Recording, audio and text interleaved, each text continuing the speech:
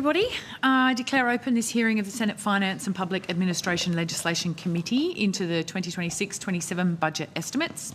I begin by acknowledging the traditional custodians of the land on which we meet today and pay my respects to their elders past and present. I also extend that respect to Aboriginal and Torres Strait Islander peoples here today. The committee has set Friday the 5th of June 2026 as the date by which senators are to submit written questions on notice, and Friday the 17th of July 2026 as the date for the return of answers to questions taken on notice. The committee's proceedings today will begin with the parliamentary departments, followed by the Prime Minister and Cabinet portfolio as listed on today's program. Understanding Order 26, the committee must take all evidence in public, and this includes answers to questions on notice. I remind all witnesses that in giving evidence to the committee, they are protected by parliamentary privilege. It is unlawful for anyone to threaten or disadvantage a witness on account of evidence given to a committee, and such action may be treated by the Senate as a contempt. It is also a contempt to give false or misleading evidence. The Senate has endorsed the following test of relevance of questions at estimates hearings. Any question going to the operation or financial positions of the departments and agencies which are seeking funds and estimates are relevant questions for the purpose of estimates hearings. I remind officers that the Senate has resolved that there are no areas in connection with the expenditure of public funds where any person has the discretion to withhold details or explanations from the Parliament or its committees unless the Parliament has expressly provided otherwise. The Senate has resolved also that an officer of a department of the Commonwealth shall not be asked to give opinions on matters of policy and shall be given reasonable opportunity to refer questions asked of the officer to superior officers or to a minister. This resolution does not preclude questions asking for explanation of policies or factual questions about when and how policies were adopted. Witnesses are reminded of the Senate order specifying the process by which a claim of public interest immunity should be raised, and I incorporate the public immunity statement into the Hansard. I remind senators of their obligations under the Behaviour Code for Australian parliamentarians to treat witnesses with dignity, courtesy, fairness and respect. As is my usual practice, I have provided copies of the code in the room for your reference, and I will draw your attention to them as and when required. An officer called to answer a question for the first time should state their full name and the capacity in which they appear. And I remind committee members and witnesses who are appearing via video conference and who are not speaking to mute their microphones. So welcome, President, Senator the Honourable Sue Lyons, Clerk, Mr Richard Pye, and other officers and departments of the Senate. President, would you like to make an opening statement? No, thank you, Chair. Mr Pye, would you care to make an opening statement? No, thank you, Chair, but maybe next time. I shall look forward to that. Thank you. We will go directly to questions and we'll start with Senator McGrath. Well, that's known as a teaser, Clerk, isn't it? So it certainly is, Senator. Yes, so we wait with bated breath. I do want to ask some questions in relation to parliamentary privilege, which I think you may be expecting. There was a recent committee report into the DPS's handling of documents and communications, and the Privileges Committee raised concerns, and I quote, noting that the narrow interpretation of parliamentary privilege which persists both in evidence provided by DPS officers and the submission from the Attorney-General's Department. Is that something you're able to comment on? It's something I am able to comment on, something I have commented on, Senator.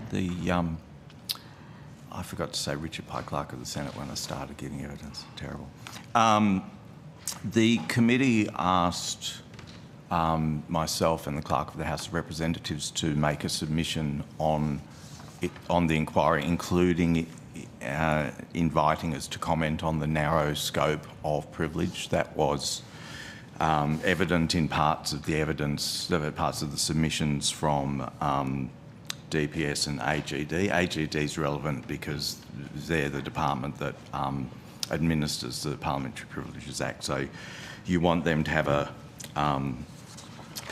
sound understanding of the scope of privilege. So the Clerk of the House and I made a joint submission to the Privileges Committee inquiry, and we wrote about that, the narrowness in the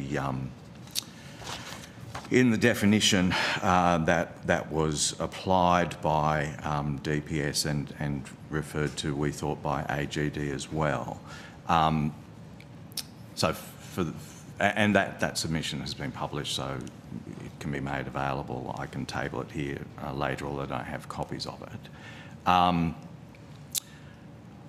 Both of the submissions in question there landed well, I guess, in relation to the two different types or two different emanations of privilege that we look to. One is the legal immunity, which is the one we're all familiar with. When people say something's covered by privilege, what they generally mean is it won't be able to be used before the courts for forensic purposes. So my evidence here today couldn't be taken and used in court proceedings in a prosecution against me or something like that.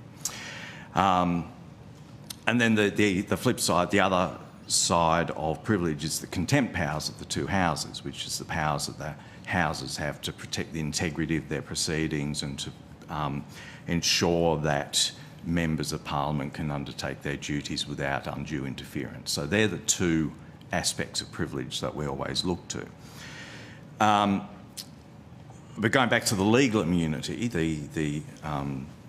which, as I say, people tend to think means you can't use this material before the courts, that's only part, really, of the legal immunity. That immunity specifically before the courts was clarified by the Parliamentary Privileges Act 1987. Part of the reason for enacting that and for defining the legal immunity before the courts was because a couple of Supreme Court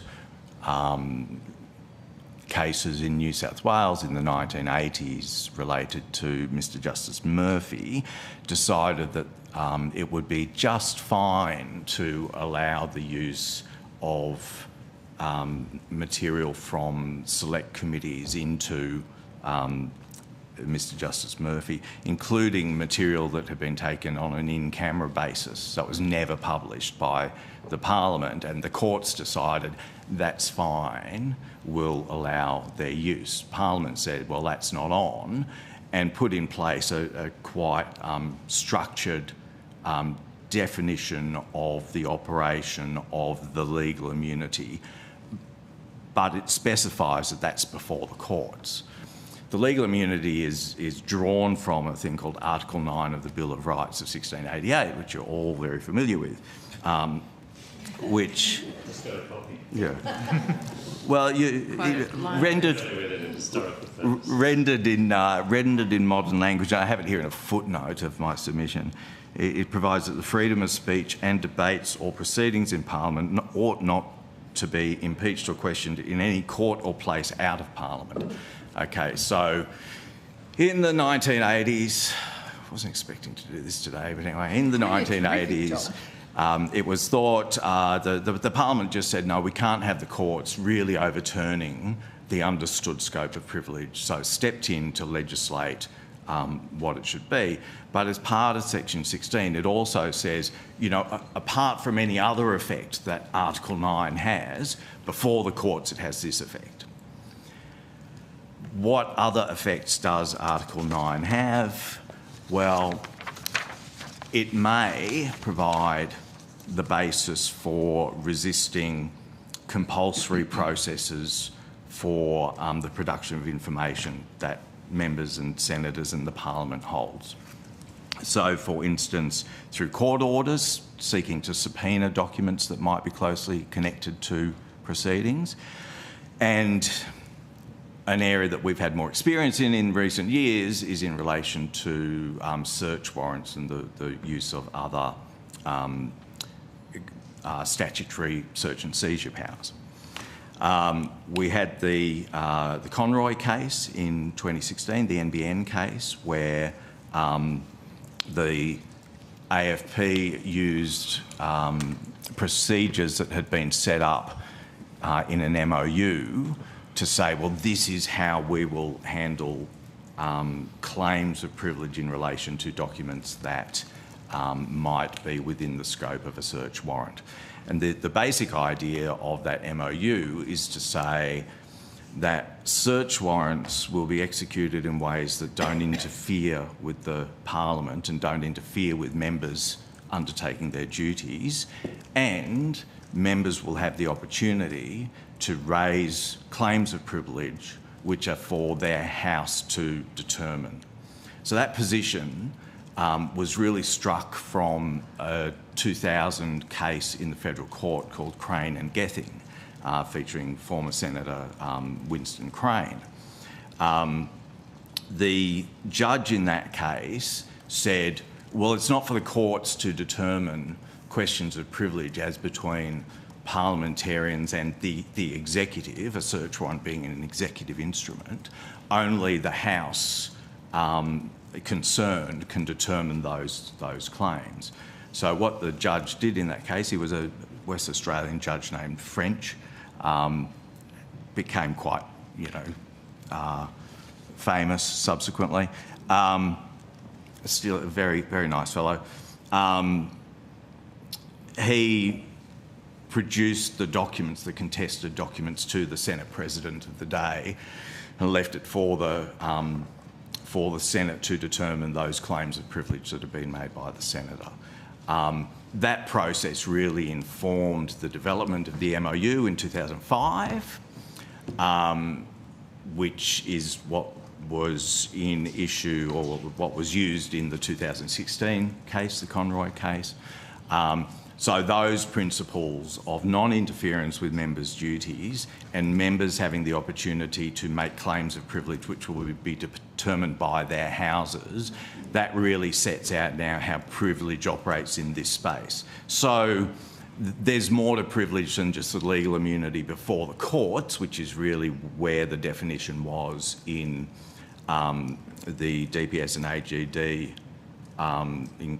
submissions. You also have these other areas where the Senate has acknowledged, the NAC, the AFP, other agencies have acknowledged that claims of privilege between, in relation to information that is sought by the use of these statutory powers, those claims of privilege have to be determined by the House that a parliamentarian is attached to.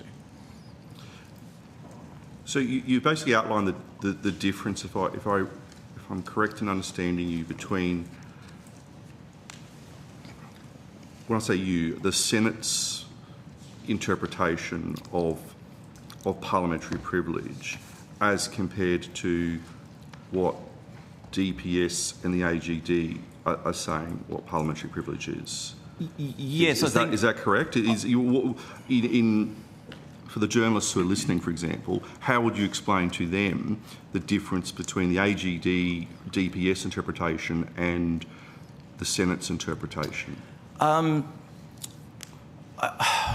probably explain it to say, and this was reflected to a degree in the submission from DPS, that the DPS secretary thought it was best practice to apply some constraints to ensure the parliamentarians' data wasn't swept up in the investigation that was the subject of, or the catalyst, I should say, for the Privileges Committee inquiry. But it's not a matter of it just being best practice and good to avoid. It's actually a matter of there's a year 2000 federal court case that says this is how privilege applies in the space of the use of compulsory search powers. That has been captured by the procedural sort of documents, the MOUs and those sorts of things. So it does represent the law. We're a bit uncertain about the scope of it because it's something that is evolving really through precedents occurring in the federal parliament. So we had the Conroy matter, we had another matter a couple of years later involving correspondence between the chair of Legal and Con and a potential witness. We've had the evolution of the MOU with the AFP so that originally it was about the use of search warrants, and now it's broader. It goes to the use of covert statutory investigative powers as well. So that all of that is evolving. We don't know quite what the scope is going to, where the scope is going to land on some of those things. Hopefully, we don't have lots of cases where we get to test it. Certainly, not too many challenging cases. But I think it's important that the department that administers the Parliamentary Privileges Act and the department that looks after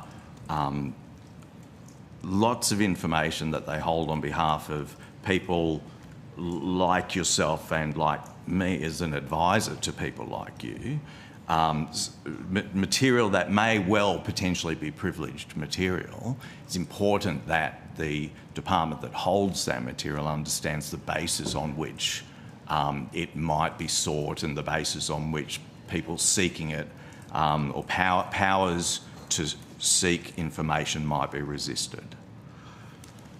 Have you, in relation to that, have you received assurance from, for example, DPS or the Attorney General's Department that they will consult with you or engage with you in matters relating to parliamentary privilege going forward? Yeah, we certainly have from DPS. I think, and it's captured in the Privileges Committee report, I think the Secretary of DPS has said on a number of occasions that she really ought to have consulted with me or my counterpart in the House in the lead up to the searches that, as I say, were the catalyst to the Privileges Committee inquiry. There are a couple of recommendations from the Privileges Committee report, including recommendations that DPS establish a framework or a set of principles for the handling of material where privilege might be involved. And the committee is recommending that DPS consult with the clerks on that, and are also recommending that that committee oversee it, oversee those principles. I've already received a first cut of what those principles might look like from the Secretary of DPS. I expect we'll be discussing them this week. And, Senator Gray, if I could just add, as you're aware, the Speaker and I made a decision to bring the data back into Parliament House, and we drew up a procedure. We asked the clerks and DPS to work together, and they did that, which made me think about more broadly the role of DPS. Now, DPS does interact with parliamentarians in ways that other departments don't. And so it struck me that whilst we have to enable DPS to go about their ordinary work, we needed to do so in a way, whatever that work entailed, that if it did interact with parliamentarians, either unintentionally or intentionally, that there was a framework put in place. So I have asked DPS to go a step further and develop a much broader framework that looks at the scope of their work and puts in place some checks and balances. So, for example, if a middle order person is doing something, maybe in just hiring out a room, that potentially might go to a parliamentarian's office. So what are the checks and balances we need to put in place to ensure that that the parliamentarian is protected in all manner? So we are developing a framework that will involve check-off by a senior person that that the procedure that's been undertaken is a proper one and it hasn't impacted the parliamentarian, or if it has inadvertently, then other procedures need to be put into place, because DPS does interact with parliamentarians in the ordinary course of their work, and we don't want to hold up that work, but we also need to protect parliamentarians. So that's what I have asked DPS to do, and I asked them to do that several months ago. And that's obviously a big work, because we've got to test where that impact might be. But I want to make sure in the future that where that impact does occur, that proper processes have been followed. Did you set them, just in relation to this framework, so we've got the statement of principles and we've got the framework, is there a deadline when it may be finished in terms of that particular work? No, but DPS have undertaken to do that, and it's probably best left to them. But there's a whole scope of work because they have been successful in getting some funding to look at the IT system, which will throw up a whole range of issues that we're not aware of right now. So I think it's going to take a while, and we want it to be robust, but definitely that, and it's something I've discussed with the clerk, it seems to me we do need that framework so DPS can do its work and we can be confident that where there's any brush-ups that there is a procedure in place. So put that to the side, the statement of principles, who has ownership of that? Is that you or DPS?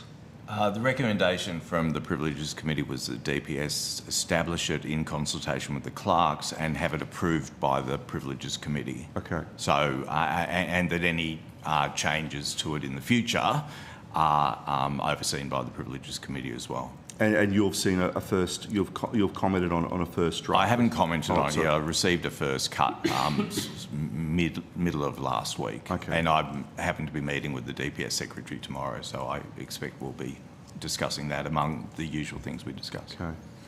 Okay.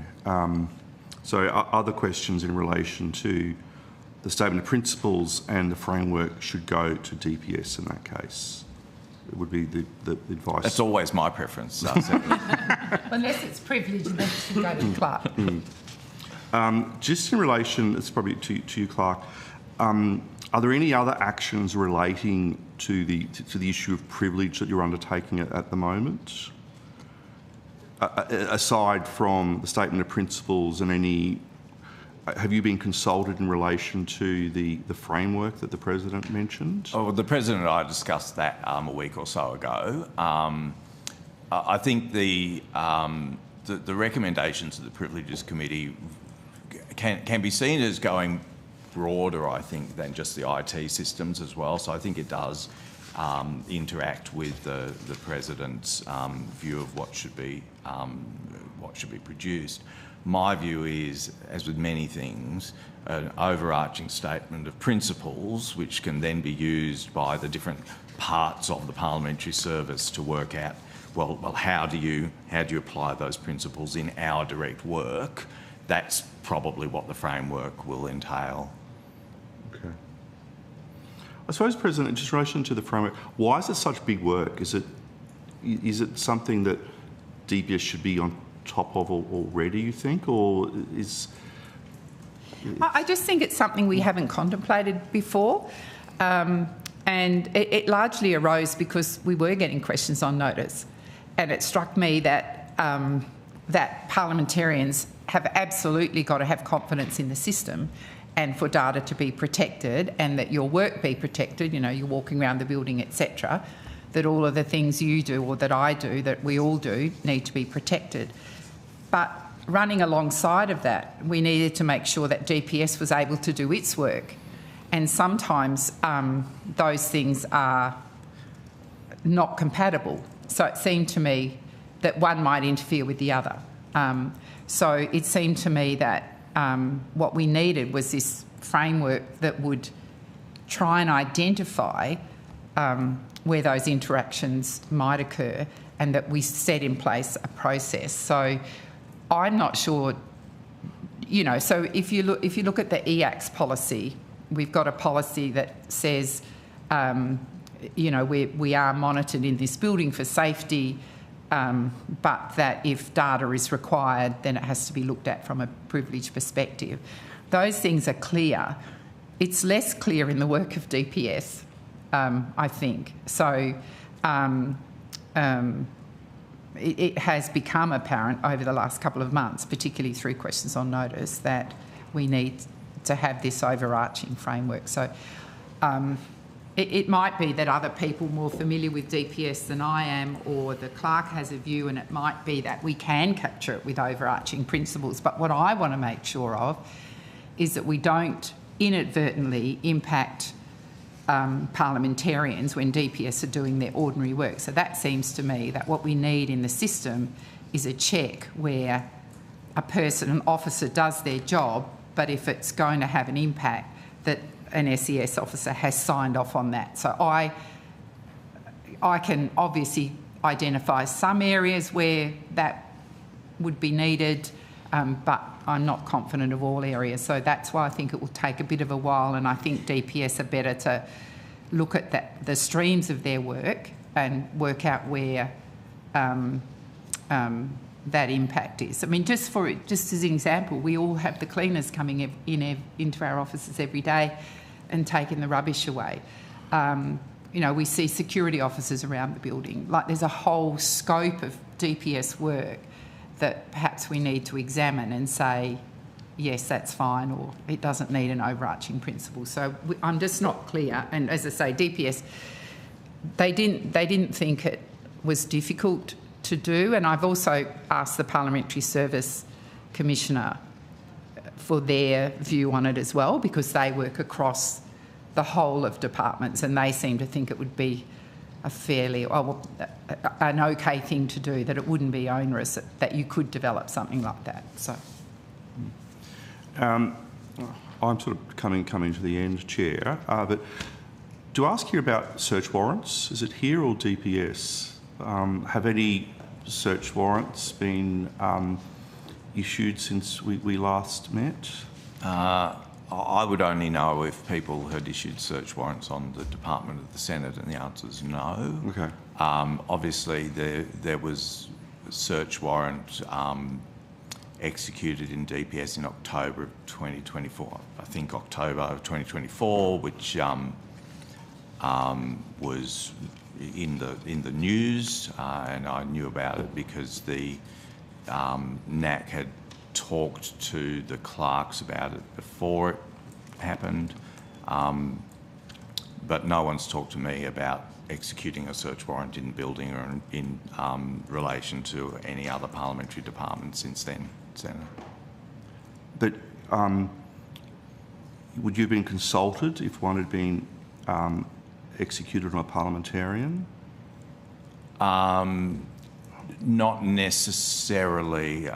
It depends who's executing it. I think under the various MOUs probably, but there might be circumstances where that might. But you're not aware of any? Not search warrants, no, Senator. Okay.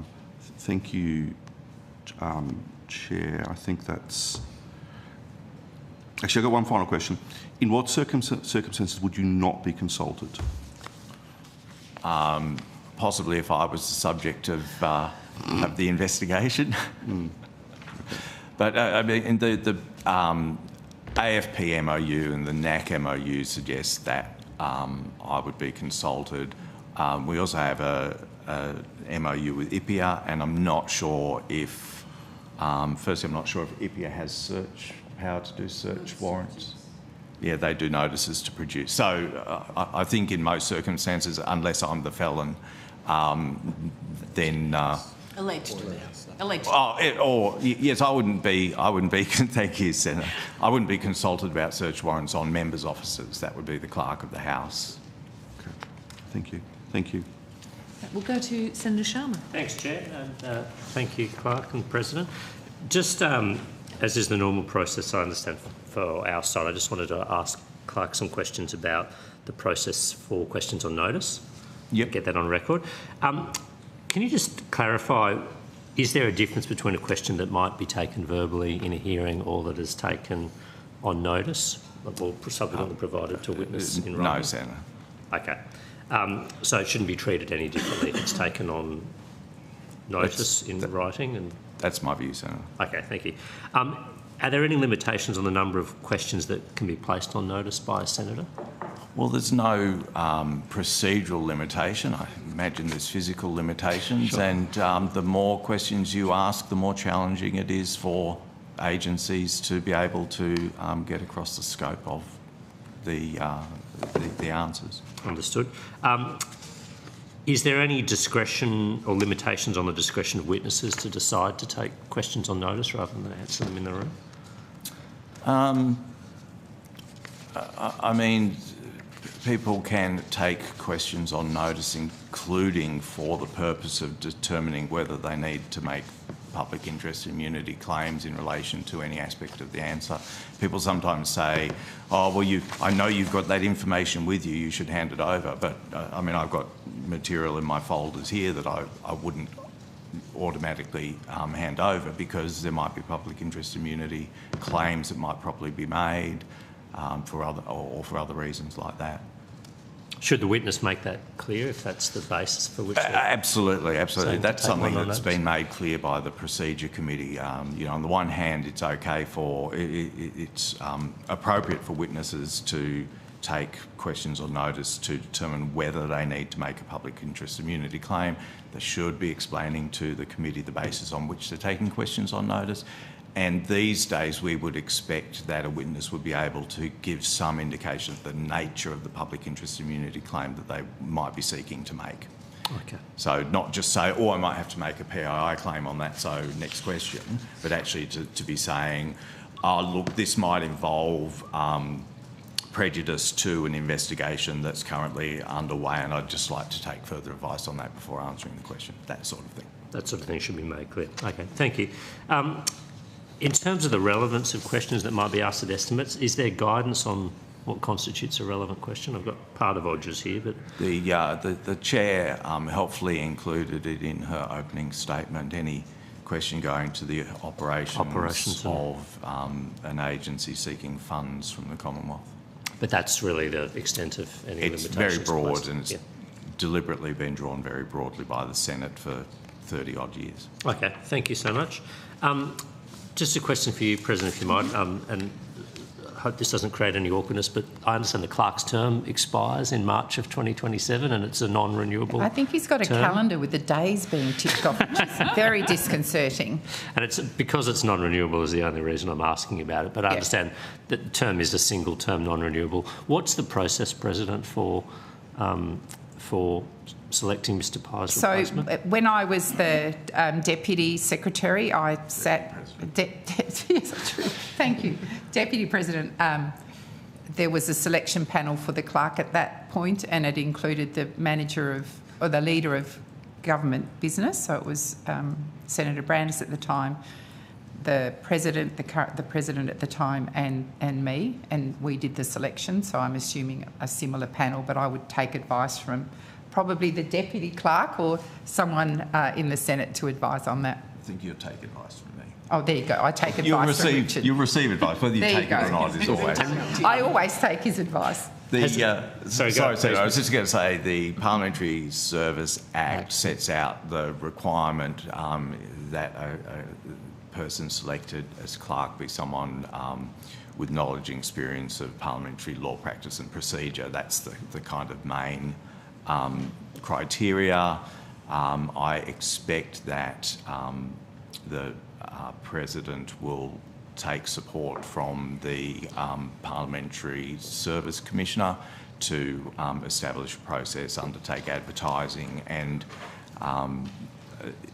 it's a matter for... the other aspect that's in the Act is that the President makes the appointment in consultation with senators, and that's often been done through the auspices of the Appropriations and Staffing Committee. I see, okay. And it's normal for the position to be advertised?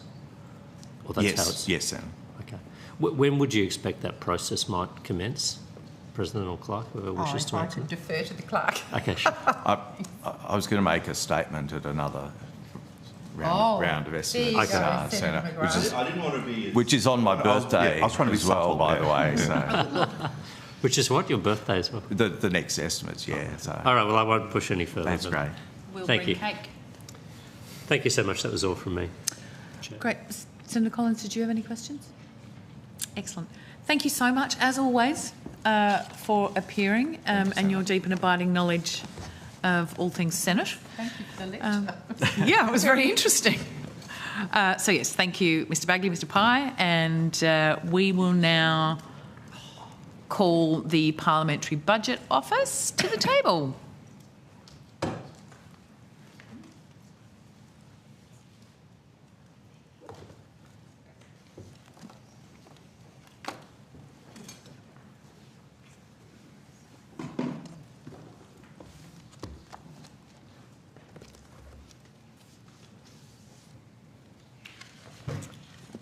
So I would like to welcome Ms Sam Reinhardt, Parliamentary Budget Officer, and other officers of the Parliamentary Budget Office. Ms Reinhardt, would you like to make an opening statement? I would. Excellent. Okay. And I hope you've had a chance to have a little rest since getting through all of the work I know you have to do in the lead up to budget for all of the parliamentarians. We do have a lot of work. Thank you, Chair. So I'm Sam Reinhardt. I'm the Parliamentary Budget Officer, for the record. Good morning, Chair, Deputy Chair, members of the committee. Thank you for the opportunity to make an opening statement. The independent review of the Parliamentary Budget Office, initiated by the JCPAA, has been completed by Dr Martin Parkinson, and the report was tabled in Parliament on 12 March 2026. I'd like to take this opportunity in this forum to thank Dr Parkinson for the review's helpful reflections, insights and recommendations.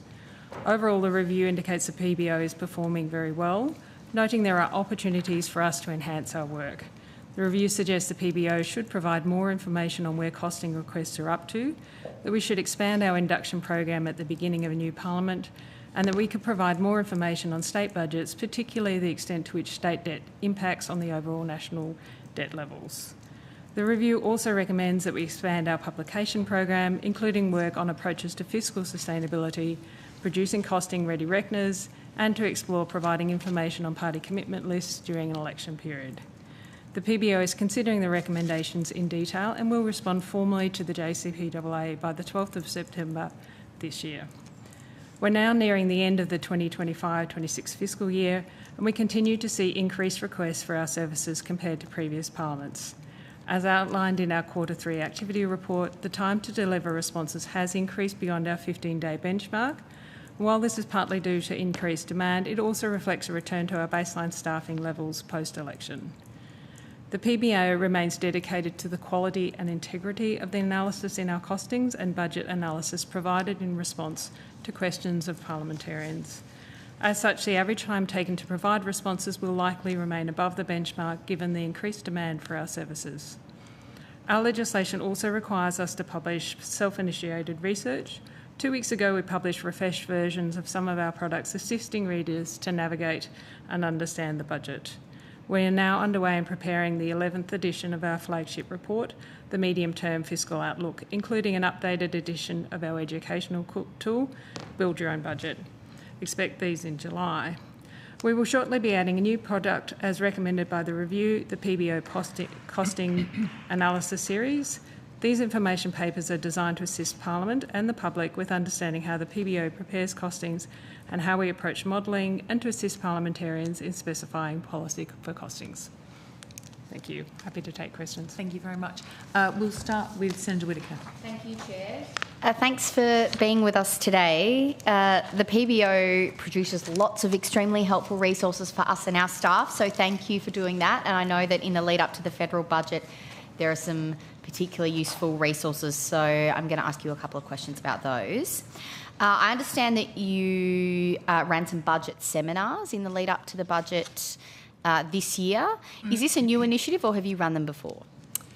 We've run them before, but we have been expanding how we run those seminars, how we advertise those seminars. I get involved in them, as does my deputy, to make sure they're really thorough. We have a lot of information in them. And we also do run separate private sessions with members if they ask for them as well.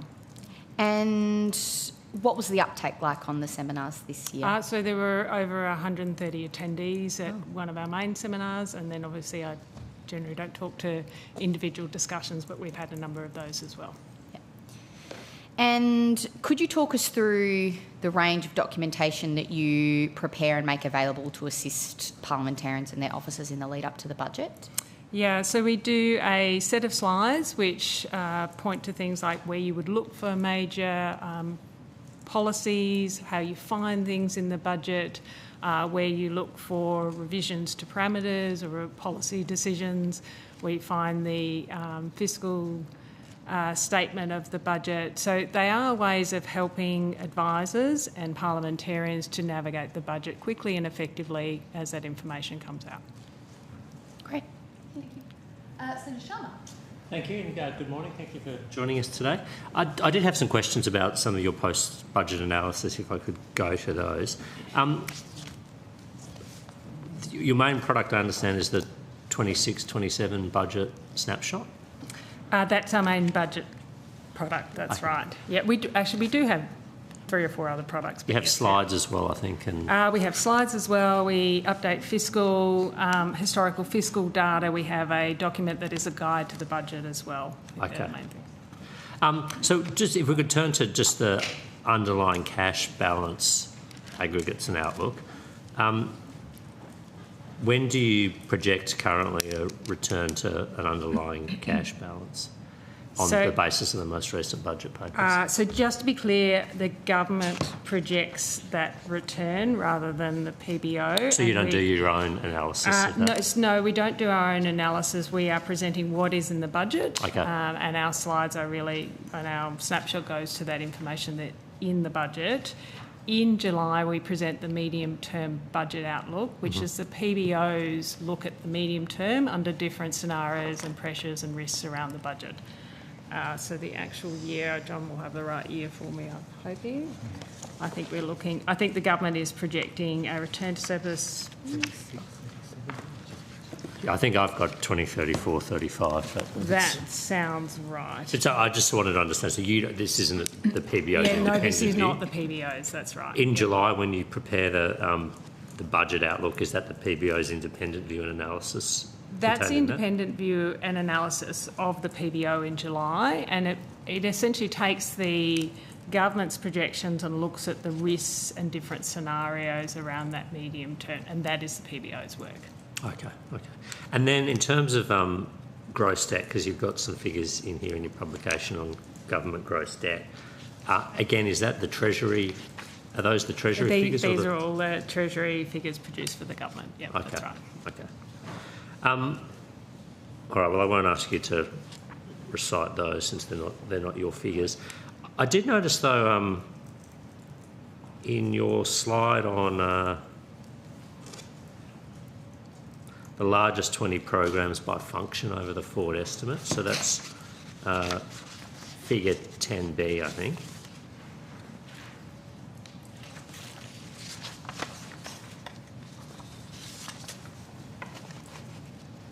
I'll just let you've got... Yeah, I've got that in front of me. Yeah, so the item Commonwealth Debt Management, $157.5 billion. So that's in I think the top 10 by the looks of them, largest 20 programs by function over the forward estimates. What does Commonwealth Debt Management consist of? So that's essentially the cost of maintaining debt that the Commonwealth owes.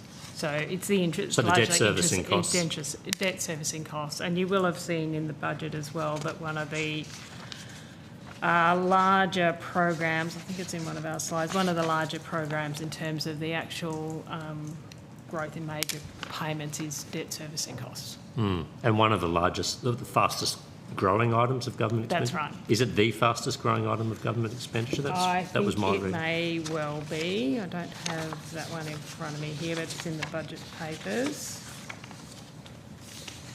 If I find the budget papers.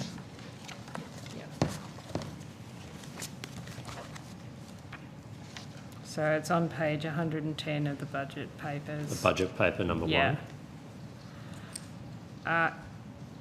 So that's PDI, public debt interest. It has come down since the MyEFO projections, and that's because of the improved outlook in the medium term. The government's projected improved outlook in the medium term has reduced debt servicing costs, but they may remain the largest growth payments areas. So it's growing faster than defence or GST payments to the states and territories, or... That's right. Okay. Yeah. And does that modelling, because obviously the bond market has come under some pressure in the past week. I mean, the government, the Australian public debt markets have, you don't need to accept this characterisation, but reacted negatively to the budget, and as a result, bond yields have gone up. Does this modelling of yours or Treasury's, does that assume a particular long-term interest rate on government debt? It does, but I think you'd need to talk to Treasury about the detail of any assumptions on the long-term interest rate. Okay. And so what you've got here is just all Treasury's assumptions, no scrutiny of Treasury's assumptions, no? No, that's right. Okay. Yeah. Okay. If I could also just go to figure 11 in your, the same publication I mentioned, the 2026-27 budget snapshot. Yep. The public service wages element. So could you just, I didn't quite understand how to interpret this graph, but the darker shaded element is up to now, is that right? And then the That's lighter right, shaded element yep. is the forward projection? That's right, yep. Okay. So you've got the public service wages bill, you're expecting it to decline over the years to 2029, 2030 as a percentage of GDP, as a percentage of the economy? So we have presented the numbers in the budget which show a decline over the forward estimates as a percentage of GDP. Okay, so this is Treasury's projection, not yours. Okay. When will you... Well, in this case, probably finance produced, but... Finance produced, okay. All right, well, I'll pursue that further with finance. When do you, or when will the Parliamentary Budget Office produce its own analysis of the public service wages bill and what's likely to happen to that, the interest repayments on gross government debt and what's likely to happen to that? When do you do your own independent analysis? So we would do independent analysis of things like this on request from parliamentarians generally. Okay. So previous analysis that's come into the public domain has generally been either because of an ECR costing, which is then published, all of those are published, or so ECR election... Sorry, election commitments report. So okay. there are a number of ASL-related commitments in the election. We cost those and publish those. That puts information in the public domain that then we would talk to if we're asked about it, or independent costings that are requested by parliamentarians and made public, because we generally don't speak to... we have strong confidentiality arrangements around any requests we have that are made by parliamentarians. Okay. So if I was to make a request to you for costings on this, is that so that's made public if I say it can be made public? That's exactly right. Right, okay. All right, well, thank you. You've given me some things to follow up on. I had no further questions for the PBO. Any further questions from other senators? No. Thank you so much for your time. Thank you. And the presentation that you provided online was very helpful. Thank you. Very happy to hear of new things we can help parliamentarians. Thank you. Appreciate your time. I would now call the Department of Parliamentary Services and the Parliamentary Service Commissioner.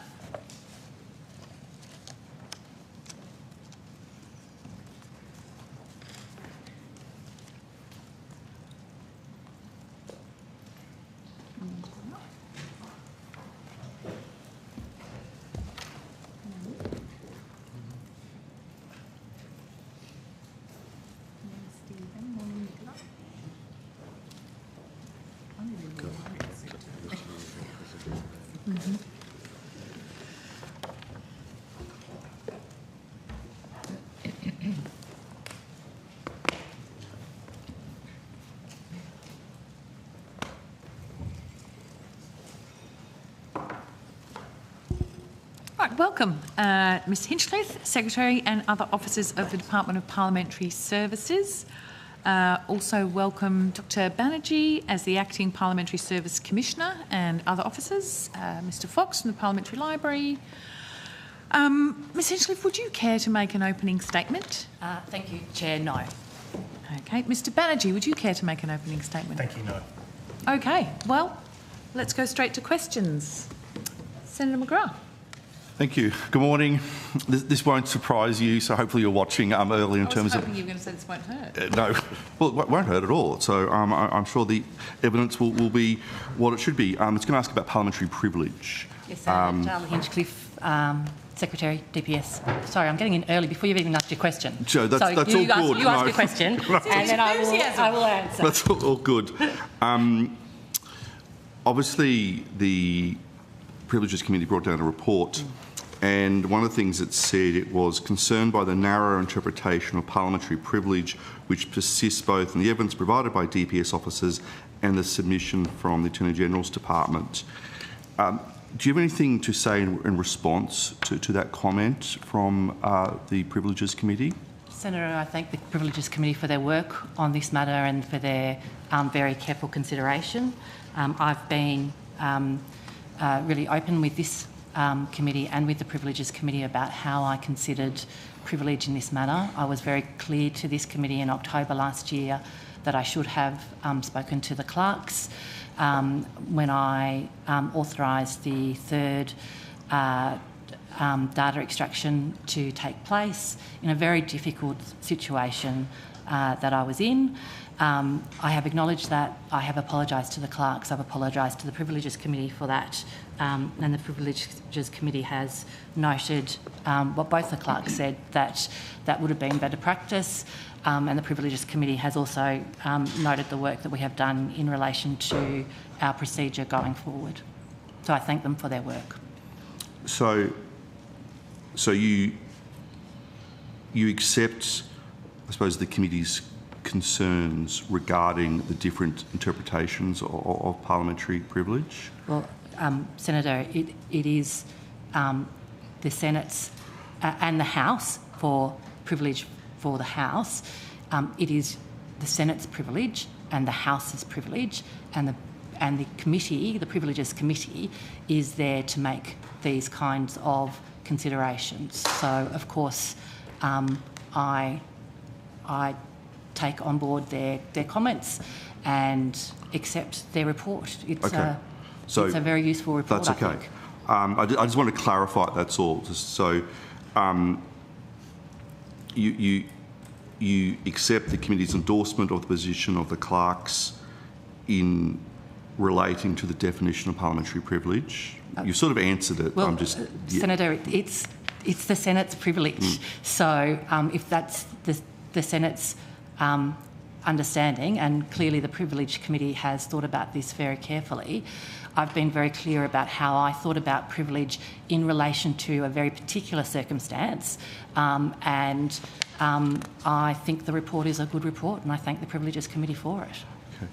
So one of the recommendations from the report was the statement of principles, and I understand from evidence from the clerk just before that you've done a first draft on that, that's correct? So a first draft of the Statement of Principles has been done and has been shared with both the Clerk of the Senate and the Clerk of the House last week. I expect to speak to both of them. I heard the Clerk's evidence that he's going to talk to me about it when we have our quarterly meeting tomorrow. I note that the Clerk of the House has sittings both this week and next week, so I don't suspect that I'll be able to talk to the Clerk of the House while she's busy with sittings, and we will talk about it soon thereafter. But I'm not going to presuppose when the Clerk of the House might be able to be available.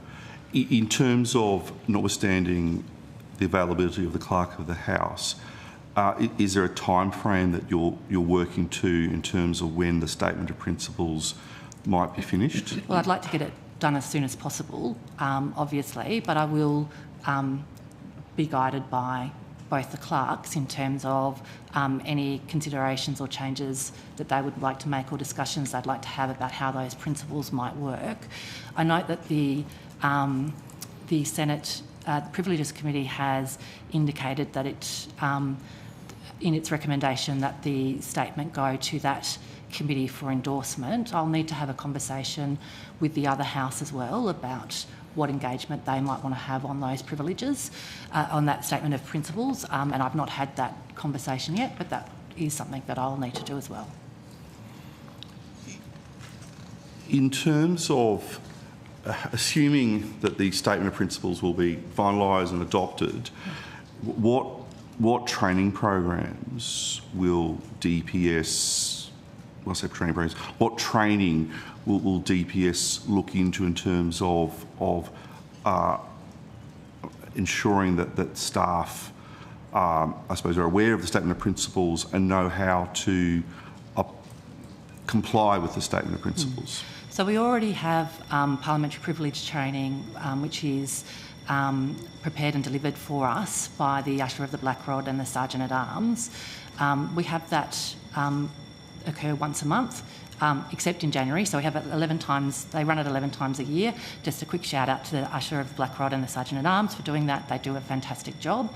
Our next training is in June, and I think there's 5 places left for everyone at DPS who's listening, so make sure that you get yourself on that training. So that is a training course that's available for all DPS staff, and we strongly encourage them to participate on the principles of parliamentary privilege. I suspect that we'll have a conversation with the Sergeant and the Usher about how they can weave the principles into that as well. But there will be some more intensive work that we need to do as well in terms of, for example, as we put in our submission to the Privileges Committee, we don't have an ICT code of practice at the moment. We think that we should. That was something that was also raised by the clerks in their submission, and we're working on that at the moment to provide clarity to ICT staff about authorisations and things that they can do. There are some complications about that we need to think through about us maintaining the security of the system, as well as ensuring that we protect people's information. So we will continue to work that through. And I suspect once we have that in place as well, we'll have bespoke training on that for our ICT staff. Ms Hinder, did you want to add anything to that? Certainly. Good morning, Senator. Nicola Hinder, Deputy Secretary and Chief Operating Officer. We are at the moment having a comprehensive look at the entirety of our training systems and our training modules across DPS. At the moment there are 12 compulsory modules, I think, that are required to be completed. As we're working through both the principles, the framework and the ICT code of practice, we'll also be looking at all of our training modules with that lens. I fully expect as well that we will, as part of all of our work, go through a consideration to determine whether or not we make it mandatory for specific cohorts of staff to complete that training. So at the moment, for instance, there are a number of roles in DPS where there is absolutely limited to no chance of interaction with parliamentarians or data, such as things like our wonderful team that maintain landscaping. But, for instance, we might, require mandatory parliamentary privilege training for staff that have got much higher levels of engagement or the potential engagement with parliamentarians and their data. The other part that working through as well that goes along with training is not only training but also authorisations and delegations as to who can actually approve certain types of activity. And at the moment, as we've indicated, the absence of an ICT code of practice has us on DPS policies, but DPS policies are only applicable to DPS staff, so having conversations as well about making sure that our entire suite of policies addresses the risks that we manage on behalf of Parliament and manage on behalf of parliamentarians. Is this brought into the framework that the President mentioned earlier at the first session this morning? Are you able to expand upon the President's testimony in relation to where the framework is at per se? Sure, Senator. So there's a multi-pronged approach that we are actually taking to the development of the framework, as the President has mentioned. It is true as well that I think our assessment too is that the way that DPS engages and structures not only with parliamentarians and their staff, but also colleagues in the parliamentary departments and the other departments that we provide services for, has not been thought about in the construct that we are currently thinking about. On the ICT side, we've already indicated in our submission to the Privileges Committee, the Secretary's also said in estimates that the current architecture of the system is no longer fit for purpose. So we are having a look at what we actually do to be able to make it fit for purpose, cyber secure, resilient, but also delivers on behalf of parliamentarians and their staff into the future, and I'm happy to talk about that. But the other part of the framework that's under development is taking a very deep look at all of the roles that are associated with DPS, the interactions that they may or may not have with parliamentarians and their staff, and the interactions that they have with the other parliamentary department colleagues. Because we are also mindful that as the custodians of data on the Parliamentary Computer Network, we manage not only our data, but we manage the data for all parliamentarians and their staff, as well as colleagues in the parliamentary departments. So all of that does need to be carefully considered and worked through, and we are working through that at the moment. Okay. So in terms of, is there a timeline for when the final framework, this will be a document or? I think it will be a document, Senator, but I think as well, if I can just manage expectations in relation to timeframe, it's certainly something that we want to be able to do and get done quickly, but it's equally important that it's consulted on with parliamentarians and their staff and also colleagues of the parliamentary departments. The way that I'm approaching it at the moment and providing guidance is that we are finalising the principles document which has come through from the Privileges Committee. Then we are having a look at all of the roles of DPS, and at that point establishing a prioritised framework as to which ones we'll tackle off in terms of a policy setting and a framework setting, from the most critical down to the ones that can potentially take a little bit of time. So in my head, what we have developed, what we have discussed is the overarching principles that guides, and then we have the framework with specific areas, for instance, looking at potentially our ICT environment, our Hansard and broadcasting environment, for which thanks, colleagues. It's fabulous to see you there today. And then working through from that point on all of the colleagues and their interactions with parliamentarians and their staff, parliamentary departments, and taking that through. But that, of course, will also be overarched with the guidance and the training, which is provided by the Usher and the Black Rod. And as the Secretary has also said, once we have finalised those principles and they've been agreed by the Privileges Committee, we'll weave them into the training offering at that point. Okay. I think that's where I'm at with privilege. I've got another few areas of questioning, if that's okay, looking at you, Chair. That's fine by me. Senator McGrath, please go ahead. And this has been in the media, and it's relation to one of the political parties in here, it's One Nation, in terms of the documents that were accidentally made public or something like that. Are you able to table your letter to One Nation, that, because large sections of that letter have appeared in the media? I'm not saying that you leaked it, by the way, or anything like that. Are you able to table your letter to One Nation that addressed this issue? Senator, I have written twice to One Nation in relation to Senator Hanson in relation to this issue. The first letter was on the 22nd of May, and the second letter was, the first letter was on the 22nd of April, and the second letter was on the 22nd of May last week. I don't have clean copies, but I'm happy to have them. Whenever. Today would be great. To the committee. Yep. I'll just need to also have a quick look. I don't think there's anything in there that would cause any privileges concern or any other PII claims, but let me just have a quick look and then I'll table. That's all good. Great. Can you just remind me, when did the breach occur, and for how long was confidential data mistakenly made available to outside parties? So, Senator, Mr Michael Webb's joined us, who's our Chief Information Officer. We have got a time frame of events that we are able to share, but while Mr Webb is finding the documents, my recollection of is that it occurred at approximately between 11:30 and 12 o'clock. By 2:30 in the afternoon, the issue had been escalated and the issue had been addressed by that point.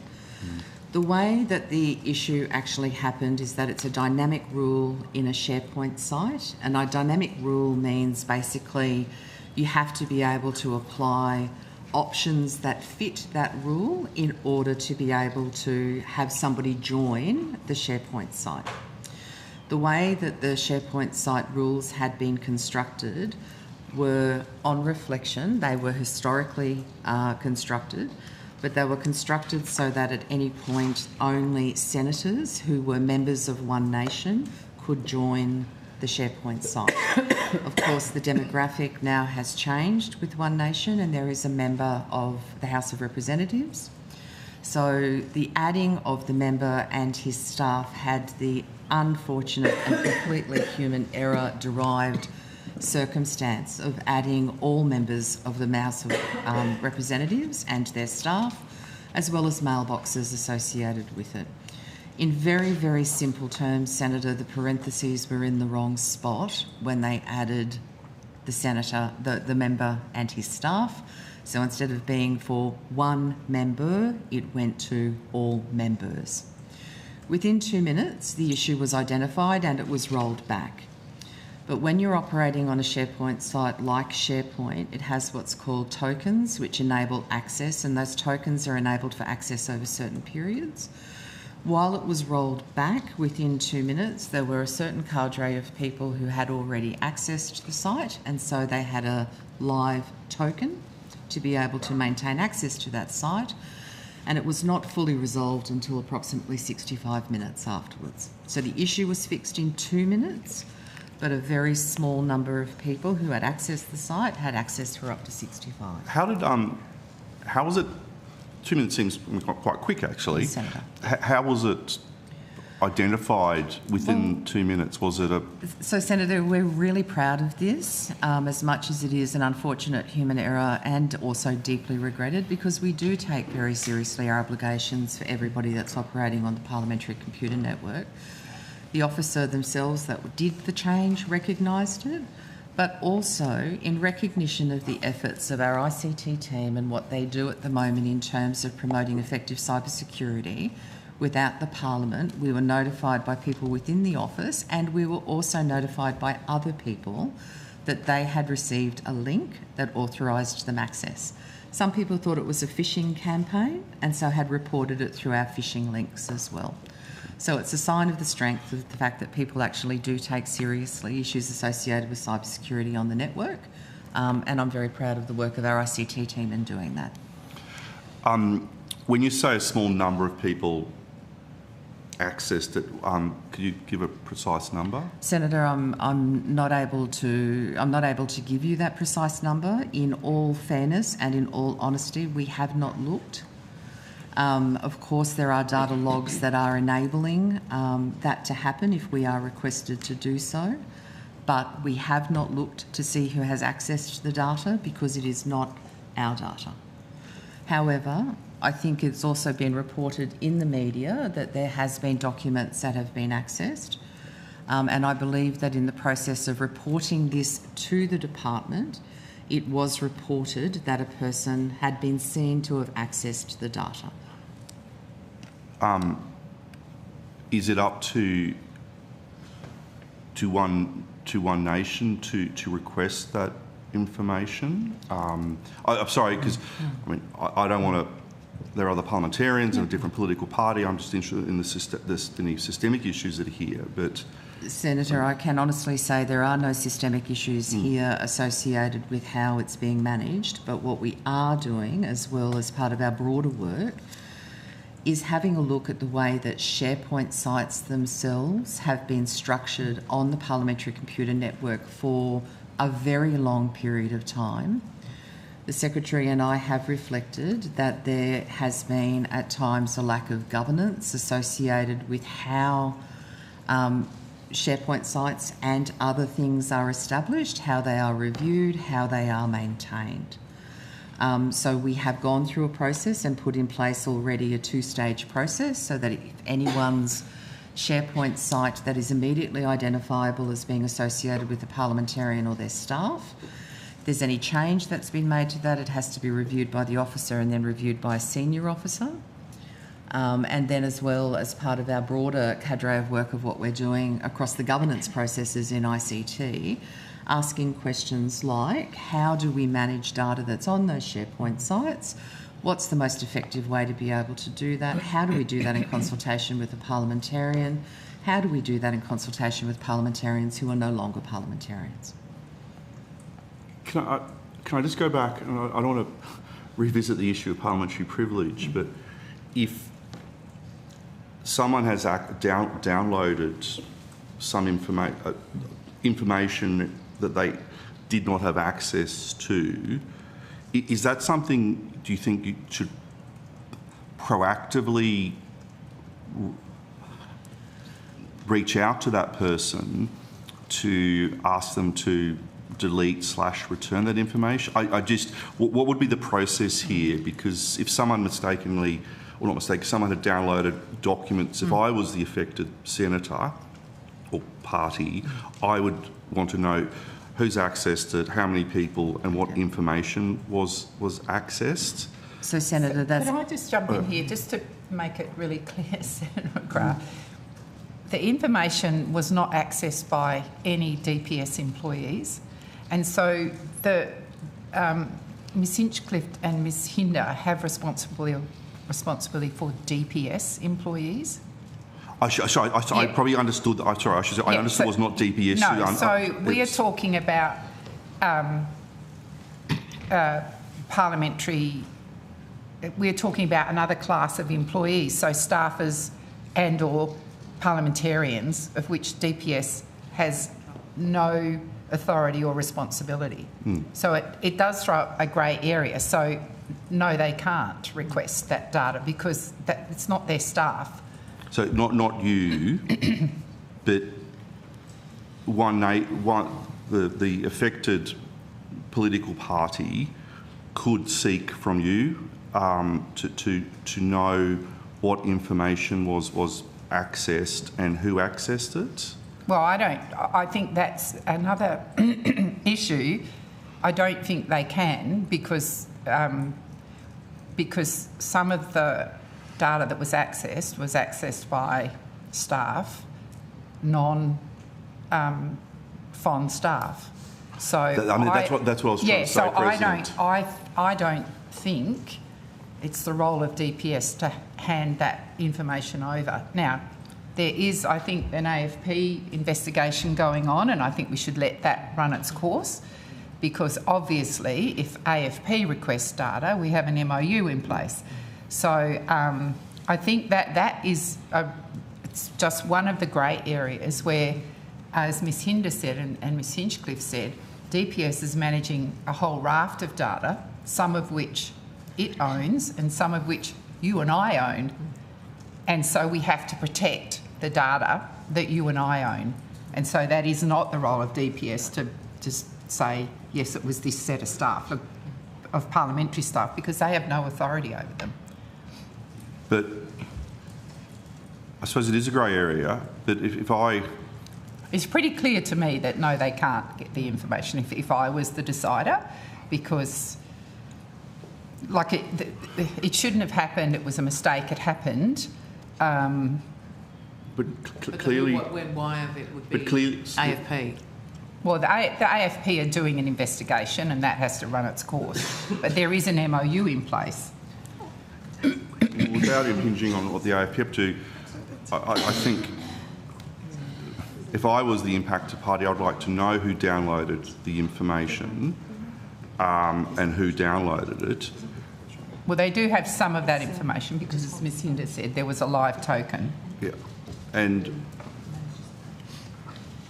is that public? Is that information, I'm not asking for you to tell me now, is that something, because I'm not an affected party, is that something if One Nation asked for this, the details of the persons who downloaded that information or accessed it, is that something you can provide to them? Senator, we would need to consider that very, very carefully and in consultation with the clerks before we made any decision in relation to what data should or shouldn't be released. But the other point that I would make, which goes to an earlier part of your question, is in relation to what we broadly consider to be ICT acceptable use. So what is an acceptable thing to undertake on the network that any employee, parliamentarian or their staff undertakes. And as I indicated earlier, the DPS acceptable use policy is only applicable to DPS staff. And so as part of our broader considerations and our broader frameworks, our conversations with the chamber departments and our conversations with the Department of Finance is, should we be developing and should there be consideration given about what ICT acceptable use is on the parliamentary computer network? And that covers numbers of categories of staff. We are at the beginning of a very long journey in relation to having a look at a number of these issues, And of course, we will not be finalising any of these policies until we have had adequate forms of consultation, including deep engagement with the clerks. Yeah, there's the morality of someone doing something which they shouldn't be doing. So yes, I think this is going to be a piece of string, but I think it's something that It's really important. I would agree And with Senator, that. we have shown ourselves to be willing to take on the hard issues, and this is another hard issue that we will work our way through. I've got some questions here that I'll put on notice just in relation to this issue. Yes. If you're moving on to a second issue, we might rotate. I'm fine with that. That's all right Okay, with you, yep. Senator McGrath? Yeah, sure. We'll go to Senator Shoebridge. Thanks very much, Chair, and nice to see you, President, and the team. Can I first of all thank the broadcast staff for the work they've been doing in getting the online video of remote Senate committees. I've watched the team working hard, and Senator Collins and I were in Darwin watching the team working hard to deliver that. And the feedback I got was it was seamless. In some ways, it was actually a better quality, the video that was being broadcast remotely, than happens here in Parliament. So just from my Thank you, team. Senator. I really appreciate your feedback, and we will make sure, I know that they're watching, that they get that feedback, and we'll send that to them as well. So thank you. But overwhelmingly, when we're out doing committee hearings away from this place, we don't get it. We get at best audio, and the difference between public engagement with audio and video is, it's chalk and cheese. Can you talk me through the resourcing for the broadcasting of the video and what the plans are? And I assume they're imminent and well-resourced to ensure that pretty much every remote hearing has broadcast. So, Senator, I will start, and then I'll hand over to Mike Webb, who broadcasting sits in his space. I'll start with saying that I'm committed to DPS being financially sustainable, so living within our financial means, and that means that we need to always think about how we can deliver the services that we need to deliver in a way that enables us to live within those financial means. The away broadcasting cameras came out of a pilot that was done a few years ago, and the new cameras were bought, I think, last year or the year before. One of the issues with the new cameras, as opposed to DPS supporting away committees where only audio is used, is that they take a substantial amount of time to set up, and they also take more people are required to travel than if we just do the audio. From my observations, 2 instead of 1 is That's required. right. Is that right? That's right, and it requires it has a cost impact on the Department of the Senate as well, because it requires the place where the committee is going to be held to be booked for extra time, which is a Senate responsibility, so that our broadcasting commitment can be set up. At the moment, we have one set of the away cameras that are in use, that we are looking at their availability and their use in order to make decisions about whether there's further purchases, whether this is the right setup, or whether there's a way that we can do it that also doesn't require 2 people to go. My sense is, whatever we do, we will probably be in a position where 2 people are travelling. Mr Webb, is there anything you wanted to add to that? Thanks, Secretary. Mike Webb, Chief Information Officer.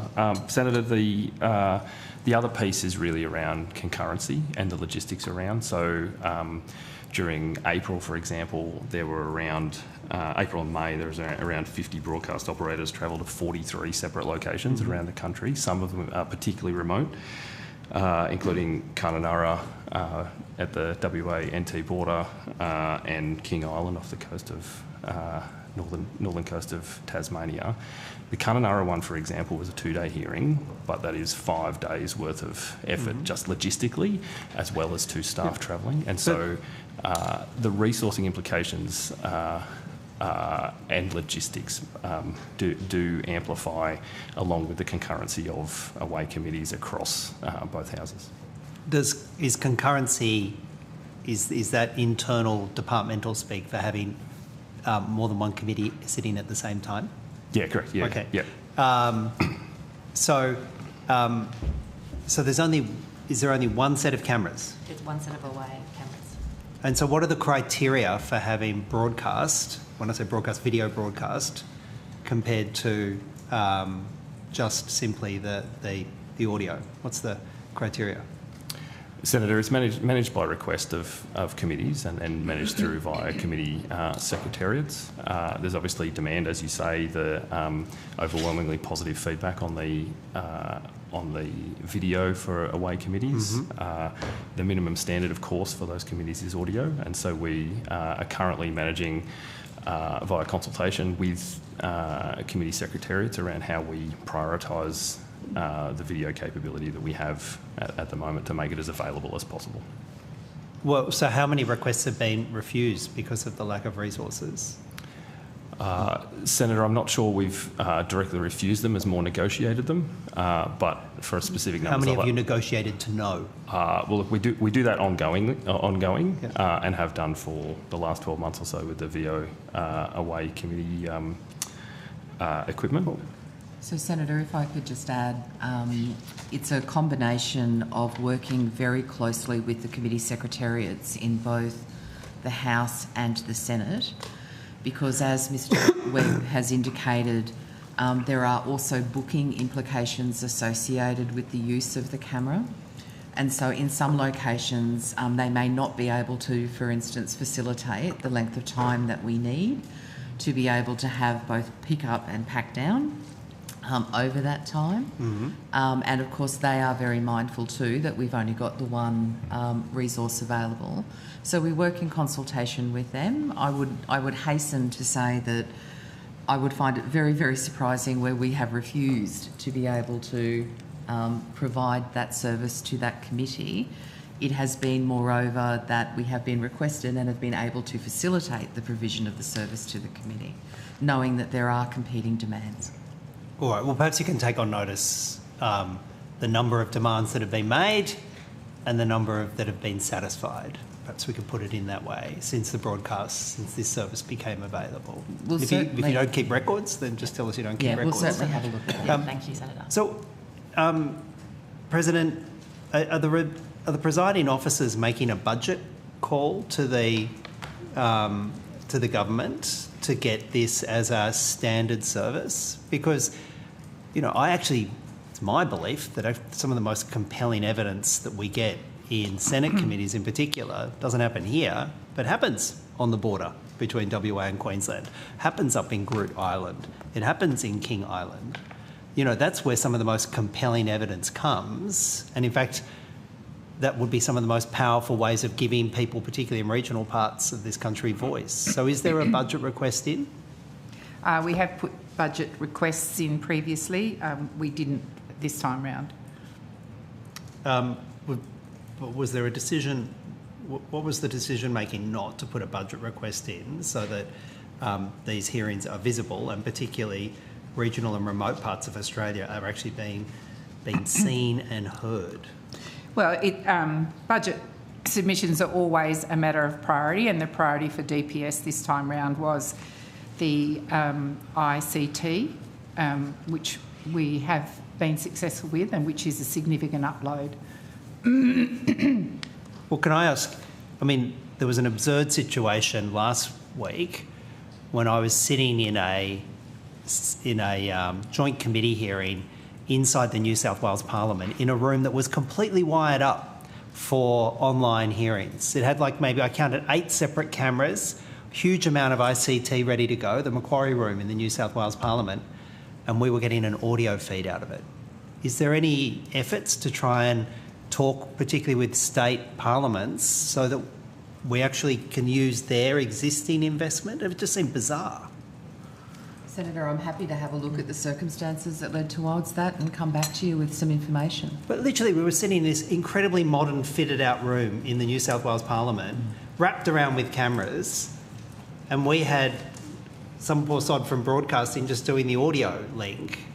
No effort had been made, it seemed, to talk to the New South Wales Parliament so as we could access their feeds. Senator, I'm uncertain whether or not we did or didn't engage with the New South Wales Parliament. Very happy to have a look at it, and I'll come back to you. Well, are you engaging with any of the state parliaments or territory parliaments? They've all got these rooms set up, ready to go, and we sit in there and do a little sort of, to be 2003 fair audio to be feed. fair to DPS, Senator Shoebridge, the issue of video conferencing was a big issue when we did the trial, and that was at the beginning of the last sitting of Parliament, I think. I'm happy to be corrected on that. And we established that under a previous secretary. And then we obviously have the cameras that are still part of that trial, and we haven't really had committees come to us pushing for, this is the first I've really heard that the need is still there. I'm certainly not aware that there was a need, and the trial, I think, from memory, was done with the House, with a joint NDIS committee was where we did the trial initially.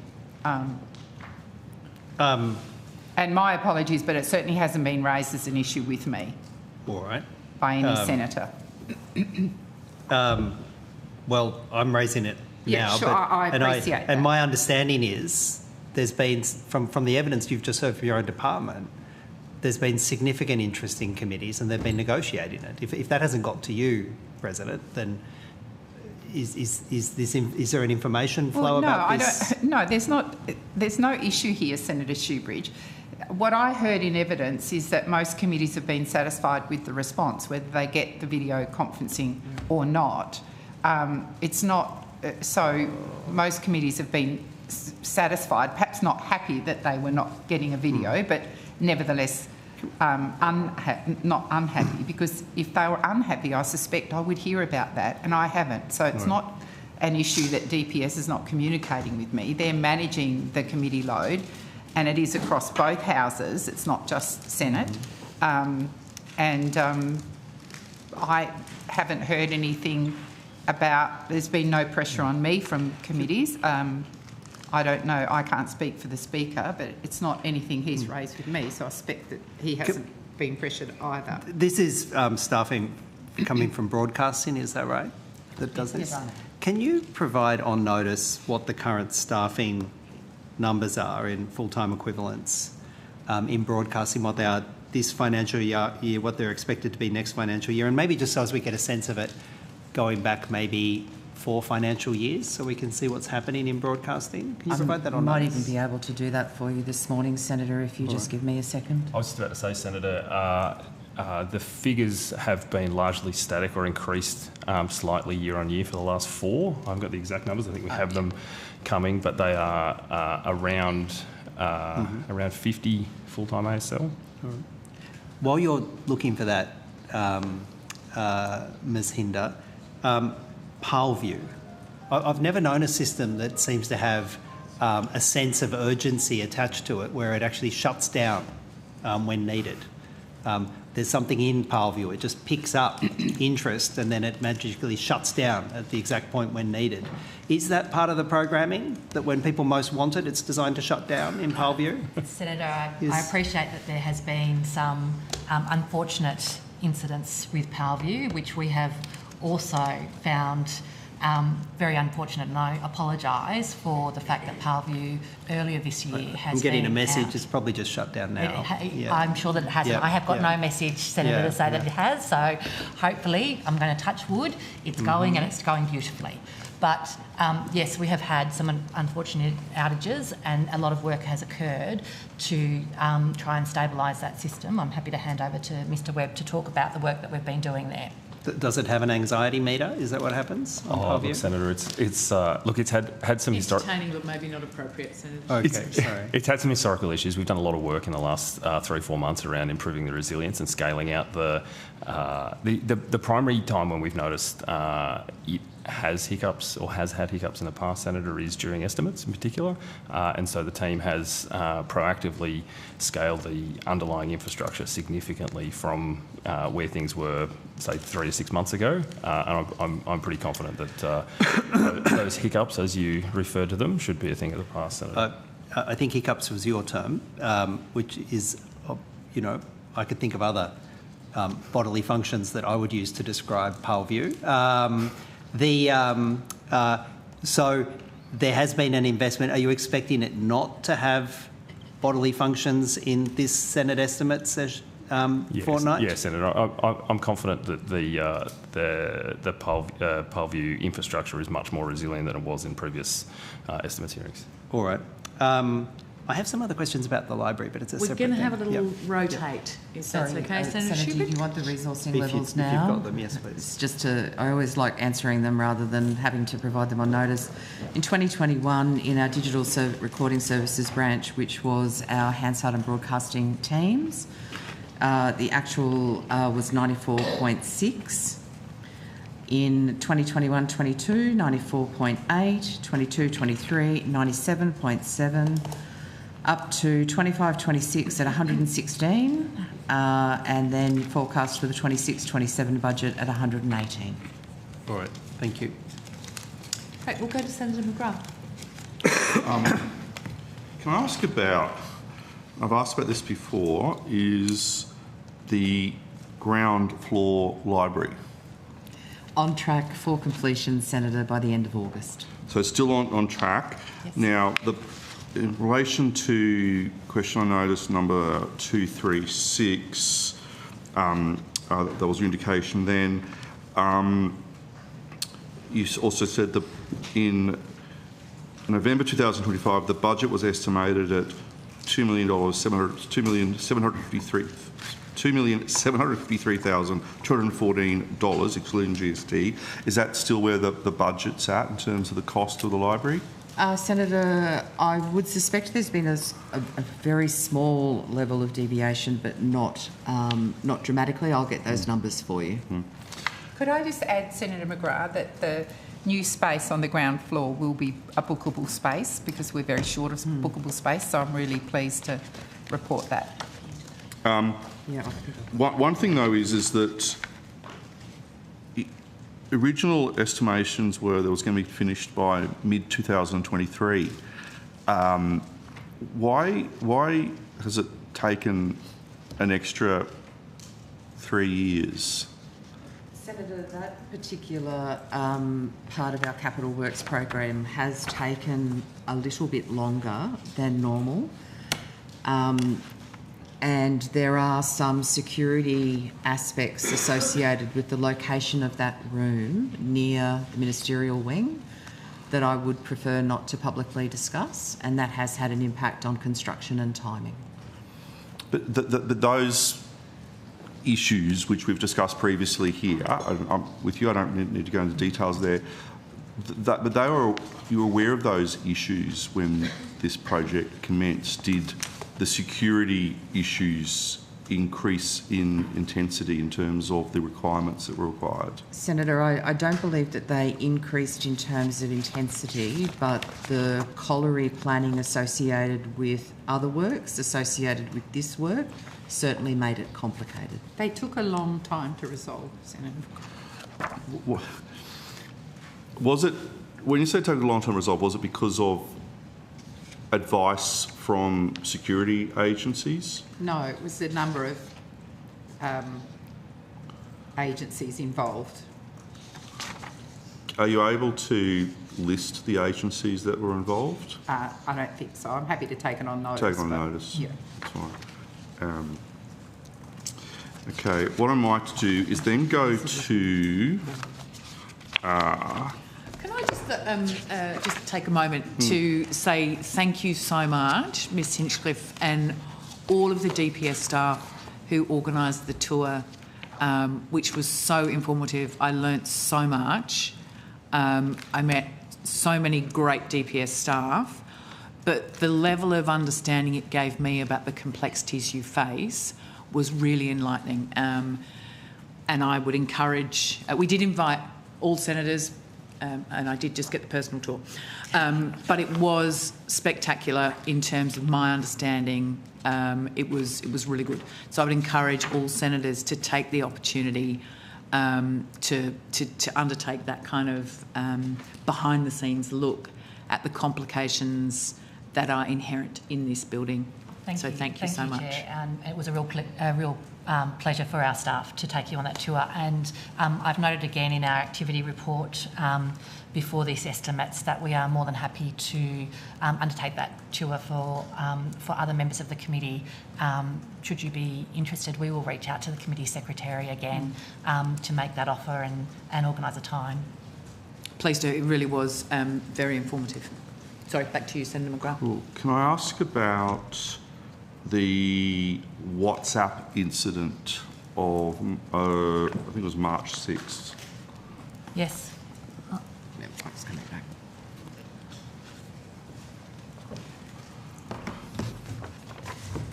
Now, as I understand it, Mr Webb, your department identified a security incident relating to the use of WhatsApp on March 6.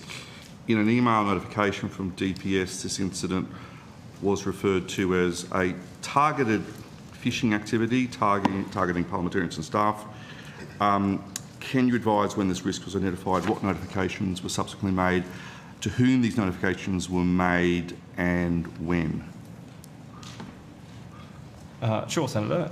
So 6th of March 2026, we were notified that we had multiple reports of WhatsApp accounts used by parliamentarians and their staff being compromised.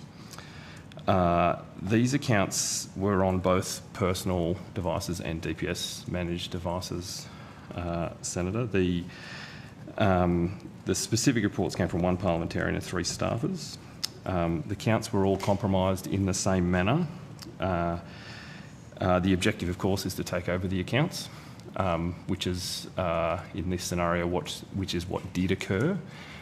So following that, we, the cybersecurity team in DPS, engaged and helped those individuals through that incident. We engaged with ASD, as is common practice, and notified of the incident. On the 9th of March, we implemented a temporary block of WhatsApp web via a browser from the DPS ICT environment. And this is largely because these are personal WhatsApp accounts that we don't control or manage, but also we didn't at that stage know the extent to which communications happen between parliamentarian officers.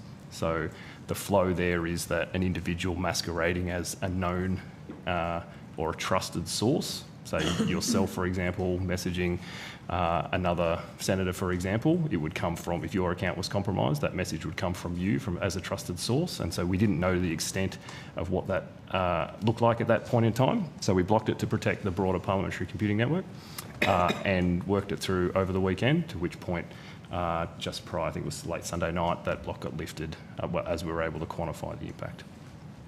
How many, when you say device, so there's accounts that were impacted. Correct. Yeah. And I am a Luddite, happily so.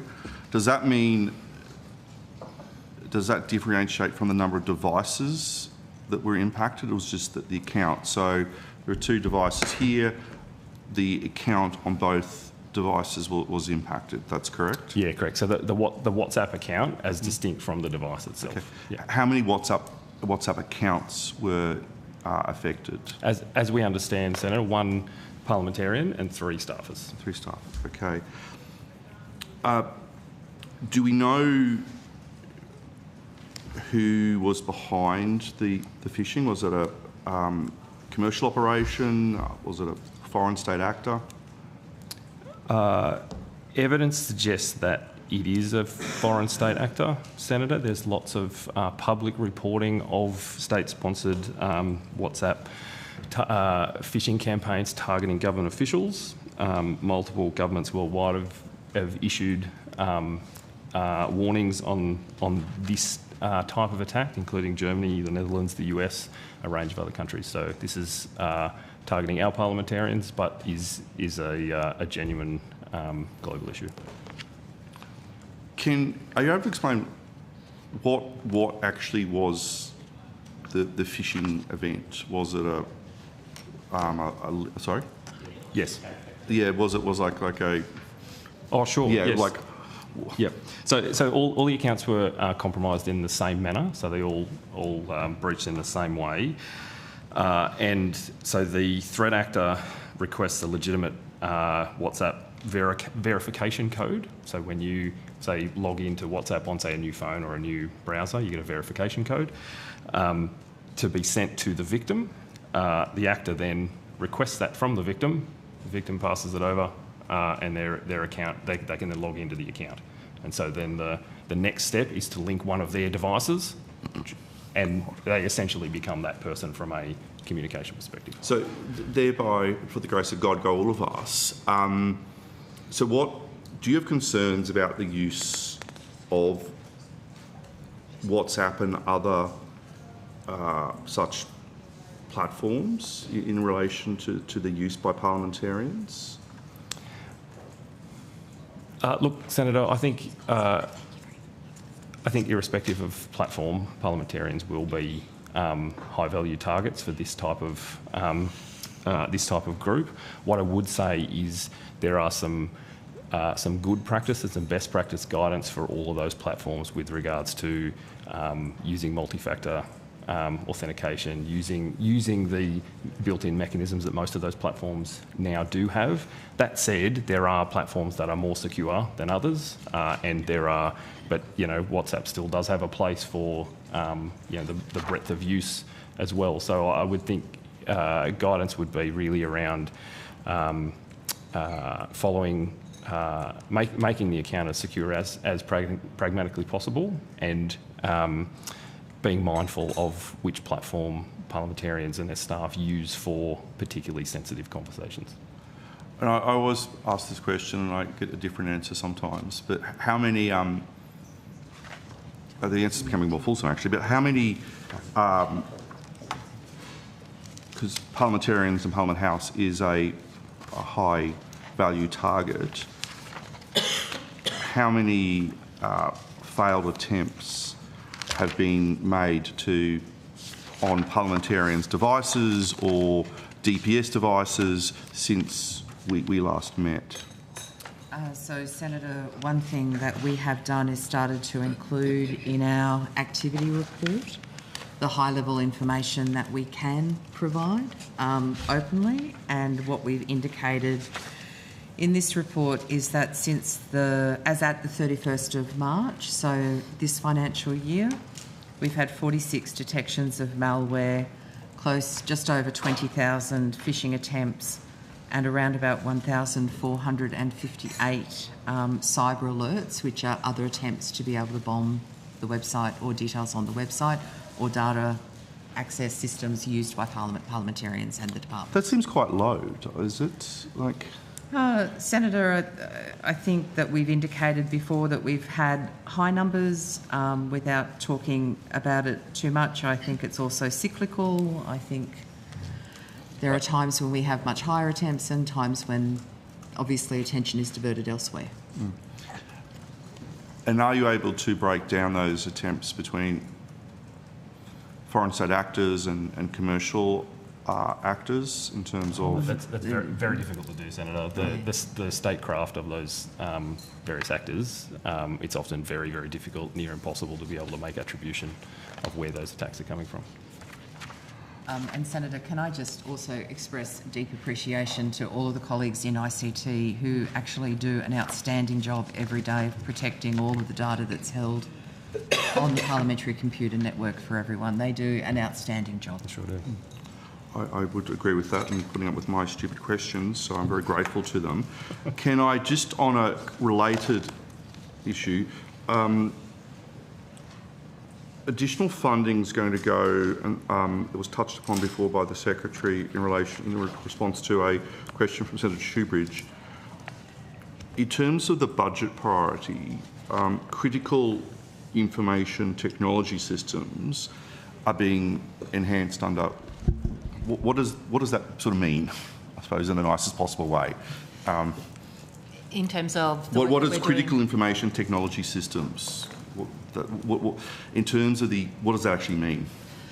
So we're embarking on some work to ensure the issues that we have seen in terms of the parliamentary computing network and the fact that it is no longer fit for purpose, to upgrade that and ensure that it is fit for purpose. So issues that we raised in our Privileges Committee submission, issues that we have talked about here about things to do with the number of SharePoint sites that we are currently managing and the lack of governance over that will all be worked on through this piece of work, which is really about ensuring that the parliamentary computing network and parliamentarians' data and the data of their staff is properly contained within the computer network, and that there's the proper governance over it to protect it. So which users will benefit from it specifically? Like everybody in the building? Everyone will benefit from it. Everyone who is currently on the parliamentary computing network, which is parliamentarians, their staff, the DPS, Department of the Senate and Department of the House of Representatives will all benefit from this. And the Department of Finance and the Digital Transformation Agency, they'll have a role with, what's their role with this? So, Senator, absolutely. And I am able to confirm that through the recent budget process, the department did receive budget funding to be able to put in place this uplift program. You'll hear us talk about it over the coming weeks and months and potentially years as the Parliamentary Information and Cyber Resilience Program. It is absolutely correct that everyone that's on the Parliamentary Computer Network will be a beneficiary of it.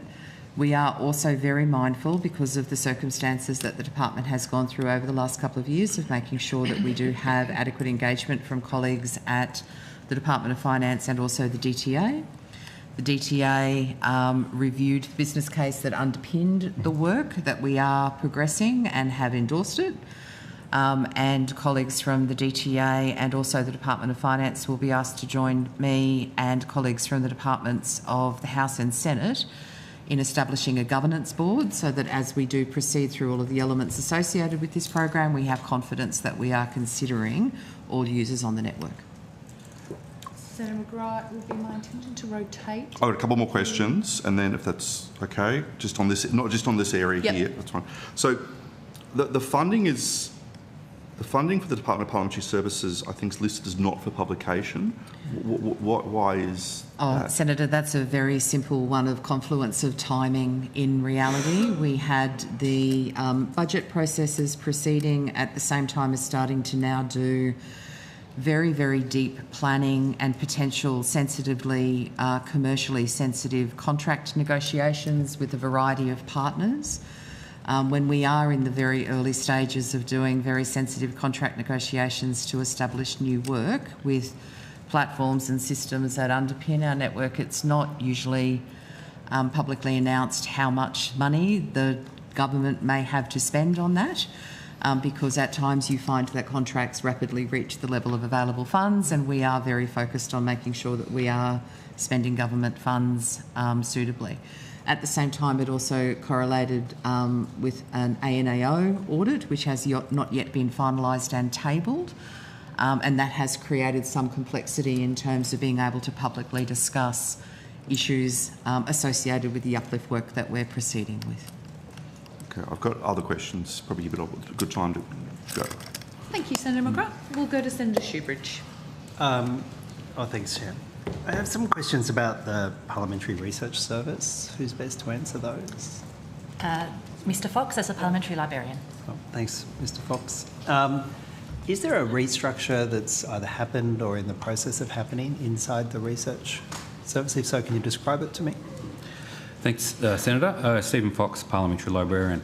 There is a current proposal on the table that we're consulting with staff across the library, so not just the research branch, but also the Library Collections and Systems branch and the Office of the Parliamentary Librarian. It's a proposal that is looking at how we ensure our service continues to be sustainable and relevant and contemporary in the services we provide to you as clients. So yes, we are doing that work and consulting presently. When you say sustainable, is it currently unsustainable? Are you looking to have budget cuts? No, it's not. We're not looking at budget cuts. We're not looking at reduction of staff either. It's more about how we apply those resources across what is a changing and complex information environment to support you as clients. There are currently separate sections for Foreign Affairs, Defence and Security, Economics and Law. They have their separate sections, That's is that right? That's right. Is the proposed restructure going to abolish those separate sections? No, the proposed restructure, what's on the table at the moment is a proposal to move from 8 sections to 6. We're calling them strategic pillars, which will include all those disciplines in there. The naming of them is still up in the air, still open to consultation. And look, Senator, we are actively talking about this with the staff, and I would expect that, and happy to confirm that, the proposal that we presented will alter as a result of the consultation from staff. Well, I mean, I've had concerns raised obliquely with my team about the potential for the Foreign Affairs, Defence and Security team to cease to have its own independent space. As one example. The Economics, which is currently a standalone team, not having its own space. The law section, not having its own standalone space. There's, I imagine there's decades and decades of experience in each of these 3 sections. So yes, there is, Senator, and I would propose that, or suggest that all those teams will still exist. How they're arranged, I guess, is what we're talking about. So the disciplines in terms of foreign affairs, defence and security will still exist. That expertise will still exist. We will still expect to recruit expertise in those disciplines as well, as with economics, as with lawyers and bills digests. But are they going to be put into a single or merged into common units? Are they going to keep their own distinct identities? They will be moved into these strategic pillars. They will still have their distinct identities. They will still have their disciplines. As I say, the naming of what the pillars are, I guess, is what we're thinking about in terms of best capturing the disciplines and the experiences in each of those pillars. So are the pillars currently politics and IR, bills digest, social policy, social development, statistics and science? Is that what's the proposed pillars? They were the pillars that were proposed, and we've been taking feedback on that, and I would suggest that as a result of that feedback, the names of those pillars will be changing. Well, I'm looking at what looks like a proposed restructure. I don't see, for example, law, and I don't see economics anywhere in this new proposed restructure. As I say, what you're looking at is a proposal, and we're taking feedback from staff, and that will change. There is a Bills Digest team in there, which obviously contains a percentage of lawyers of our legal team in there. In terms of economics, they'll be in with our statistics team, so they'll be coming together there. So it's, as I say, I'm being a little bit, I guess, effused because we're in consultation at the moment, so we're still in an active period of consultation with the team. But it's perhaps you could provide the committee with the current organisational chart. Yep. And the proposed restructure chart. If you've got them, you may. Look, I'm happy to provide those, but I would put the note that we're currently in a consultation period, so I would expect that they will change. Give whatever context you like in providing. But it's my understanding that what it's actually doing is actually pushing down some of these specialist units. So instead of reporting directly up through to you, they're actually reporting through some kind of new middle management structure. No, is that right? No, that's not right. That's not right. The teams will all be led by directors, as they currently are, and they report through to the Assistant Secretary of the Research Branch, Dr. Banfield, who then reports through to me. Well, I mean, what I see in this organisational chart is, for example, politics, defence and foreign affairs reporting into that newly created pillar of politics and IR, and then reporting into the ASRB. That's what I see. Yeah, I think the overlay of strategic pillar and section might be getting confused in that picture. So currently the disciplines report through to a director, whether it's FADS, whether it's economics, whether it's Bills Digest, whether it's science and technology. That will still continue. Those disciplines will still continue. All of those pillars will be led by a director that then report to the research branch head. Have there been any staff changes? People who have been leaving or have indicated they're about to be leaving, from when we look at those three areas: foreign affairs, defence and security, economics and law. Have there been any? Staff leave and we recruit. I won't say regularly. It's not a common occurrence, but that is to be expected. Well, have any of them left since this proposed restructure was announced? Not that I'm aware of, no. Is there any proposal for any of them to leave now that the structure's been? No, as I said, this isn't about reducing staff. Where did this review come from? Was it created? Was it a product of yourself? Did you negotiate with the presiding officers? Where did the review come from? So back in it's a project we've called Project Brolga, which is probably just a confession of my love of Australian birds, to give it a name. But this project has been running since 2024, and it's an internal project. So it's a recognition that the team and the expertise within the organisation is looking at how can we continue to be a relevant contemporary service for our clients. And the internal review team consulted with the staff over that period of time. There's a paper that was developed that presented 66 different ideas of things we could and should consider. And throughout this process, we've been consulting with the presiding officers, with the Joint Standing Committee and the Parliamentary Library as well. And that has resulted in this proposal, which is now before the staff. But if I'm hearing these concerns echoed, like coming from sort of the broader space in Canberra, like these concerns aren't coming directly from the team, but they're being echoed in a broader discussion space inside the sort of, I suppose you'd call it the Canberra environment.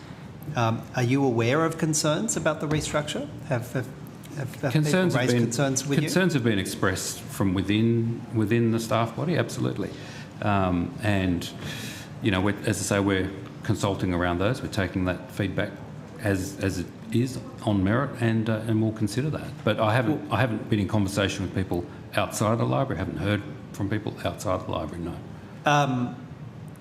Well, I mean, just in one space, like just on the AUKUS defence space, there is a massive need for an independent set of long-term specialists inside the library to be providing advice just in that one space. Yep. So and I express my concerns if they're going to be deprioritised or moved down the food chain inside the library. No, they're not being deprioritised or moved down the food chain, Senator. That expertise continues, and we will continue to need that expertise. This is about the nature of requests that are coming into the library are much more complex and multidisciplinary. So this is about making sure that we've got our resources best deployed, best aligned, so that we can deal with those Is there a business case or some kind of strategic planning document underpinning this? There is. Can you provide a copy of that to the committee? Yes. And when was that finalised? That was finalised on the 6th of May when it was presented to the staff. It outlines the strategic approach and the proposals around change. And you say this is a budget neutral proposal? Is that That's right. Yeah. All right. Well, I look forward to seeing the document. Senator, just while we're talking about Project Brolga, I just wanted an opportunity to say the library is doing some forward-leaning work through Project Brolga about thinking about what does a parliamentary library need to look like in 10 years' time, and how do we get there? That's the nature of that piece of work. That's a piece of work that DPS needs to do across the organisation. As a service delivery agency, we can often get caught into the whatever the current issue is and solving that, rather than looking forward to what services are we going to need to provide for you as a parliament in 10, 15, 20 years' time, and how do we get there? So the rest of the department is looking on to the work that the library's doing. I'm very, very pleased with the work that the library's done, but all change is difficult, and I understand that we're right at that crunch time of change management at the moment, but we will need to look at this across our organisation, our Hansard, our broadcasting, ICT, as we've already talked about today, building maintenance. How do we make sure that a building that's about to turn 40 years old is fit for purpose going forward, and that we're continuing to steward it into the future? But I would hope, Ms Hinchcliffe, in that there are conscious efforts and deliberate decisions to ensure that long-term staff with huge experience in a space are respected and retained in their seniority. Is that part of what's happening here? From my understanding of Project Brolga, that is not what is occurring, that people are not being respected. We are very clear as an organisation that we abide by the parliamentary service values, and respectful is one of our values that we abide by. We are in a critical point where we're right in the middle of change, and that is a really difficult place to be. But I appreciate what the parliamentary librarian has just said in terms of this is a true consultation. People are bringing their thoughts, and changes will be made to what's being put before people because of the consultation that's occurring. President, are you part of this process? Yes, I've been. We met with the librarian last week, and previously. And did you approve the proposed restructure? It's not for me to approve. This is as the Secretary explained, it's a matter for DPS, but it is important and proper that we are consulted. Another time. And I think it's such a critical area. Thank you for all the work that the library does. I know I, for one, am deeply grateful for the excellent work that they provide, and stepping into being open to that sort of consultation. Your assurances that this isn't about anyone losing their job are great, and we look forward to seeing what the final product looks like once you've finished this consultation.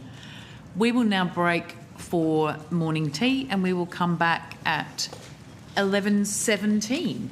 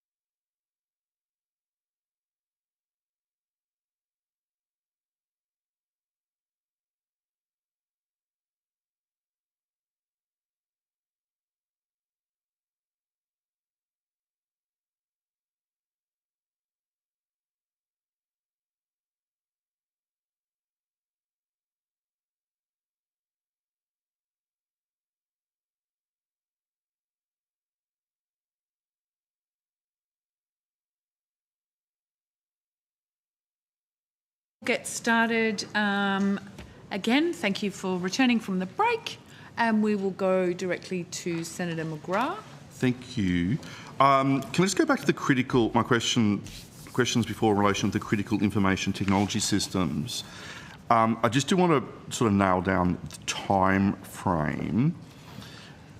So my specific question is, over what time frame will the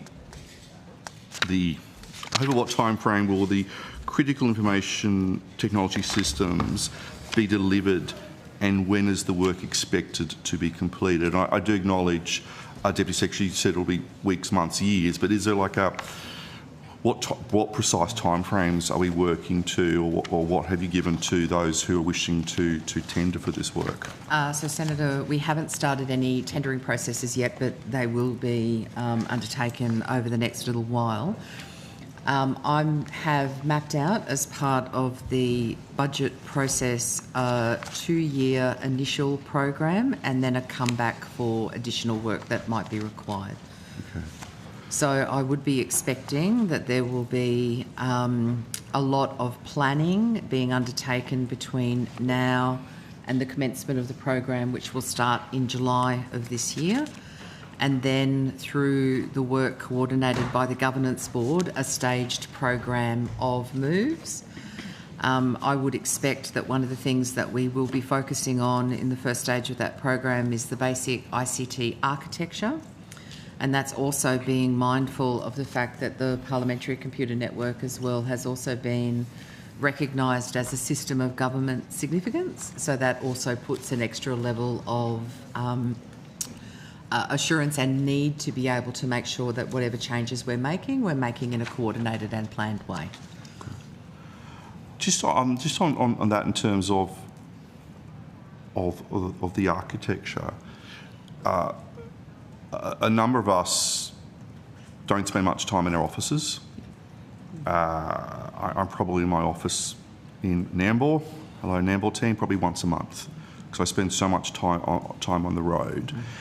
Is that something you're taking into account, of how parliamentarians are no longer spending 20 weeks a year in the APH office and then in the EO office for the remaining weeks of the year, about how you deal with that change of work? So, Senator, we are exceptionally mindful of the role that we play through managing the funding that's provided by the Department of Finance, as well for systems associated with parliamentarians. And through the recent ICT allocation policy, which was also finalised last year, have provided more options to parliamentarians in order to have that flexibility for work. Our focus through the entirety of our Uplift program in ICT is being able to make sure that we are providing parliamentarians, their staff, departmental staff, systems and tools that let them do their jobs in the most efficient manner. Perhaps starting at a very high level, because when we talk about architecture, it's less so much about how things work as opposed to all of the invisible systems that actually underpin that.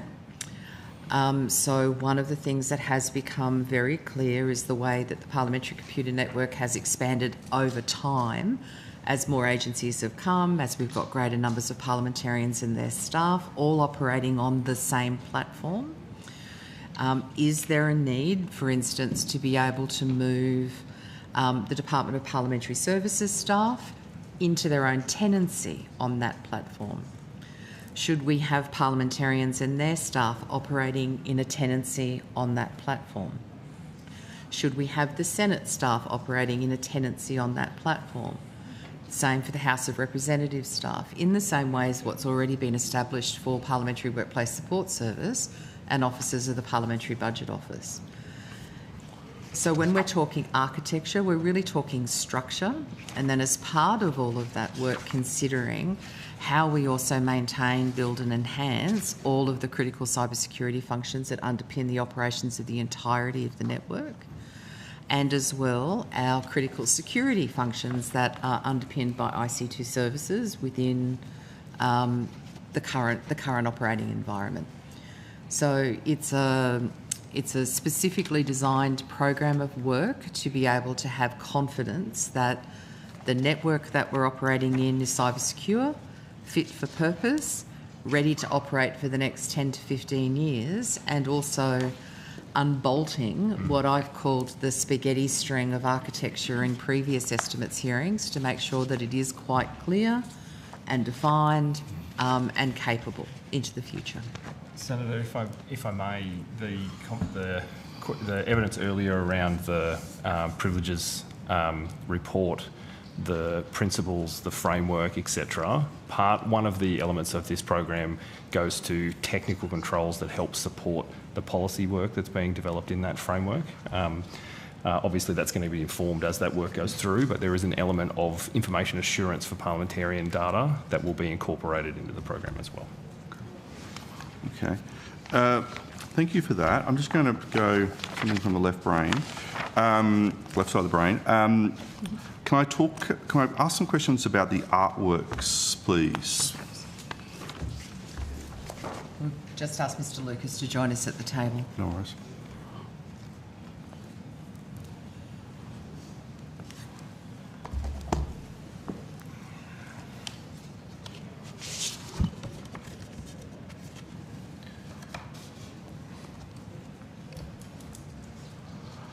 I should emphasise I am no way criticising the display of artworks in Parliament House.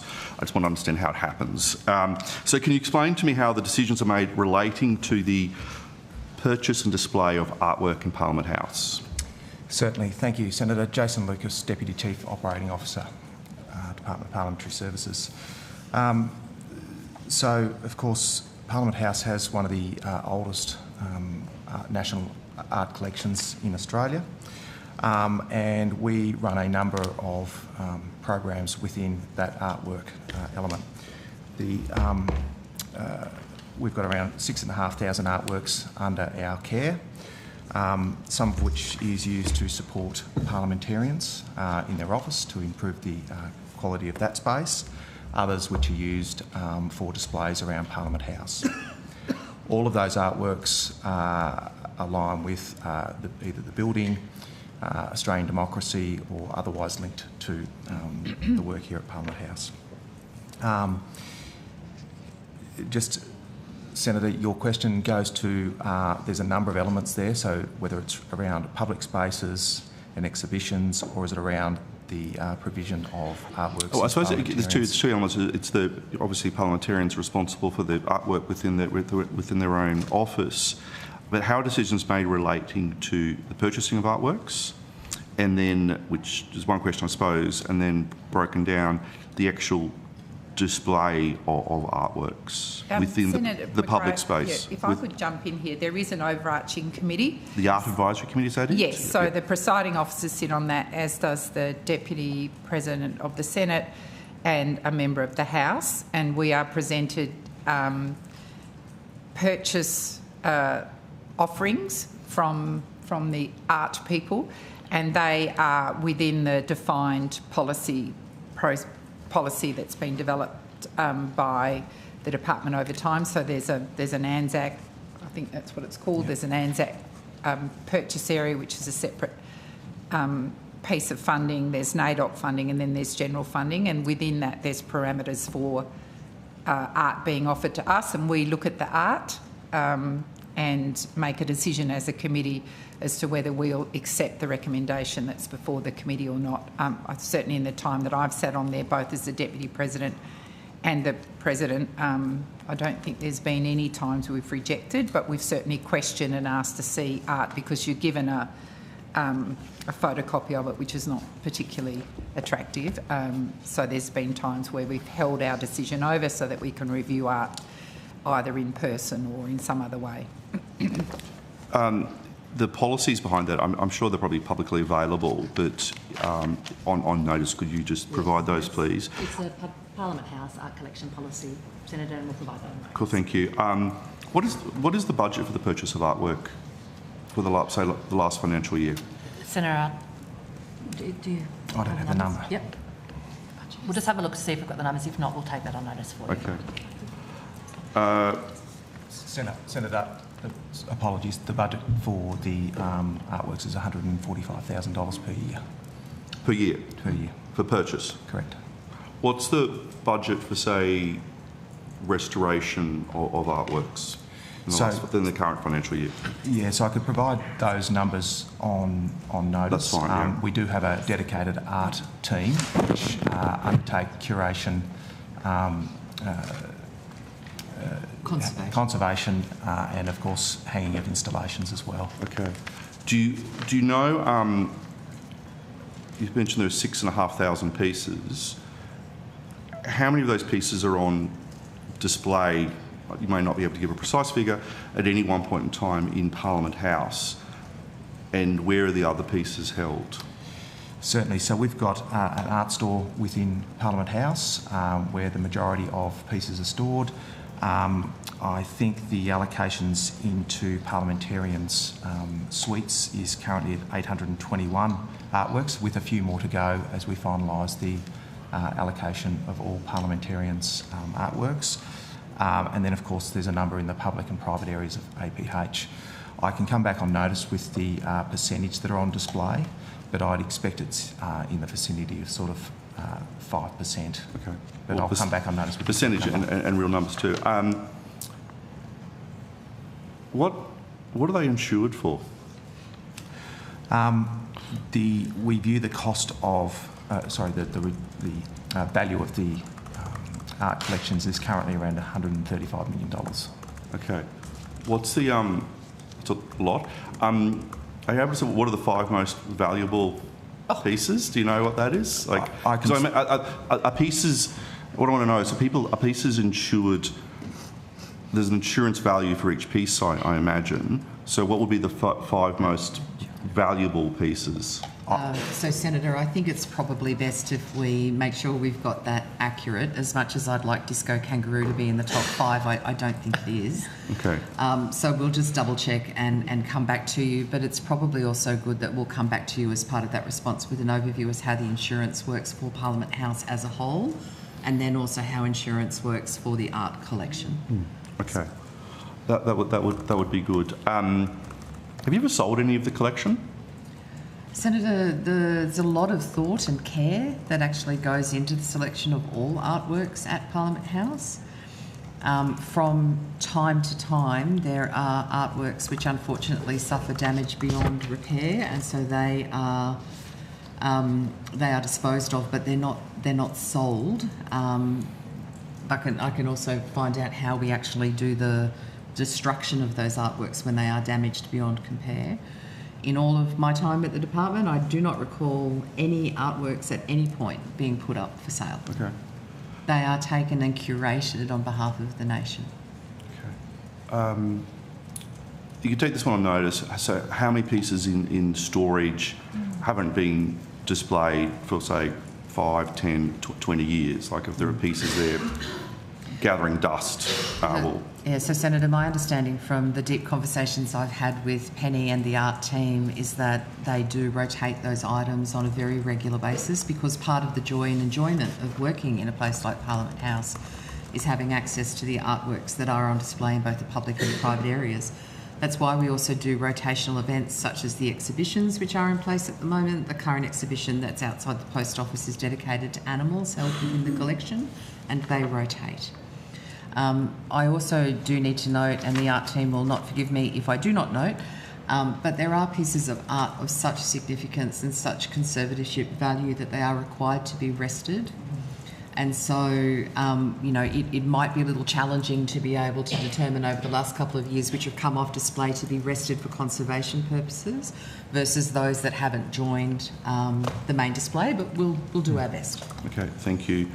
I do have a lot more questions. I've just got one more and then I'll hand back. No, just one more question. Okay, go for it. This is on behalf of the Comcar drivers who would like to know the situation in relation to the gate, or the gate as it's known as. So the slip road gates, yes, Senator? Yes. The slip road gates on the Senate side and the House side. I don't care about the House side, quite frankly. Keep those people out of the building. We had an issue with the slip road gate this morning. It has been fixed. No worries. But they are exceptionally heavy gates. The mechanisms that underpin them are required to be carefully treated because of the way the gates themselves are be designed. Now, first and foremost, security at Parliament House is the most important thing, and which is why we pay such close attention to managing the slip road gates. But I imagine that over time we will need to consider how often we are engaged in repair of them and the design of potential alternatives. But we're not at that point yet. Okay. And I'd like to just give a quick shout out to the maintenance services staff who were there at 6 o'clock this morning to fix the gates. Thank you for all your work. And I do want to thank the art team too, and those who hang things up. Thank you. I love it. They do a fantastic job. We'll make sure that goes to them. Excellent. We'll go to Senator Pocock. Thank you very much for your time. I also want to start by echoing that. Thanks to the art team, really do an amazing job in this building. Last estimates, I asked both you, President, and you, Secretary, if you're aware about Precision Public Affairs charging for access to attend the Parliamentary Friends of AUKUS launch, as reported in the media in December last year. You said that you weren't, but that you were going to investigate it and come back to me. What was the outcome of that investigation? I'll take it first, Nicola. So, as you're aware, and as all parliamentarians are aware, we have a lot of friends groups in this across the Parliament, and they serve a very useful purpose, and hopefully all of their events are eagerly attended. We have, when I say we, myself and the Speaker have constantly updated those requirements. So if you send us a letter that say you want a friends of whatever, then there are a certain set of principles and rules that we want you to adhere to. So where a parliamentary friendship group wants to work with an outside organisation, such as, say, the Red Cross, for example, the friends groups do need to advise us of that. So in relation to Precision, as you indicated, they were not a named sponsor for the AUKUS, the Friends of AUKUS group. So we have gone back. So we found that out because we investigated. We've gone back, we've amended the policy, and we've also talked to DPS, and Ms Hinder can speak to this end of it, to say that if if someone says they're going to sponsor a group, they need to be on the sponsored list. Otherwise, they'll be offered a normal commercial opportunity to hire a room at Parliament House and charge what they like for it. So we have amended that. So thank you for raising that with us. So hopefully going forward, I think the policy is now live. We should not have any more of those issues. But I do accept that parliamentarians are busy, that they're often asked to do friendship groups, and they're happy to oblige. So they're not always aware of the sponsoring provisions. So it seemed to us it was better to put the sponsoring info also in the DPS end, who are more aware, and hopefully we've captured it. But if we haven't, then we'll relook at the policy again. And Ms Hinder. I think there's not much more to add to what the President's already said, Senator. The APH events policy was updated. It is now live on the website. It's quite explicit, including on the booking form required to be able to do bookings. Thank you. Thanks for your work on that. No, there was a circular sent out at 5:16 p.m. on Friday.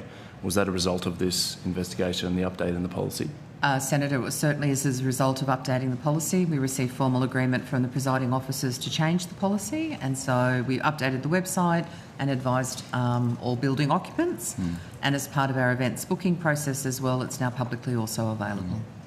And 5:16 p.m. on a Friday, is that just... Certainly not taking out the trash, Senator. That's just the timing of how it happened.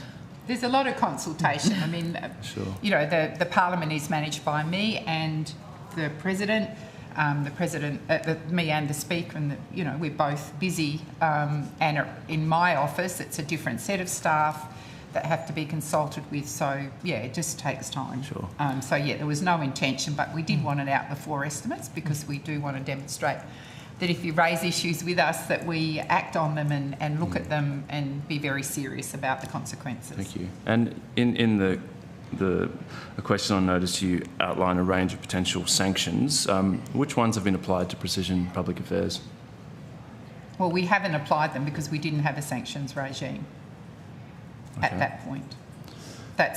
So what we've done is we now have a sanctions regime in place. It wasn't there before. So it's not appropriate to go back and apply a sanction retrospectively that didn't apply when they booked. So they hadn't broken any guidelines? No. Well, no, they hadn't. And that whole event fell through a crack. Hopefully the crack has been plastered over. If it hasn't been, then I'm sure someone will raise it with us and we'll again look at the policy. Sure. So looking ahead, the Parliamentary Friends of Space have advertised an event to run on the 11th of August here at APH. It's sponsored by Lockheed Martin, and the tickets for the event cost $450 for non-members plus GST and fees. Don't know what those fees are, but... So that event, as I understand it, was booked before the policy. Yes, we are correct. talking to DPS at the moment, so we don't have a resolved situation Not yet. on that as we speak. So where did the money from the Precision Public Affairs event go? Senator, I can't answer on behalf of Precision Public Affairs as to where the money went. But Wasn't what part I of the investigation? But Senator, what I can say is that we received the funding that was required to be paid in order to have the event occur. And our funding goes towards the payment of things such as any catering provided for the event, any food and beverage provided to the event, security services required for the event. So I think it would also be fair to be able to say that the amount of that was charged for the event would have exceeded the amount that was recouped for the event. So as part of the investigation, you didn't try and find out where that money actually went? Senator, that's not our place to be able to go into the financial affairs of a private individual's company. But what we do care about is that we are paid for the services that we render, and we have been paid for the services that we rendered as part of the event held at Parliament House. Okay, so you didn't even ask the question? Well, it's not appropriate for No? DPS to ask the question. Why not? Because as you're aware, we hire out spaces in this place for commercial Yeah, but this is the events. people's house. Sorry? This is the people's house. I'd expect people would want to know where fundraising money goes in this place, and I think that's why, and I really commend as I you understand for it, banning fundraisers, but clearly this is a fundraiser, and you know, Precision Public Affairs are on the AEC register of donating to both the Liberals and Labor, so there's got to be questions asked here. I'm not going to characterise it as a fundraising event. As I understood it, it was an event that cost X amount of dollars because it was catered and it required security and what have you. But what should have happened and what would happen into the future if any organisations who isn't on a list approved by the presiding officers put forward by the Friendship Group held an event, we would encourage them to take it as a commercial venture. Okay. And so what happens to this next one? Do they need to not charge people $450 plus GST and fees? Well, as I said to you, that's a matter we're trying to resolve with DPS because it came in before the policy was finalised. But going forward, we would expect, as currently happens, that parliamentarians abide by the rules that are provided as they do, and that companies who wish to set up an event that may be of interest to parliamentarians, which they are charging for, it becomes a commercial venture by them. Okay, so just finally on this one, so the policy is essentially grandfathered, or you'd like them to not charge $450 plus? We're currently looking at some options. Cool. Okay, thank you. I was keen to get an update on the number of sponsored passes as well. Yes. Senator, in our activity report that we have provided the committee before we appear today, we have in there the number of passes. So, as at the 11th of May, the number of sponsored category with the significant and regular business requirement is 2,322. Thank you. And the Senate recently held a select inquiry into gas taxation and asked a number of gas companies and industry bodies if they had a sponsored pass and who sponsored that pass. And a large number of them pointed to advice received from DPS that they did not have to answer the question. And for example, Shell said that the Department of Parliamentary Services has advised Shell that we're not required to provide the name of the individual sponsor. The gas lobby, Australian Energy Producers, said that Australian Parliament House pass officers advised that there is no requirement to disclose past sponsors. Has DPS provided advice to anyone that they don't have to disclose details of who within the organisation holds a sponsored pass when asked by a senator during a Senate inquiry? Senator, I'll go back and have a look at the advice that our pass office has provided.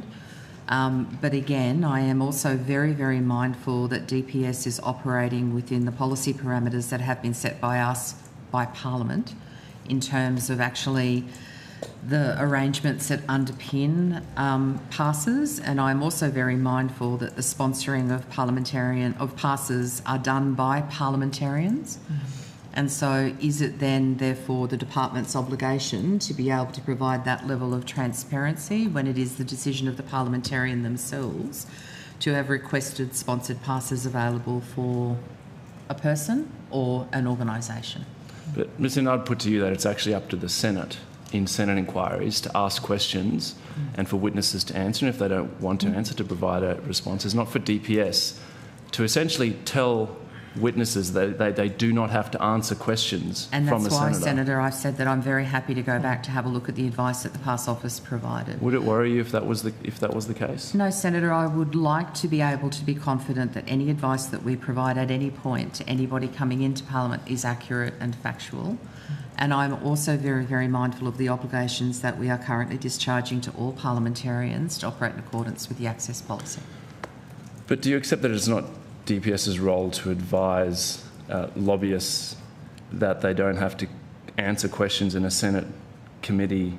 Like, we have fairly strong rules against interfering with witnesses. Ms. Hinder has taken that on notice. I think you're going to asking her to make comment on matters which are outside of her remit. Sure. President, would you be concerned? Essentially, I think there's that piece where if they're providing advice about the current policy, that's one thing. The notion of changing the rules is a different one. I'm asking about it. Sure, there's the policy, but then there's the question of should DPS tell a witness to a Senate inquiry what they can and can't answer or don't have to answer. That is totally inappropriate in my view. I think the essence is that Ms Hinder is going to provide the actuality of what's been said. That would be great to have. On the 2nd of March 2026, the PM wrote to the presiding officers regarding the review of access policies for private areas of Parliament House. Is there an update on that review? We are working on that policy. As you may be aware, the policy was up for review in August, so we are well ahead of that, and we're currently looking at all categories of pass holders. Thank you. And is DPS involved in that piece of work? Yes, and the Security Management Board, which is founded under the Parliamentary Services Act, is taking the lead on that piece of work. Are you looking at international examples? In terms of what other parliaments are doing? In other parliaments. Other parliaments have a range of different ways that they allow access or not allow access. It's commonly talked about the fact that Australia is one of the examples of the most freedom, particularly in the public areas, for people to be able to come and see Parliament in action. So we will take very different thing to sponsored passes, though. We'll take into account the security aspects. We'll take into account the requirements of the different pass types, and we'll also look at other examples as we go through that work. Okay. Will you look at the level of transparency that most Western democracies have in terms of lobbying passes? We will look at transparency issues as we go through. Thank you. I had just a few little bits and bobs, like 3 questions, if that's all right. Okay, go ahead. One was to do with security guards. Parliament House, they do an outstanding job. I was wondering how many of them are on casual contracts versus permanent. Senator, I'm not certain whether or not we've actually got that particular breakdown available, but I'm happy to be able to provide it. Okay, I might put some questions on notice for that then. Just finally, the last one, which has been raised with me by the last two, sorry, is parking on sitting days, and for staff who have kids that they've got to drop at school, they arrive here and often can't find a park. Obviously don't use that car park, but I'm told that there's a number of DPS spots that are almost always empty, and just wondering if there's some sort of solution there for busy days where... Senator, we've gone through a really big rationalisation over the number of DPS staff parks available, and I think you're referring to the DPS executive staffing available at level 1 on the Senate side. I don't know. So that has already been rationalised with the agreement of the presiding officers, and we have donated, I believe, 6 or 7 car parks back into general use. The car parks that are available there for the senior executives are the car parks that are for senior executives based at Parliament House. The rest of staff have parking down at West Block. The exception is I have a car park, which I'm very open to saying that I do retain, but it's also a hotspot park for anybody else in DPS available to use. I'm also very mindful that at times people misunderstand the DPS parking versus the parking that's also utilised by colleagues in the Parliamentary Budget Office, the Parliamentary Workplace Support Service and the Department of the Senate. But there are only approximately 20 or 25 spots available on that level that are reserved for those purposes.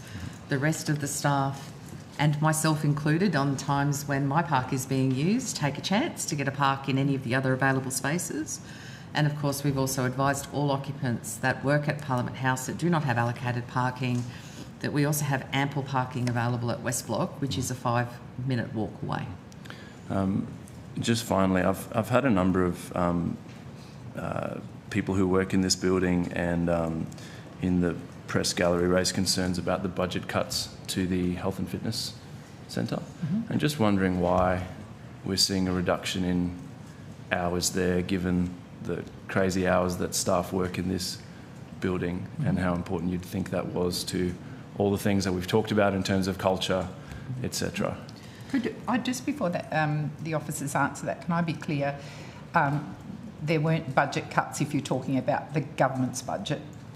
Okay, thanks, President. Well, reprioritisation then. The work that we've done in relation to the Health and Rec Centre is work that we're doing across the department to look at the services that we deliver and what we should be delivering and what's being required to be delivered. So part of that was looking really carefully at when people are using the Health and Rec Centre, what times they're coming in, what they're using the Health and Rec Centre for, how we can make sure that we can provide the various classes at the times that they need, but also classes that people are wanting to use, given that we found we had a low number of classes being used at various times. So we've gone through a process there to have a look at all of that, which came up with the proposals which we consulted with staff with and consulted with unions and talked through with various users. There's been some comments that have come back to us. For example, we recently had a comment that came to us from a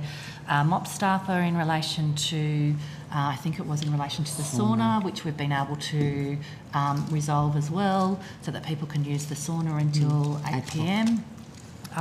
So we're feeling comfortable that that the Health and Rec Centre is providing services that are needed in the times that are needed, noting that it is a 24/7 available space for people to come and use the gym, except for on sitting days when there's a time allowed each day just for parliamentarians so that they have the space to themselves.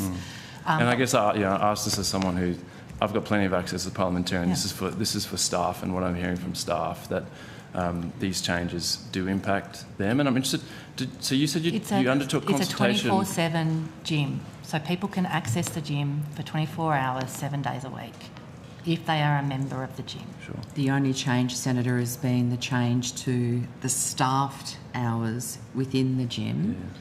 And again, as the Secretary said, there was consultation that was undertaken. Before the decision? There was also a survey that was undertaken. Okay, I'll check that out. And that was around the placement of the class hours and when the gym would be supervised. Sure. But as the Secretary has already said, there are provision for any member of the gym to use the gym 24 hours a day, 7 days a week. Yep. And just on that, like after hours, I'm always curious why the dumbbells are locked up but you can swim. Like surely more people are drowning than dying by dumbbell death, or Senator, there's a range of welfare. There's a range of welfare things. There's buttons, etc., that need to get pushed. There's duress alarms that are. No, available. I understand all that, but like, surely in terms of risk, like how come dumbbells are locked up? But Senator, I'd hate to hazard a guess, but I dare say it's probably that if you're swimming and not capable of being swimming, that's a risk to yourself, versus if you're using dumbbells, so they are capable of being used against other people. There's a range of other issues that go into that. That's not just associated with staff welfare. Thank you very much. Thanks, Chair. Thank you. We'll go to Senator Hume. Thank you, Chair. I want to ask some questions about the Capital Works Plan, specifically a question on notice that I had, number 250, in response to that. There was an answer in there about the library reading room. That project, I just want to first of all ask about the status of it. Has it been completed? Is it underway? So, Senator, we've answered a couple of questions from Senator McGrath about that this morning. Oh, right. So you've spoken about the library reading room already? We did library. We didn't do the other stuff. So. Right. Okay. Can I ask? Could you please continue to ask your No, that's all right. If Senator McGrath's asked my questions, I had to go out this morning, so that's all right. He understands that. No, well, can I ask about the basement mirrors then? There was $112,274 for basement mirrors, and they were for the investigation, planning and delivery of mirrors in the basement due to work health and safety concerns. Now, I'm just assuming that we're talking about the circle mirrors that go, not something that shows you whether you've got lipstick on your teeth. That would be a serious work health and safety concern for me, but not for everyone else. That was a work health and safety concern that was raised by our maintenance staff down at, as I understand it, down in the basement. Right. And that has now been resolved, which I'm really pleased about. Okay, so I was going to ask you about that. So 112,274 mirrors, that's an awful lot of mirrors. No, that's not how many mirrors, that's the value. That's the value. Yes, $274 for mirrors, that's right. So I wanted to ask you how many mirrors were installed. I can take that on notice for you. But it's done now, all the safety concerns are addressed? I believe so, Senator, yes. Okay, all right.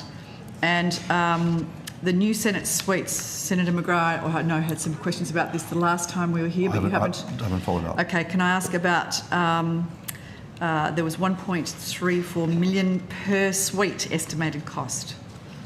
Is that still the estimated cost per suite? Senator, yes, that is part of the overall budget envelope associated with the construction of the 11 Senate suites. So the total project cost remains in excess of $14 million? Yes, Senator, it does. And I understand as well that there has been a range of questions asking around why those costs are there, and also at times some unfortunate comparisons between what could be applied in a residential construction versus what's required in the construction at APH. APH is a very different building. It is required to comply with very different codes to what are normally applied to in a residential construction. The quality of the work, the height of the ceilings, the fit out that's required, the actual construction and the restrictions on construction all add to those costs. We would be exceptionally happy as well, and in fact there will be a letter coming from the Secretary offering another tour, including the construction space that's occurring in the Senate suites. And we are very, very happy to be able to walk through the range of considerations that we need to make in construction of those facilities. Can I ask this about there's almost $1.5 million that's already been spent this financial year up until February, according to the question on notice. So how much has been spent on the project to date? Senator, I'll get accurate, up-to-date figures for you on notice. And what about a completion date? When's the estimated completion date? I think we are absolutely on track for an estimated completion. I believe it's towards the end of midway through next year, Senator. Mid next year. So June next year? I'd say so, yes, yep. Senator. Okay. Pending anything unforeseen, which I don't think there will be. And has the estimated total cost increased since the project was first approved? Senator, we're doing some really deep thinking at the moment about the way that we actually present the Capital Works program to the committee, because I think that there has been some deep misunderstanding about the way that the projects are developed and designed. So am I expecting that the cost of that particular construction may change? Yes, I am expecting the cost of the construction may change, because as the building works evolve, the design evolves, the furniture evolves, everything evolves, there will be changes. We are absolutely focused on making certain that we are doing it with the right approaches and in line with community expectations about how the money is spent. But what I do not want to do for any project that's in place at Parliament House is to give a categorical answer to say we're not going to spend $1 more than what we've budgeted for at the moment. Yeah. So the question I asked was, how much has the estimated total cost increased since the project was first approved? So, Senator, there was a original budget which was developed internally by DPS when the project commenced.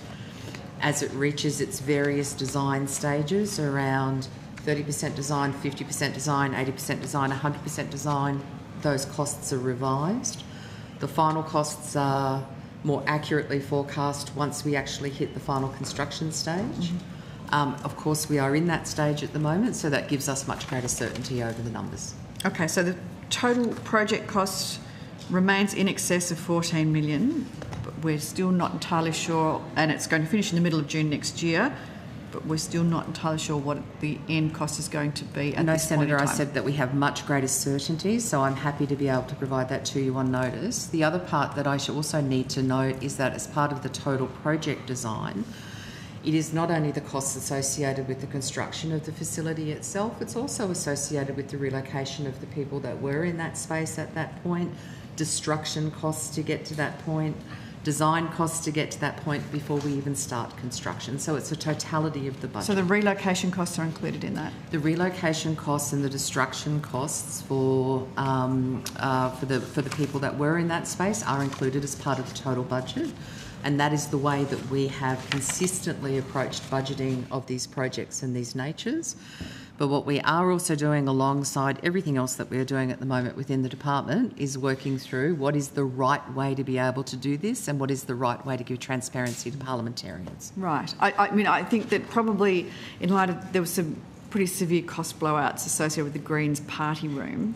So is there a cap? I mean, at some point do you say we can spend no more than X? So, Senator, part of the role of the department's executive committee is to be able to have the determination as what I would call a go or a no-go time, and also when additional consultation might be required, for instance, with the presiding officers in order to be able to determine we could go this way or we could go that way, which way would be the right way to go. Okay. So I feel like I've asked this question about 3 times and I'm still not entirely clear on what the answer is, other than the fact that you have an answer but you won't tell me what the answer is. There's a project cost which remains in excess of $14 million. At the moment, it's estimated $1.34 million per suite. It's going to be completed within 12 months, and that is on track.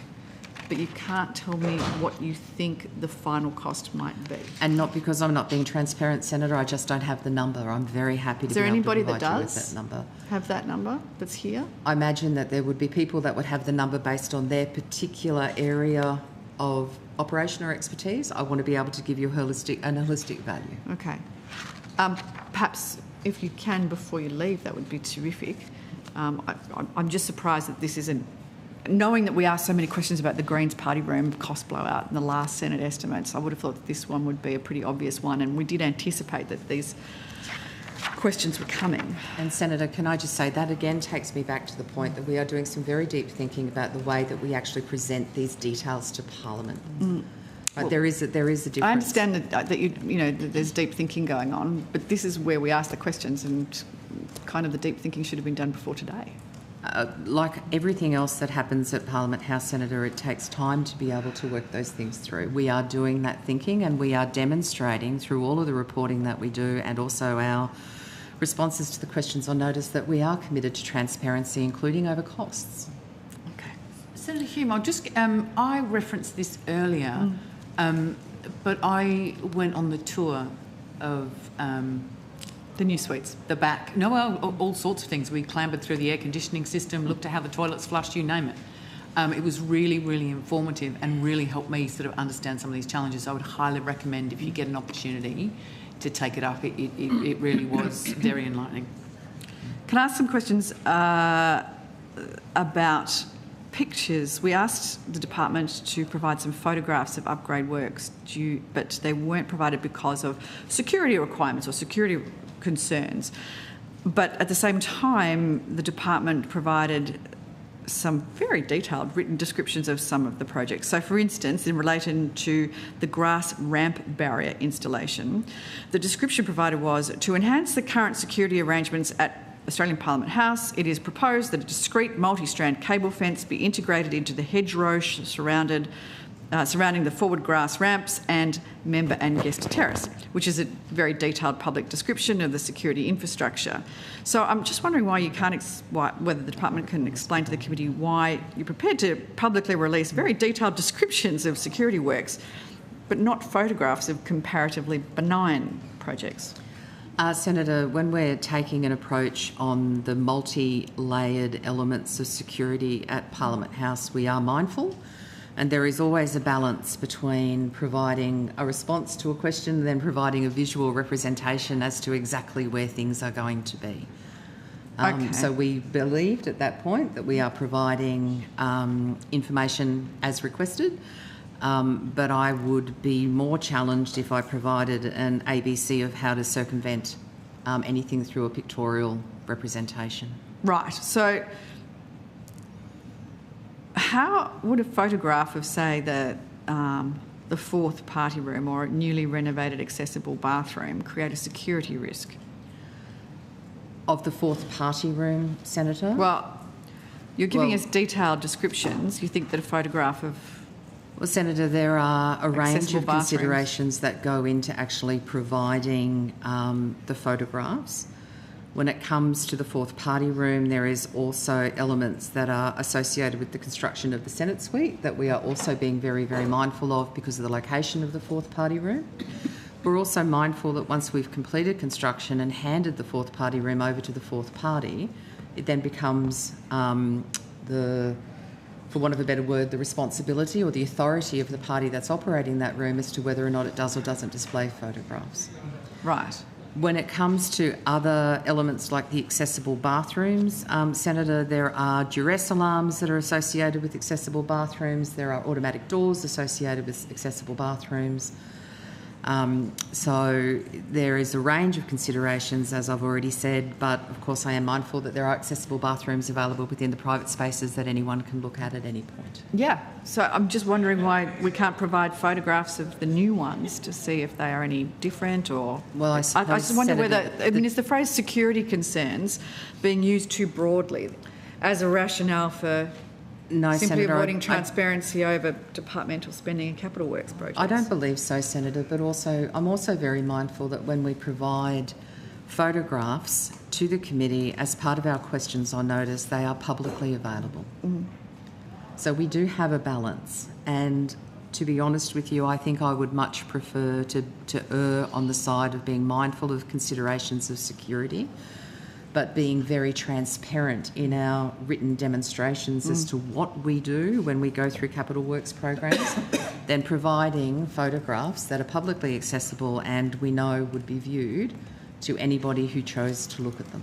Yeah, okay. I just don't think duress alarms and automatic doors are a security concern, particularly if they already exist around Parliament House in accessible bathrooms that are already there.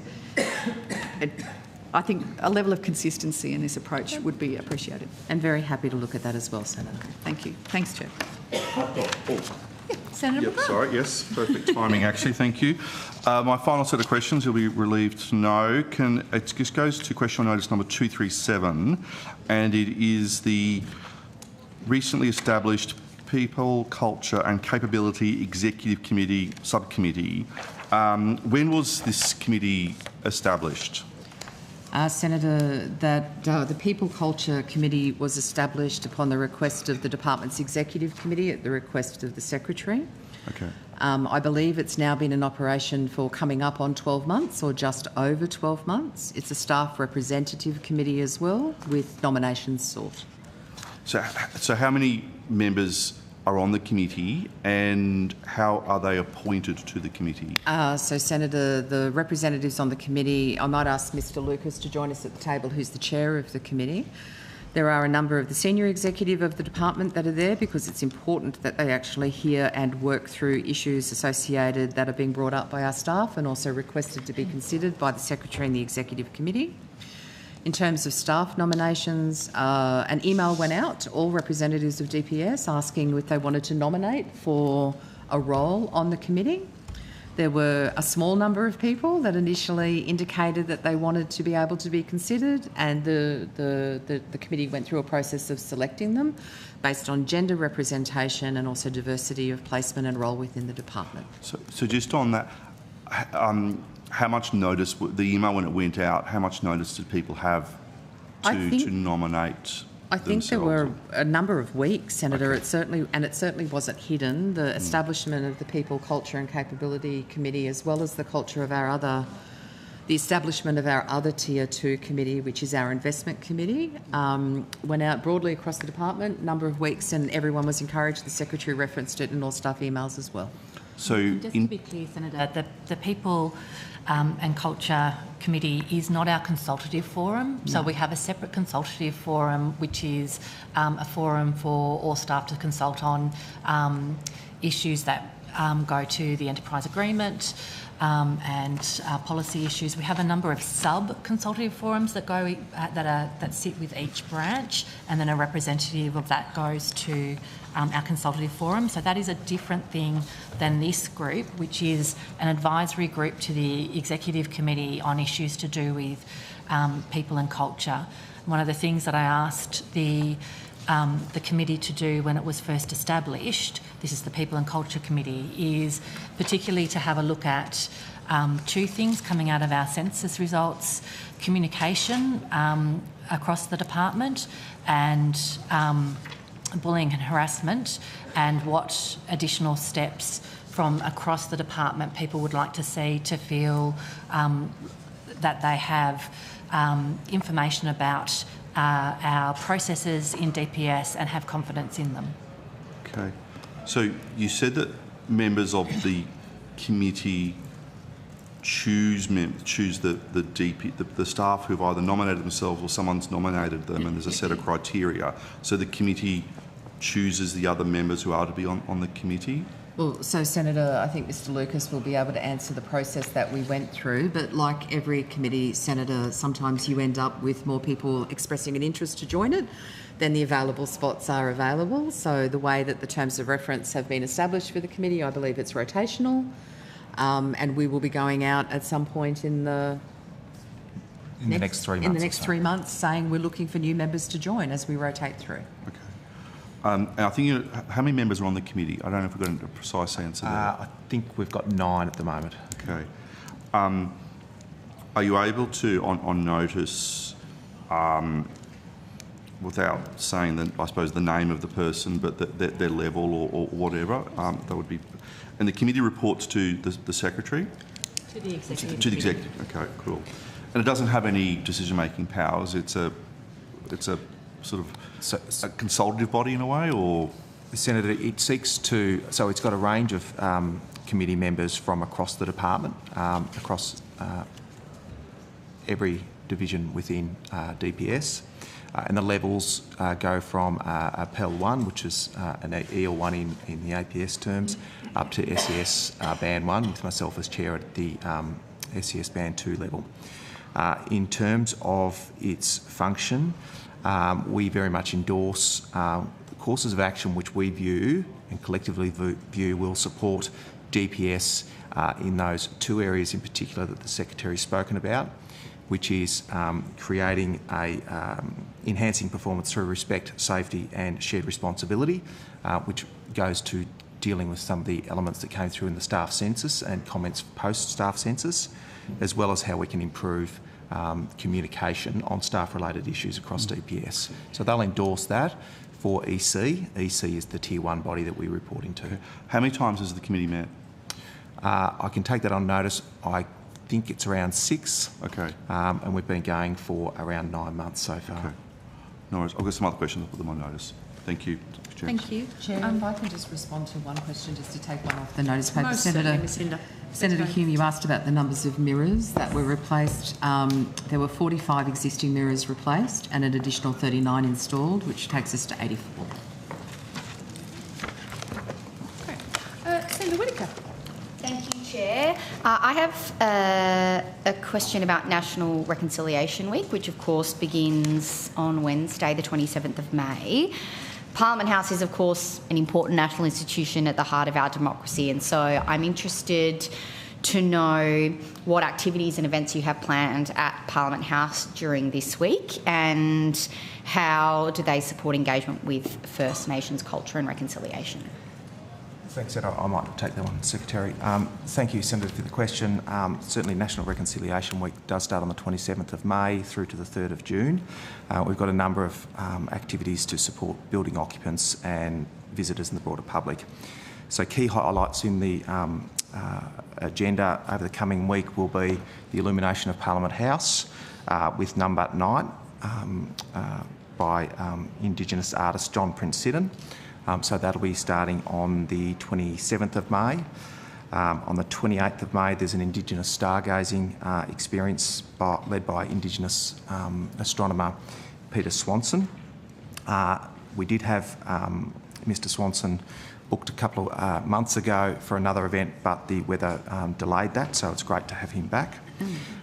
We've got Yerribi tours running across the end of May and the start of June again, which looks at the stories of Aboriginal and Torres Strait Islander parliamentarians and their contributions to the Australian democratic process.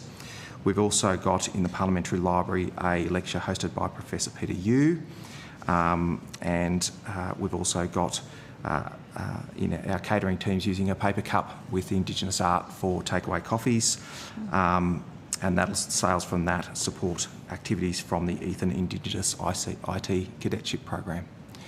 So that whole package, in addition to the other elements we seek to undertake day to day, are all aimed at fulfilling our responsibilities under the Reconciliation Action Plan, but also giving Parliament a taste of some of the national Indigenous stories that we see. And Senator Whittaker, you'll be pleased to know that it's a Walmanjari artist and he's currently residing in Fitzroy. That's very, very and he will be good to here hear. in the next. He'll be here tomorrow. Thank you. That's excellent. And I wonder a little plug for the lighting up of the building. Yes. Hopefully we can get to it. It's Wednesday, Wednesday at 6 o'clock. 6 o'clock. For the lighting of the building. Yes, and President, thank you to your office for trying to accommodate the dinner breaks of all of the senators in Senate estimates. I know there's a number of us who would love to go and watch. Not much we can do about sunset, though. We tried. Look, seriously, surely there's some power in there. Yes. Thank you so much. We really appreciate. I'm going to say again, the tour that you organised, Ms Hinchcliffe, was so illuminating for me, and I would highly recommend all of my colleagues go along. The complexity of this building, I think, is really, really highlighted in the kind of tour that was undertaken, and I got to clamber through all sorts of fantastic areas of the building, but particularly a thank you to your staff who are so knowledgeable and do such a great job in this building. So big shout out to all DPS staff. Thank you. Thank you, Chair. Thank you, I really Ms. appreciate Hinchcliffe. that. Thanks, Chair. Thank you, Ms Hinder and President. Appreciate your time. We will now suspend for a few moments to allow the changeover from Parliamentary Services over to Department of Prime Minister and Cabinet.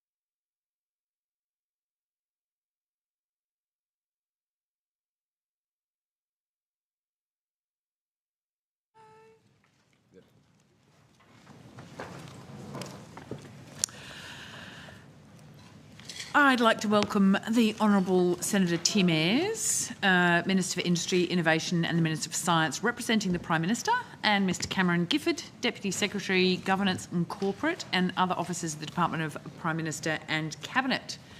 Minister, would you care to make an opening statement? No, good morning, but no, thank you. Mr Gifford, would you like to make an opening statement? Yes, thank you, Chair. Please go right ahead. My name is Cameron Gifford. I'm the Deputy Secretary of Governance and Corporate Group in the Department, having commenced with the Department earlier this month on the 4th of May. Other members of PMC's executive in attendance for this session to answer your questions include Blair Excel, Deputy Secretary, Social Policy and Cabinet, Narelle Lachetti, Acting Deputy Secretary, Economy, Industry and Resources, Justin Hayhurst, Deputy Secretary, International and Security, Steve Moore, Acting Deputy Secretary, AUKUS, and Anthea Harris, Task Force Coordinator, Fuel Supply Task Force. The Department also has other senior officials here to assist the committee, and a detailed list of witnesses attending has been provided to the committee's Secretariat. Officers from the Office for Women and Australian Government Consulting will be appearing later this week on Wednesday the 27th of May, with portfolio agencies under the responsibility of the Minister for Women and Minister for the Public Service respectively. I have PMC's organisation chart available for the committee should you wish it to be tabled. And finally, as the committee would be aware, on the 19th of March, the Prime Minister established a fuel supply task force in PMC and appointed Ms Harris as Task Force Coordinator. The task force is leading the coordination of cross-government advice and reporting in relation to fuel security and supply chain resilience. And we would be more than happy to answer questions from the senators on this topic and all other topics this morning. Thank you. Thank you very much, Mr Gifford, and welcome. We hope you thoroughly enjoy your time at Estimates today. Thank you, Chair. We will go to Senator Whittaker first. Thank you, Chair, and thank you, Mr Gifford. I'm pleased to hear you're keen to answer some questions about fuel. I understand that we have Ms Anthea Harris with us today. I'm wondering if she could come forward to the table. Thank you. I might just say it's Ms Harris's first time at Estimates in this role. That might be useful if she just sets out a bit of the work that she's been leading. Yes, well, I was going to ask a question along those lines. So, yes, if you please could, Ms Harris, and congratulations on your appointment and welcome. Thank you very much, Senator. So it's helpful. I'll just outline my role and the role of the task force, just to explain how we fit into the general kind of situation and our role as distinct from other departments' roles. So obviously the conflict in the Middle East has resulted in a genuine shock right across global supply chains for liquid fuels, but also for other critical materials. And the impact of this shock is ongoing and far-reaching. It's not unique to Australia, of course, but we need to be proactive in responding and prudently preparing for a range of different scenarios. So on the 19th of March, the Prime Minister appointed me to lead the Fuel Supply Task Force within the Department of Prime Minister and Cabinet. And my role and that of the task force is to coordinate and consolidate whole of government advice, analysis and reporting to ensure that government is able to respond appropriately. It is important to note that my role and that of the task force is not to replace or replicate or duplicate the functions and roles of other Commonwealth ministers and departments. Ministers and departments retain primacy in leading the development and implementation of policy responses in their own portfolio areas. For example, Minister Bowen and the Department of Climate Change, Energy, Environment and Water maintain leadership of policies regarding liquid fuel security and supply, along with engagement with the fuel industry. Other departments and ministers lead on policy and stakeholder engagement across other key market segments. So, for example, Minister Catherine King and the Department of Infrastructure, Transport, Regional Development, Communications, Sports and the Arts, they're in charge of leading engagement with the transport sector, particularly with the heavy vehicle transport and aviation. Minister Ayres, Minister Madeleine King and the Department of Industry, Science and Resources, they lead the policy work on critical supply chains, including fertiliser, urea and plastics, as well as engagement with stakeholders in the mining sector. Minister Collins in the Department of Agriculture, Fisheries and Forestry leads policy work and engagement with the agricultural sector. and Minister Wong, Minister Farrell and the Department of Foreign Affairs and Trade lead engagement with our trading partners to ensure that ongoing secure energy trade, to ensure those ongoing trade relationships. I'll leave it there. Thank you, Senator. Thank you. National Cabinet has agreed to the National Fuel Security Plan. Could you talk us through what that plan contains? Certainly, Senator. So the plan is a flexible plan. It involves 4 levels. We're currently at level 2, which is about keeping Australia moving under that plan. If the situation worsens in terms of the outlook for future fuel supplies, we could potentially move up levels under that plan, so to level 3, which is taking targeted action, or in a worst case scenario, to level 4, protecting critical services for all Australians. So as I said, Senator, we're currently at level 2, and at the moment our outlook for fuel supplies are secure for the next 4 to 6 weeks, and so there's no reason at this point to be contemplating any movement out of level 2. The plan also outlines the relative responsibilities at a high level between the Commonwealth and the state. So, for example, we're currently at level 2, and the sorts of things that the plan outlines that the Commonwealth is responsible for doing, and indeed is the Commonwealth is doing. So, Commonwealth's responsible for bilateral engagement with key trading partners to shore up domestic supply, underwriting additional fuel cargoes and other vital strategic reserves such as urea, monitoring and reporting and sharing data and information, including the status of fuel imports, diverting supply to the domestic market through changes to fuel standards, and managing reserves under the minimum stockholding obligation, and delivering equity and jurisdictional allocation. So they're the things that the Commonwealth is responsible for under level 2, and they're the things that the Commonwealth is indeed doing. Mm-hmm. And in the budget that was handed down in the last fortnight, there's a Strengthening Australia's Fuel Resistant package. Could you talk us through what is included in that package? Certainly, Senator. So there are a number of measures involved in that package. So a very significant one is securing more fuel internationally through the $7.5 billion Fuel and Fertiliser Security Facility. So that is in relation to the work that Export Finance Australia is doing and to be able to get additional quantities of fuel and fertiliser into Australia, so additional cargoes that wouldn't otherwise be arriving. There's also building long-term fuel resilience through the $3.2 billion Australian Fuel Security Reserve, and also increasing the minimum stockholding obligation to increase Australia's reserves of diesel and jet fuel to 50 days. There's also a measure there to strengthen the fuel security services payment to ensure the future of Australia's last 2 remaining oil refineries, and as well as providing $10 million in the 26-27 year to develop feasibility studies to expand our domestic refining capacity.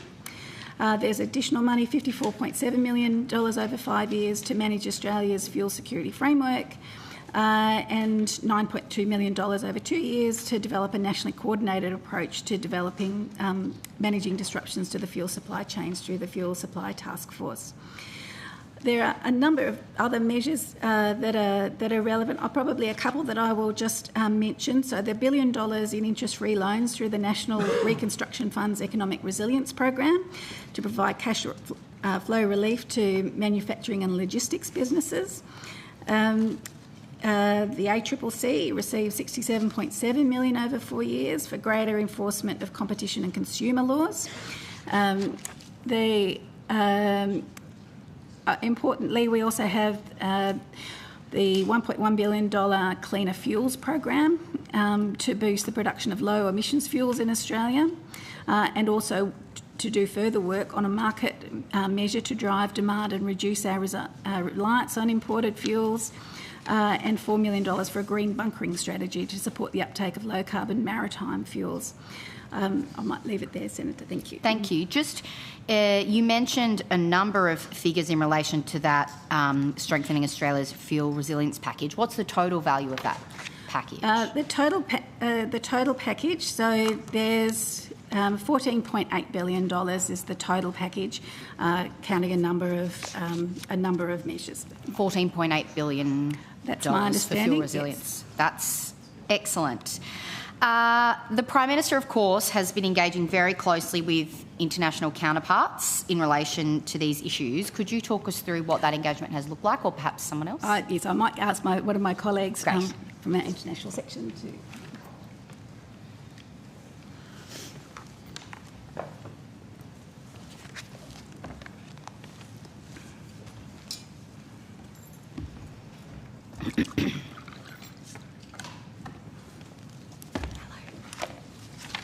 Senator Justin Hayhurst, Deputy Secretary, International and Security Group. Your question was about the Prime Minister's international engagement on fuel. Well, consistent with wider government efforts, taking every effort to maintain open trade flows in energy products, the Prime Minister has engaged extensively with partners. Singapore, he spoke to the Prime Minister of Singapore on the 23rd of March and visited Singapore on the 10th of April.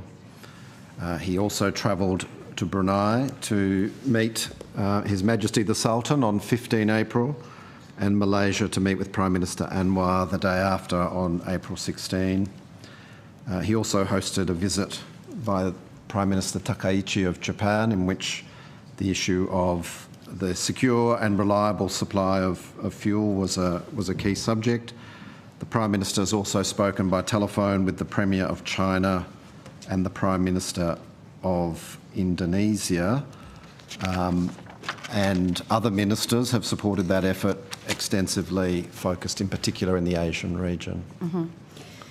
And what do those kinds of energy security agreements mean for our relationships with those countries, but also our fuel security and supply? One of the things that this crisis shows, I think, is how interdependent the Australian economy is with those of major Asian trading partners. By underscoring Australia's commitment to maintaining open trade flows and secure and reliable supply of energy, things that those economies need, we have been able to achieve commitments and common understandings with those partners that they will maintain appropriate and reliable supplies of the incoming products we need, fuels, for example, or fertiliser. I think it's always tempting in a crisis for countries to put up barriers and look after their own needs first. The argument from an Australian point of view is some of the key supplies that we provide, food, energy, requires, of course, the importation of diesel fuel or things such as that. So that's the clear and strong rationale, and by this sort of direct engagement, we've reinforced those understandings, strengthened those commitments, and are maintaining that open trade flow on which we rely. And what are the outcomes that we've seen as a result of that engagement that you've spoken to, both by the Prime Minister and other ministers? You know, I know the Foreign Minister's done a lot of work on this too. What have we seen in terms of the outcomes on fuel supply and other key resources that we know are being impacted by the conflict in the Middle East? Well, since that period of engagement, and I'm also look to my fuel task force colleagues, obviously the government has announced the supply into the Australian economy of significant additional fuel. For example, on 19 May, the Prime Minister said the government had helped to secure 3 shipments of jet fuel from China, totalling more than 600,000 barrels, or about 100 million litres. The same day, the Prime Minister and other ministers announced that we had secured nearly 40,000 tonnes of agricultural-grade urea from Brunei. A few days prior to that, on the 14th of May, more shipments of agricultural grade urea totalling approximately 90,000 tonnes under the government's new strategic reserve powers was announced. As an example, it's not the only example, on the 21st of April, the Prime Minister spoke to his Indonesian counterpart in order to facilitate the importation into Australia of about 250,000 tonnes of urea-grade fertiliser. There's a long list of other press releases, and through Export Finance Australia, the government is directly facilitating and supporting these transactions. I don't know if my colleague wants to add to that. Only to say that as far as the work of Export Finance Australia, that's been an extremely important source of fuel supplies for Australia. So currently we're up to 16 cargoes that have been announced that mechanism is supporting. So over 650 million litres of additional diesel and 150 million litres of additional jet fuel as of today. So that's been an extremely important part of the Australian response during this time. And Ms Harris, at a practical level, what does that mean for Australians in terms of the amount of fuel that's in or on its way to the country now compared to prior to the Certainly, conflict? Senator. The good news is that the current levels of stocks, the minimum stock holding obligation reserves that we have on hand, it's actually the second highest point for fuels overall since the minimum stock holding obligation actually commenced, which was in the 1st of July 2023. The highest was actually last week. So the current amount of fuel, our fuel situation is actually looking very healthy right at the moment. So as of the 19th of May, our petrol MSO reserves were 43 days, compared with the December quarter of 2025. So before the conflict began, we had 38 days, so an additional 5 days. For diesel, we've currently got 38 days, whereas we had 32 days in the December quarter of 2025. For diesel, that is actually the highest we've ever been since the MSO was commenced. For jet fuel, we have 31 days compared with 29 in the December quarter of 2025. So at the moment, our stocks are looking healthy. So. Thank you very much for your time and your answers. Chair. Senator Sharma. Thank you, thanks, Chair. I'll just follow up with Mr Hayhurst since he's at the table. Welcome, Mr Hayhurst. Welcome back to Australia. You mentioned the Prime Minister spoke to the Indonesian President recently, is that right? About the fuel situation? I did. What date was that? 21st of April. Was there I didn't see an Australian government readout of that call? It might not have been, I'm just checking if I missed it. Let me look at my colleague. Thank you, Senator. Lauren Bain, First Assistant Secretary, International Division. Senator Sharma, I can't recall if there was a specific readout. There may have been a tweet from that phone call. I would have to check. Okay. Just one, did the Prime Minister raise these suggestions by the Indonesian government that they might explore charging tolls to ships passing through the Strait of Malacca?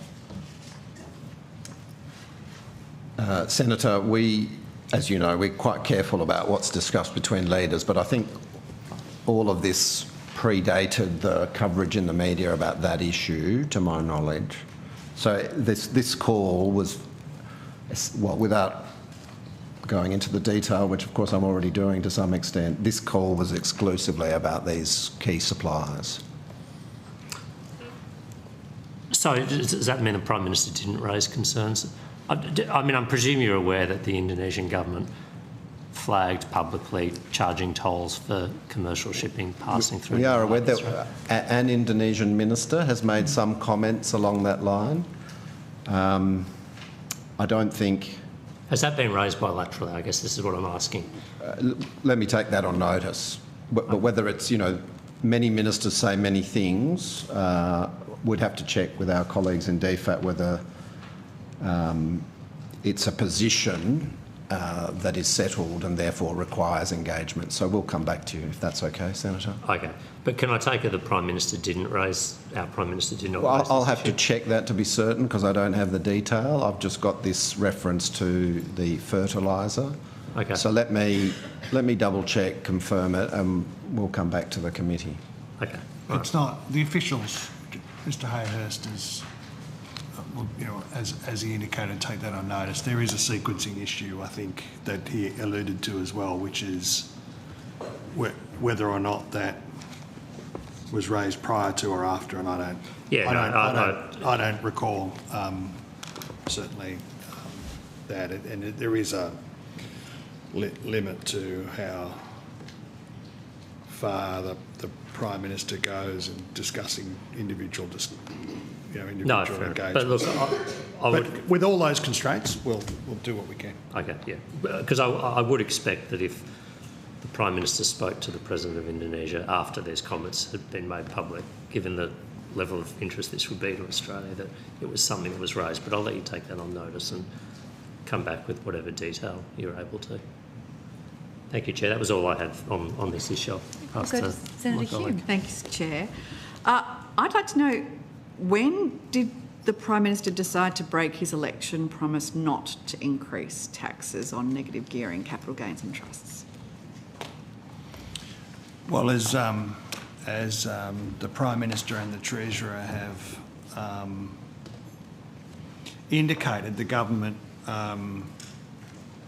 did change its approach in relation to capital gains tax and negative gearing, and announcements were made as they would normally be made on budget night about the government's approach to those questions for the reasons that the Treasurer set out in budget night and have been, extensively, I should say, canvassed in the, I was going to say weeks, but week and a bit since budget night. The decisions that the government made were made in the normal way and subject to the normal kinds of cabinet processes that that would be engaged in the lead up to the finalisation of a budget. So when? Well, as I indicated to you, the government did change its approach. We've been upfront about that. Yep. It's not not something that the government has sought to obscure. This is a budget that makes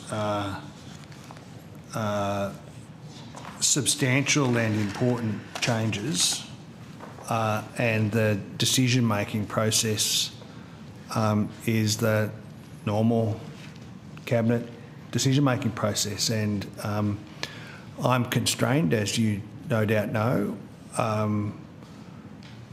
from setting out for you a timeline of when particular decisions were made. They were made in the normal kind of cabinet process that normally is engaged in a budget, in the preparation of a budget.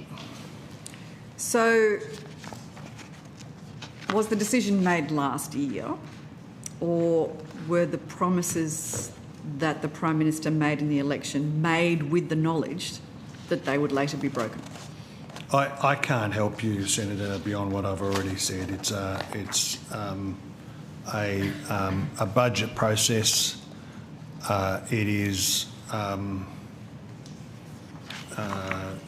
kind of considerations that the Treasurer and others are made in the normal way. So you've just said that it's not something the government sought to obscure, but you can't tell me when the decision was made, whether it was made prior to the election and the Prime Minister deliberately misled the public, or whether it was made after the election, and if it was made after the election, when it was made. Well, it was made. It was certainly made a decision that was made in the preparation of this budget. Well, that's kind of a statement of the obvious, Minister. Yeah. You can't enlighten anybody about at what point the Prime Minister decided to backflip on a core promise in the lead up to the last election. I don't know whether that kind of language is something I think that a previous Prime Minister used. I'm old enough to remember it. For the 50th time. I think that sounds pretty core to me. It's, as I indicated, and I think the Treasurer, you'll be able to canvass this in Treasury estimates, of course. I think the Treasurer had some things to say about this in his National Press Club address. But it's a budget process. Ministers and the Treasurer and the Prime Minister are engaged in that process. It's done in the normal way. But you can't give me a timeline. Well, that is part of that process. So if it's done in the normal way, what's the problem with the timeline? I mean, at what point? What was the deciding factor that made the Prime Minister decide to backflip on a commitment that he had made only 12 months earlier? Well, as you know, we changed our position as a government. We changed it because we're listening to young people. Oh, so you spoke to a young person or some young people and they said to you that you need to backflip on a promise prior to the last election. When did that consultation occur? It's very early in the day for us to be interrupting each other's questions and answers. And well, I'm going to your answers aren't really answers, Minister. Well, there you go again. Okay. There you go again. It is far too early for that. Senator Hume, you're welcome to ask your questions. All right. And I think if we all just stick to our knitting, you ask the questions, people at the table will answer them, and we have the respect to allow each other to do that. At what point, Chair, do you insist that the Minister actually answer the question rather than obfuscate? Well, I think the point, Senator Hume, is you can ask your question and whatever witness can answer the question to the best of their ability. If you don't like the answers, that's unfortunate. If you believe that somebody is deliberately hiding information from you, then that's a whole different ballgame. Yeah, okay, good. Thank you. So, do you accept that it's a matter of the public record, on the public record, that Treasury was modelling changes to negative gearing and the capital gains tax discount as early as September 2024? It's a Cabinet and ERC process, yeah. Senator Hume. I'm constrained for all of the reasons. It is not a novel or new proposition.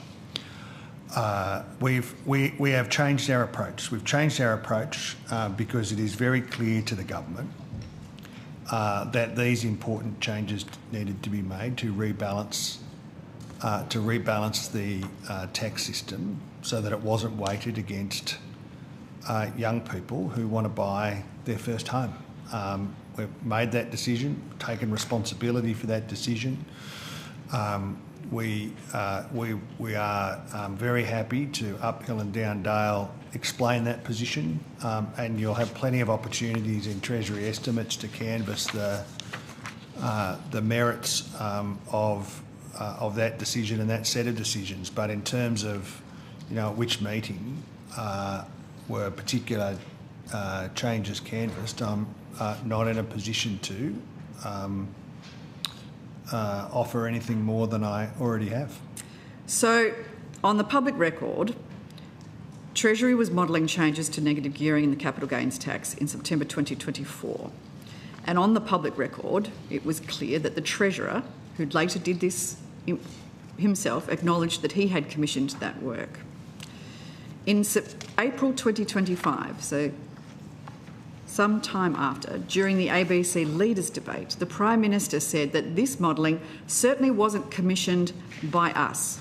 So I suppose I would like to understand from the Department of Prime Minister and Cabinet, was the Prime Minister unaware that the Treasurer had commissioned that work, or was that statement also dishonest? Well, Senator, that's again, a bit early in the day for that kind of language. These are decisions that are made in the normal way. It's not open to me to canvass the order in which decisions were made, I just can't go into details of that process. Treasury Secretary will be able to answer some questions, but I suspect will be constrained by similar rules in relation to how far they can go. They can certainly talk to you about the merits of the changes. We are very keen to talk about the merits of the changes. I take it from your line of questioning focused on the process that you're not keen to engage on the merits of the changes. You just told me to ask those questions in Treasury. I understand that, but as you know, and as everybody around the estimates process knows, those ERC and Cabinet processes are Cabinet confidential. So can I ask the department then whether there was any internal review or a briefing process or an advice or a reconciliation of some sort around how the Prime Minister could have been unaware in April 2025 of the work that the Treasurer had already publicly acknowledged he had commissioned in September 2024? Senator, I'm not sure I can add to the response that's been provided by the Minister. To the extent that you're inquiring about the information that was provided by Treasury to the Treasurer in terms of modelling, that is a question best directed through the Treasury estimates. But that's not what I'm asking, Mr Gifford. Obviously, the Prime Minister said something that was clearly wrong and was on the public record as being wrong because the Treasurer had acknowledged that he had commissioned that work. Was there any discussion with the Prime Minister around that statement? And to the extent that the Minister has indicated, we are unable to provide you advice about the nature of the advice that we would have provided for the development of the budget.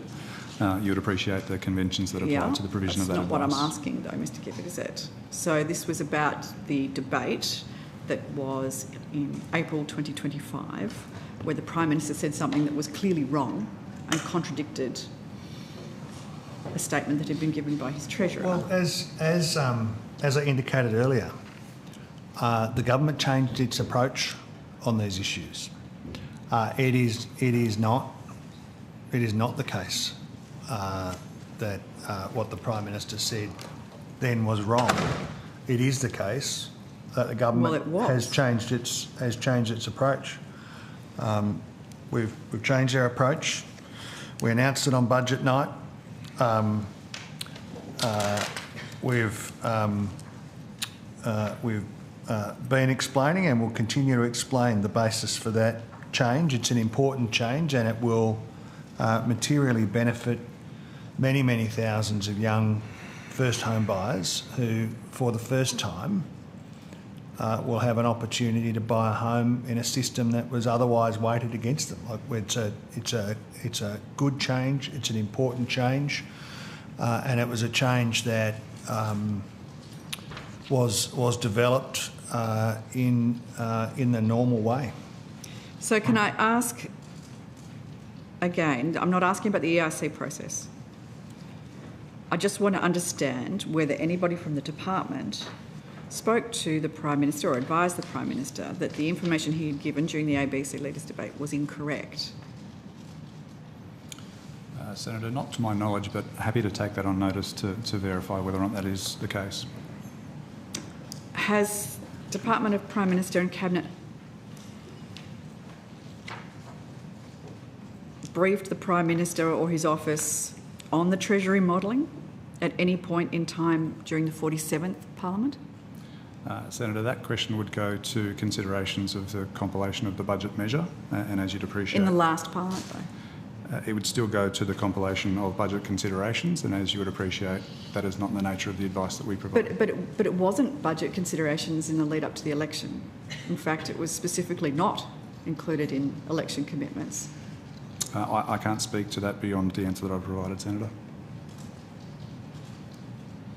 So it was advice in the lead up to the election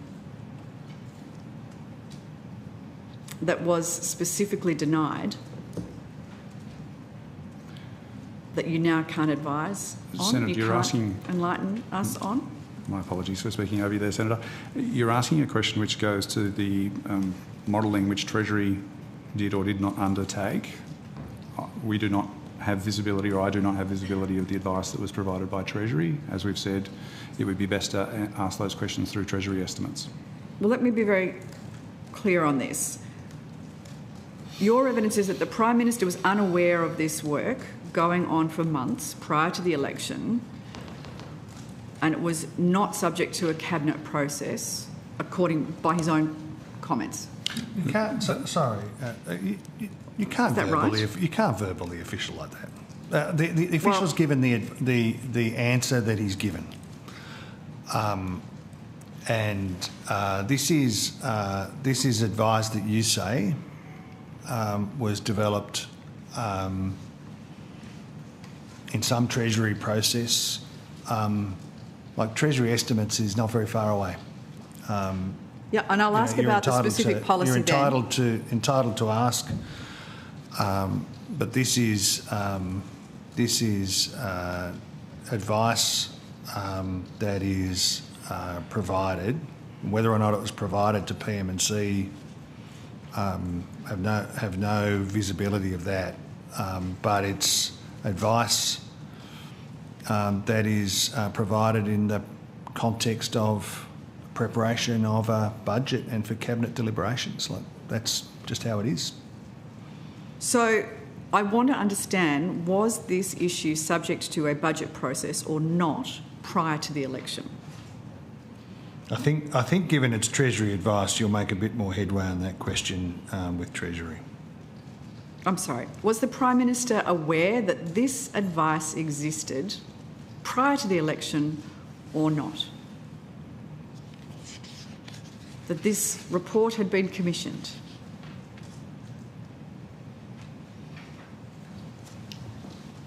We'd have to take that on notice, Senator. All right, well, let me ask again. Did anybody speak to the Prime Minister after the Leaders' debate and say, actually, that report that you denied, the report that you said wasn't commissioned by us, was commissioned by Treasury? And to repeat my answer, Senator, we've already taken that question on notice. It would be pretty unusual, wouldn't it, for this is advice that was commissioned by Treasury. You say. Sorry, say that again, Minister. This advice, you say, was commissioned by Treasury, but it seems like a pretty big leap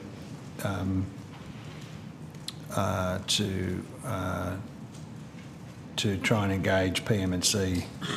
I mean, it really, you'll make more progress with Treasury on this question. Well, no, I won't, because this is the department that advises the Prime Minister, and my question is about when the Prime Minister was advised that this reporting existed, that this report existed, that had been commissioned. Well, that the Treasurer had said publicly had been commissioned. It was in the public domain, had been for 6 months.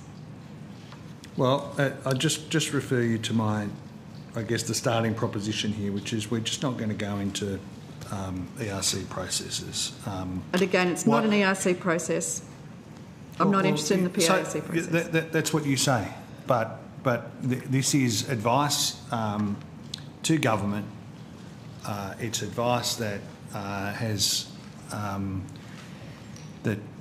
no doubt is part of the considerations of government, and it'll be treated in the normal way. Okay. I mean, it's got nothing to do with the ERC Minister. I mean, what happened during the ABC Leaders' debate is the Prime Minister either lied or he was uninformed. And I would imagine that that would be the purview of his department, to either say, whoops, you might have made a mistake.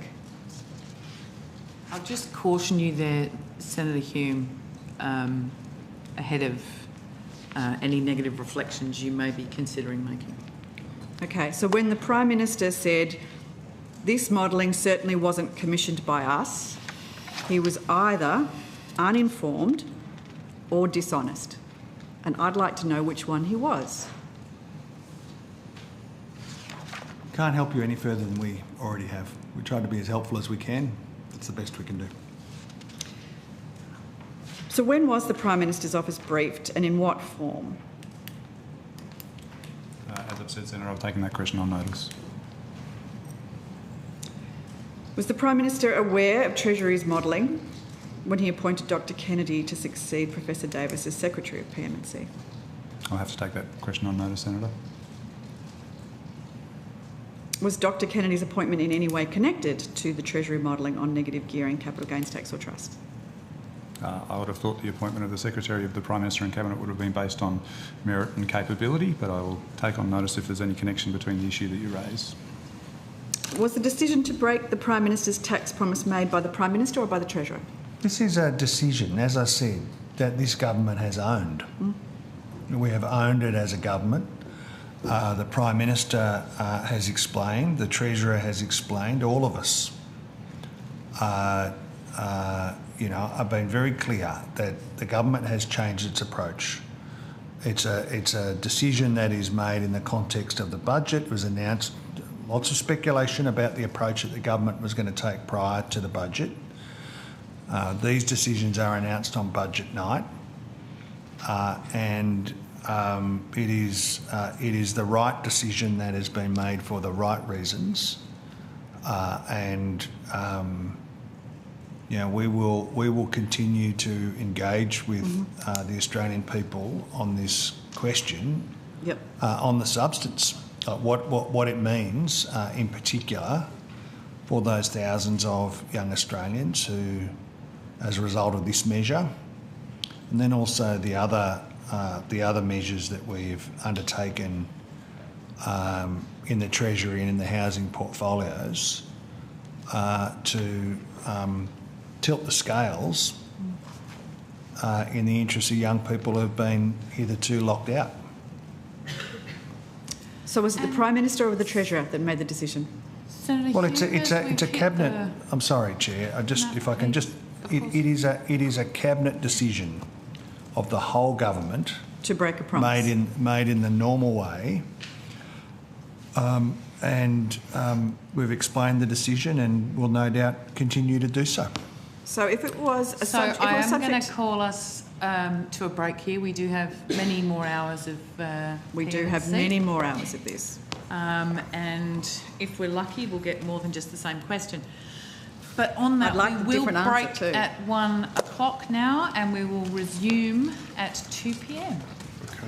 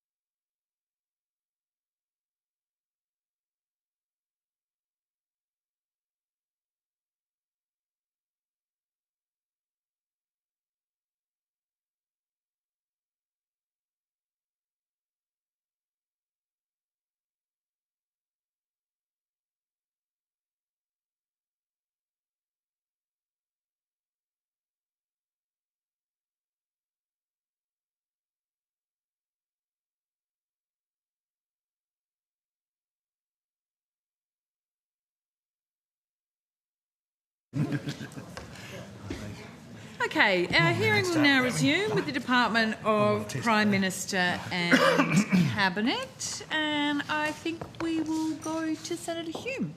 Thank you. I want to go back to the line of questioning we were pursuing just before the break.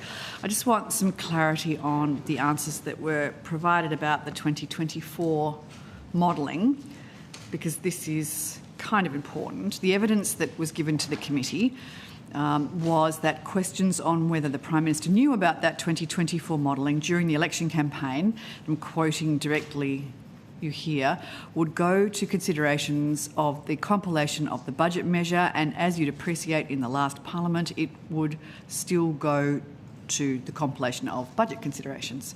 So to be clear, is it PM&C's evidence to this committee that the modelling that the Treasurer commissioned in 2024, which is on the public record, before the last election, was part of a budget process to inform a measure in this budget?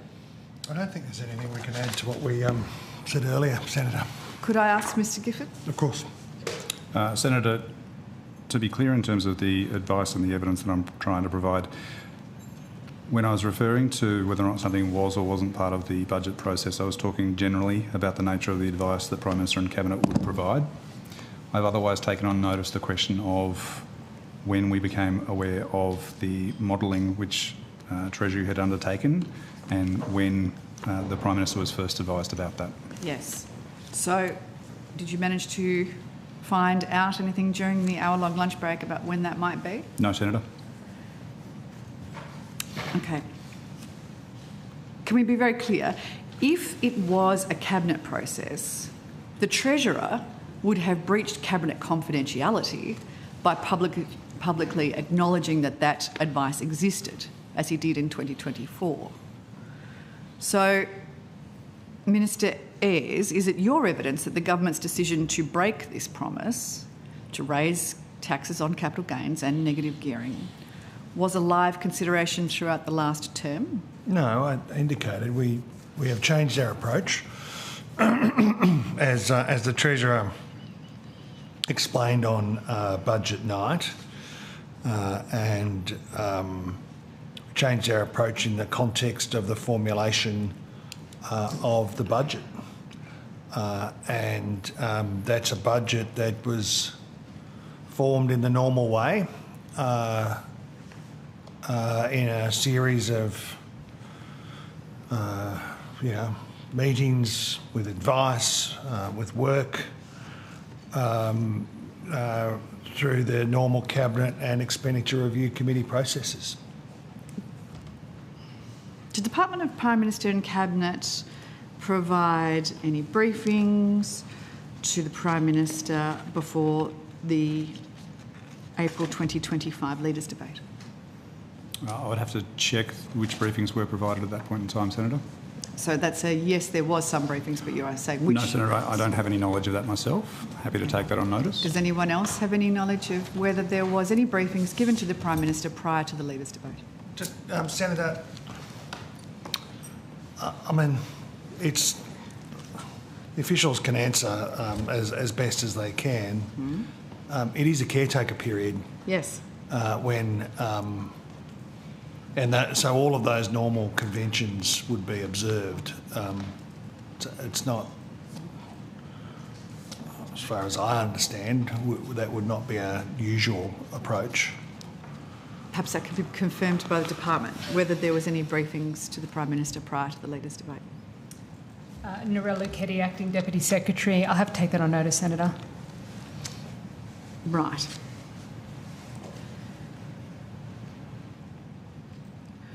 If the Prime Minister usually does a debate during an election campaign, would the department usually provide briefing notes or a briefing? As the Minister's indicated, to the extent that that would have occurred after the election had been called, the caretaker conventions would have been in force. Right. Any advice or support provided by the department would be limited solely to factual material and not of a policy nature. Yes. So that factual material, I would have thought, would have potentially included a report that was in the public domain by that stage, that had been commissioned by the Treasurer, that the Prime Minister said during that debate certainly wasn't commissioned by us. Now, the question that I asked you originally was there any response from the department after the Prime Minister either made a mistake or misled the public? There's about 4 hypothetical propositions. No, it's not hypothetical. It actually happened, Minister. Well, there's a stack of hypothetical propositions there that I just make. It's not possible to answer that question. Sorry. Can I just ask again? Having seen that the Prime Minister either made a mistake or misled the public during that leaders' debate, did the department respond in any way? Senator, I've taken that question on notice. Oh, come on, there must be somebody in the room that knows. I mean, really, somebody. Senator Hume, they are within their rights to take on notice a question. Only if they don't know the answer. If they do not have the full detail of what it is that's that you're not true, Chair. If you have an answer, if you know, you must say it here and now. That's not the I think case. that is true. That's just not the case. Are you making at all, a public Senator. interest immunity claim? No, it's not the case. The officials are entitled to take questions on notice, particularly, well, at any point, really, but particularly when there are questions of cabinet confidentiality. This is not cabinet confidentiality. You said so yourself. You keep saying. This is a utterly circular set of propositions. We have answered as best as we can, and we have nothing more to add. I'm very sorry, Minister, but I think that is a wholly inadequate response. If somebody in this room knows that the Prime Minister, that there was a response from the department when the Prime Minister either misled the Australian public or got something really important wrong, and somebody here knows that and they're not speaking up, that's a problem. I don't know that that's a fair accusation, Senator Hume. Mr Gifford has said he will take on notice to get you all the information that he possibly can. And I think that's a fair and reasonable response from the department. On the 11th of May, Paul Sakal reported that in one of their small group conversations, Albanese asked Chalmers and Gallagher to spend summer working up options on negative gearing capital gains tax and trusts. Is that report correct? Senator, I have indicated several times, including in response to your first question in relation to this, the discussions that ministers have in the context of the budget, are entirely captured,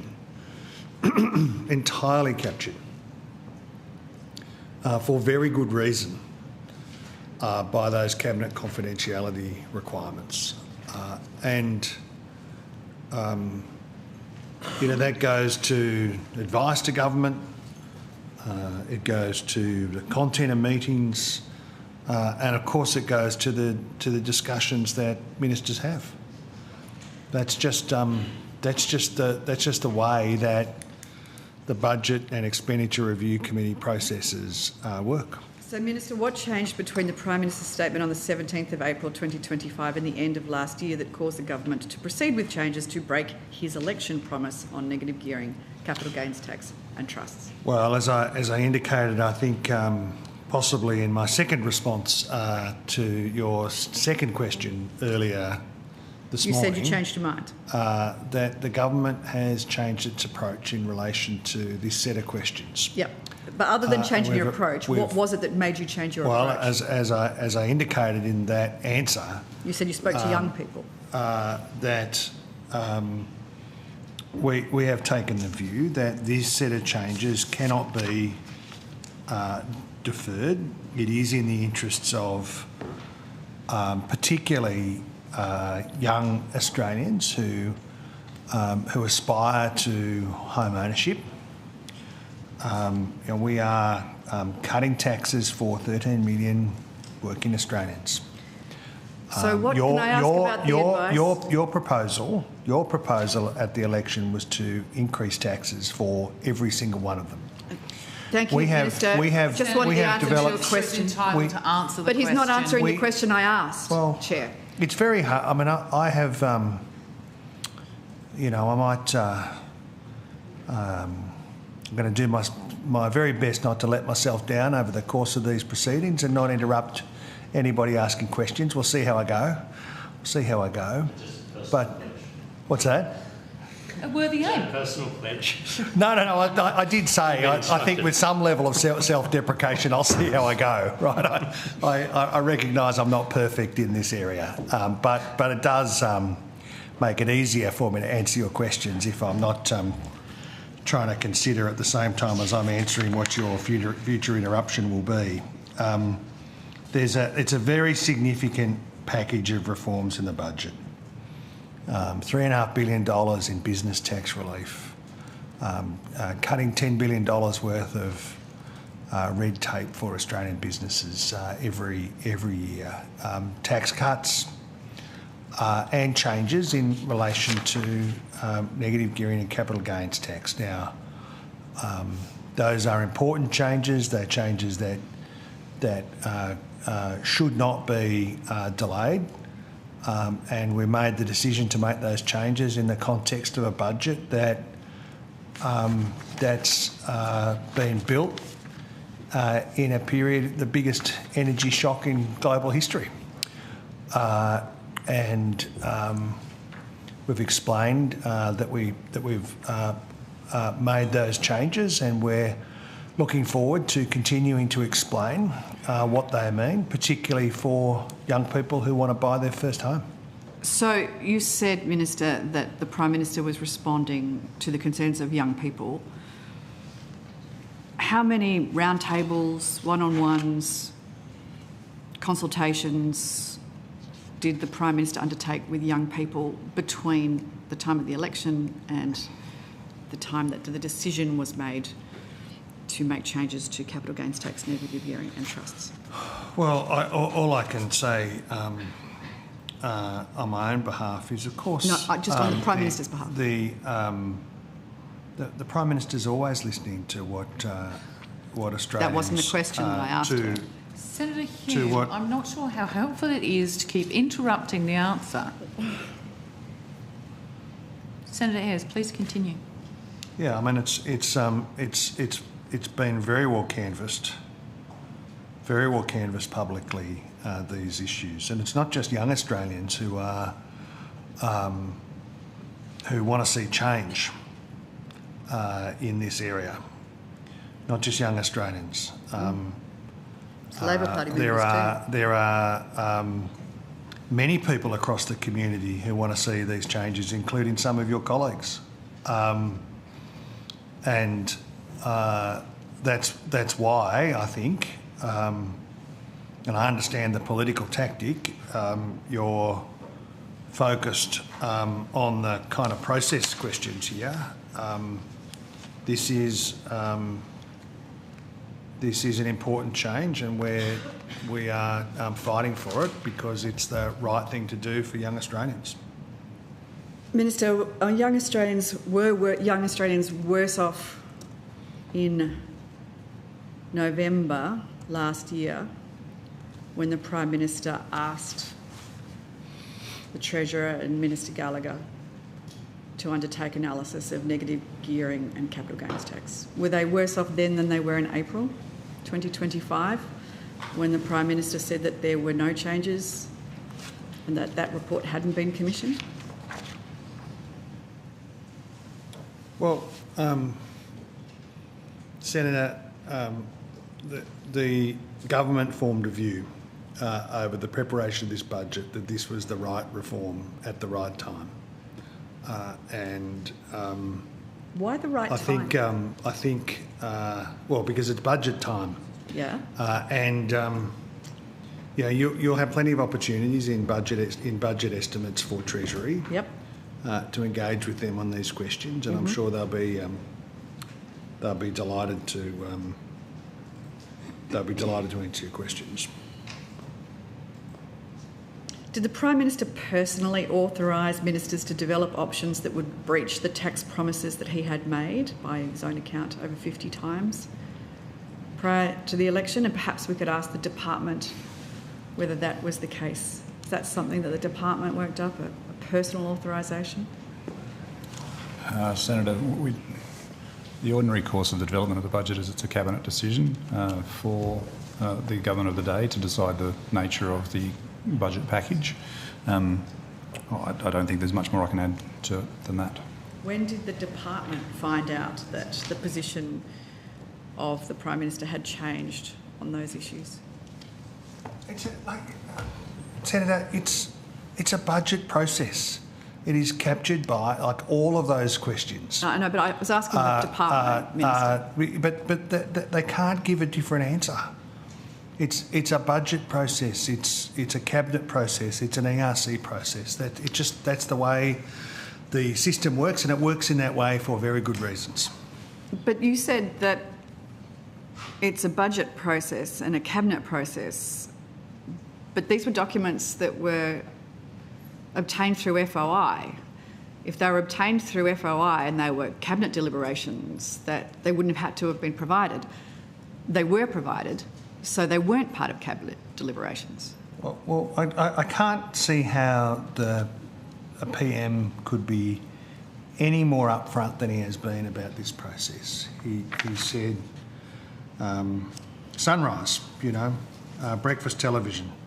We've changed our position. I'm upfront about that, and we'll own that, and we'll argue why that's the case. We've been throwing everything at housing supply and at addressing what is the biggest issue, I think, facing younger generations, the issue of housing. But it hasn't been enough, which is why we've made this decision. We as a government, all of us are engaged in this discussion with the public. There's a very clear policy rationale for it. You'll get all sorts of opportunities to engage in the merits of that in Treasury estimates. But in terms of who said what at what meeting, that is not open to officials or to me to go into that in any detail. It's just because you're upfront about lying doesn't make the lie any better. Can I ask? I'm pretty confident. Senator Hume, Can I ask, were there any standing interdepartmental committees, any working groups, any task forces engaged on housing tax policy during the 47th Parliament with PM&C participation? Not to my knowledge, Senator, but not to my knowledge. You don't sound very certain. I was just thinking, I'll take it on notice too, Senator. Okay. Just to confirm. If the answer is yes, I'd like to understand what the terms of reference were, what the meeting dates were, who were the attending officers, and who has custody of the minutes of those task force meetings. Can I ask, from the swearing in of the second Albanese ministry through to the 12th of May 2026, when did PM&C first receive written communication from Treasury, from the Treasurer, from the Prime Minister or from another minister, or from staff proposing the inclusion of negative gearing and capital gains tax measures in the 2026-27 budget? Senator, I'd like to be of assistance by taking that on notice, but I'm loath to do so to the extent that you're asking a question that goes to the preparation of the 26-27 budget, and as such the information is likely to be budget in confidence. So I don't wish to lift your expectations, only to provide a nil response. All right. When did PM&C's Economic Division first receive a Cabinet submission or an ERC brief or a pre-budget submission relating to that package? At the risk of repeating myself, Senator, again, your question goes to the compilation of the 26-27 budget, all of which would be Cabinet in confidence.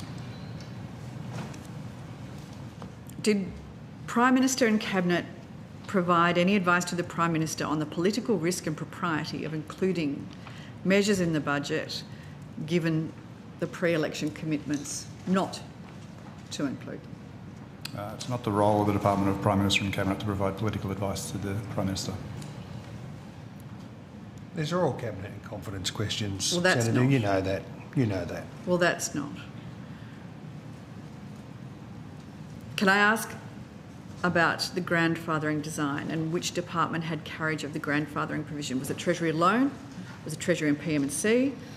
Or did PM&C contribute distinct advice on the choice between full grandfathering or narrower transitional design? I fear that Mr Gifford's answer may be the same, but I'll allow him to. I'll vary on a theme. I think these questions are best directed to the Department of the Treasury, who is responsible for the taxation system. Okay. Was the package then considered by the full Cabinet, by ERC or by both? Again, Senator, the answer to that question goes to Cabinet considerations. I don't think I'm asking about the content of the considerations. I think I'm just asking about the timing. You're asking which subcommittee of Cabinet made a particular decision.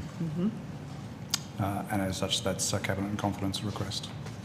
Would it be usual to make such an enormous decision to backflip on an election commitment in a subcommittee of Cabinet, or would it be an expectation that it would be a full Cabinet committee decision in a decision to completely reverse a fundamental commitment during an election campaign that was less than a year ago?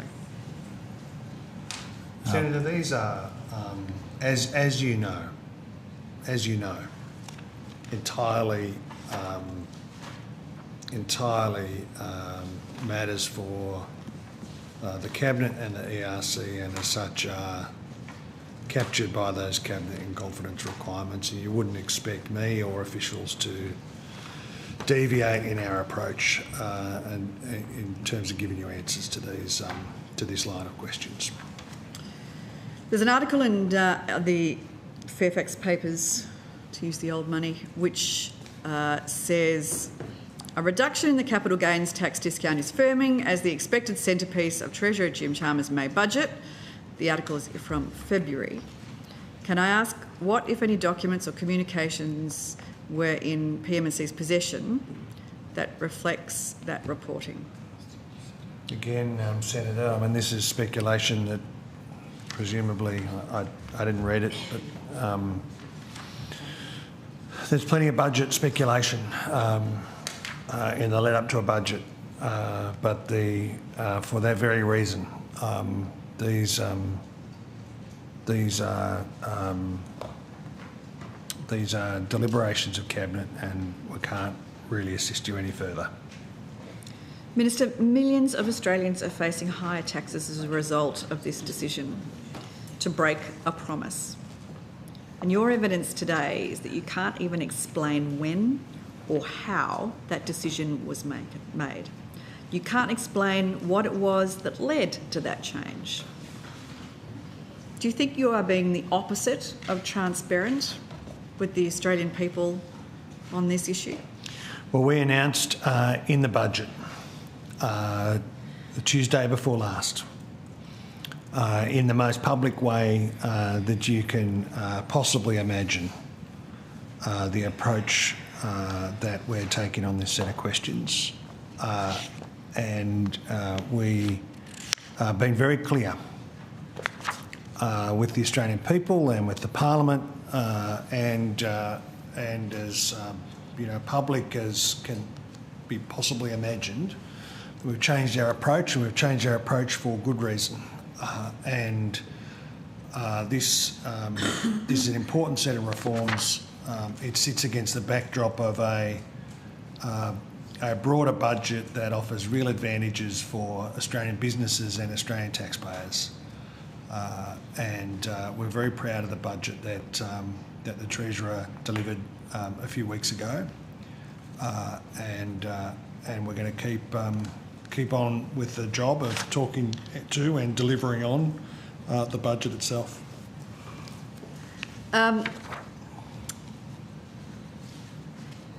What's the Priority and Delivery Committee? Is that a formal or an informal Cabinet committee? The Priority Delivery Committee is a subcommittee of Cabinet, Senator. It's a formal one or an informal one? I believe it has formal status, but if I'm incorrect in that, I'm sure a witness will come and correct me if that is not right. So, hello. I'm confirming. It's a formal committee. It is a formal committee of Cabinet. Pauline, just quickly for Hansard. Pauline Sullivan, First Assistant Secretary of Cabinet Division. When I find my name.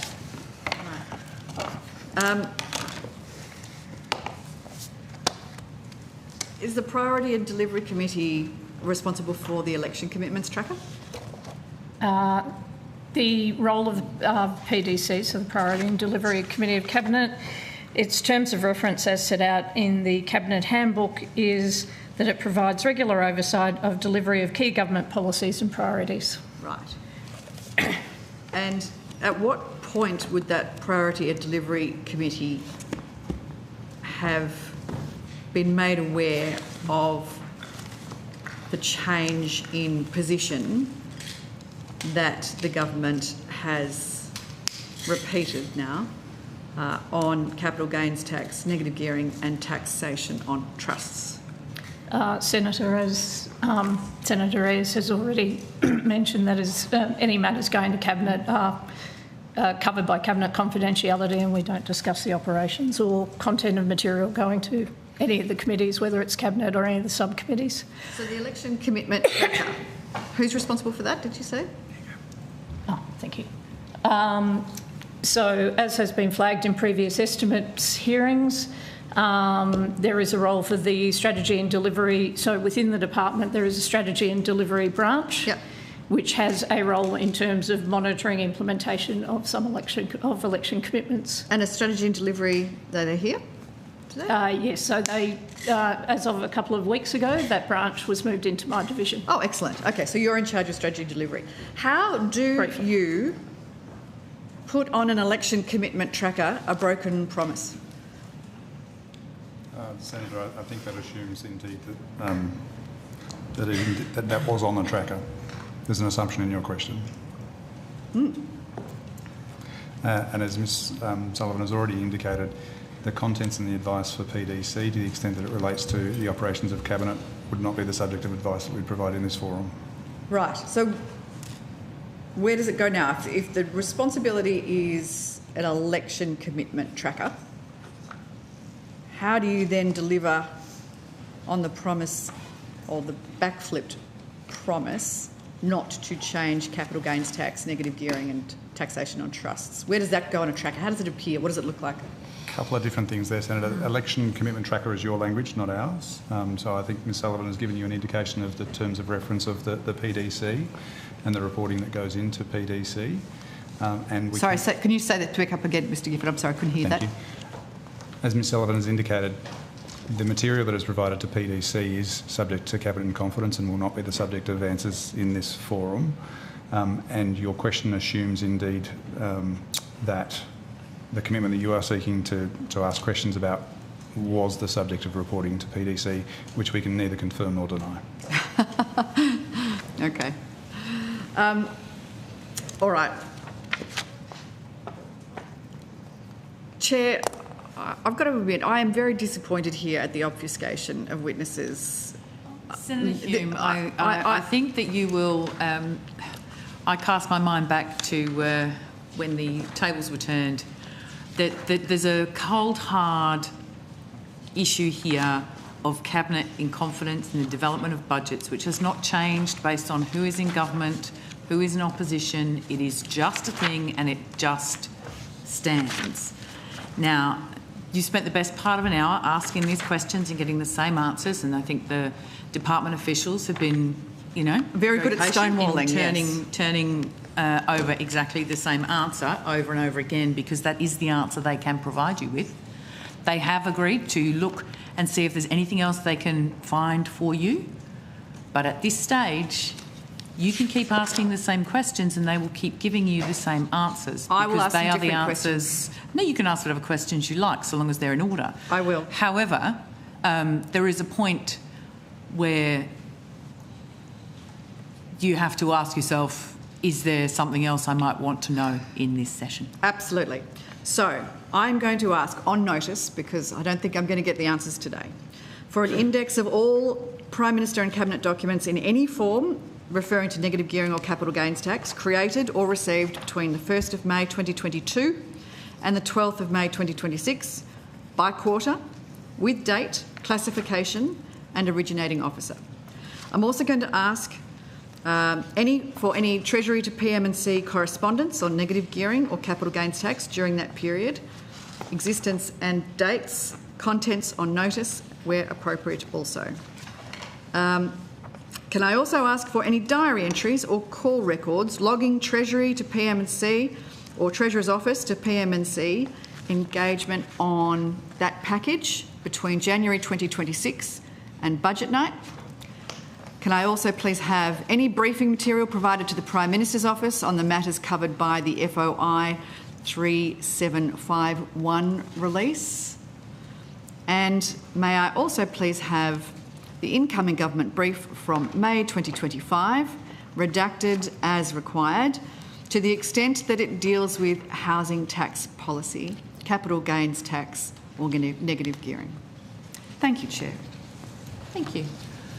We'll go to Senator Whittaker. Thank you, Chair.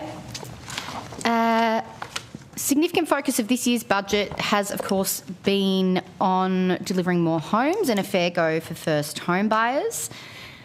This, of course, isn't a new focus for the government, and there's been lots of work done, particularly on housing supply, and so I will get to this year's budget a little bit later on in my questions, but I want to take an opportunity to talk about the work that's happened at National Cabinet on housing, particularly in relation to the National Housing Accord. I'm just wondering if someone could step me through the history of that. Louise Rawlings, First Assistant Secretary, Economic Division. So the government has made a range of commitments as related to housing. I can step through those. But there are also some National Cabinet commitments. But basically there's also been 47 billion of commitments so far from the government, and there were a range of commitments made in budget. They include 2 billion for a new stream of housing support program, which is a local infrastructure fund, and it's designed to help local governments and state utility providers build the last mile infrastructure needed for housing developments. There was also 59.4 million to secure housing for over 4,000 young people who are at risk of or experiencing homelessness. There was a further 6.3 million for a national First Nations housing peak body to better support housing outcomes for First Nations people and communities, and 4.6 million for the Office of the Federal Safety Commissioner to provide targeted support for residential buildings.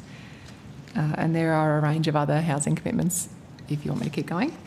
I might come back to some specifics of some of those commitments in a bit, but I'm particularly interested in the National Housing Accord, and if you could talk me through the timeline of what's been agreed by National Cabinet in relation to that accord.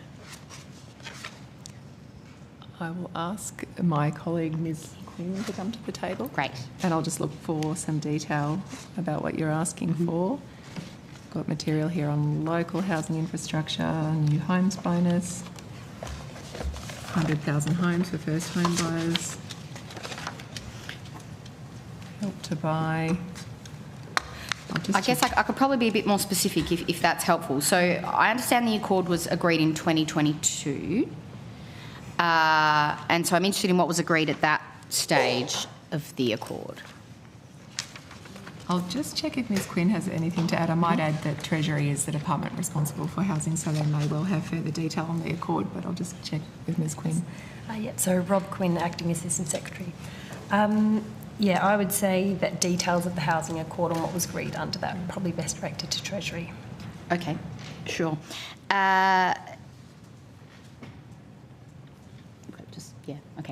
I might just leave that for now then. Thank you. That's a shame. Senator Sharma. Thank you very much, Chair. I just wanted to go to the appointment of the fuel supply coordinator, if I could, please.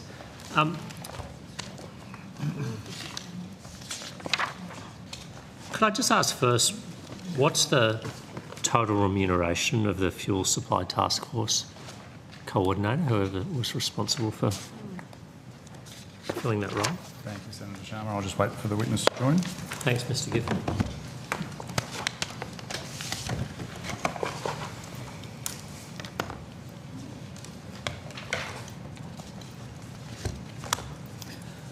Hi, Senator. Hi. Janet Quigley, First Assistant Secretary of the Fuel Supply Task Force.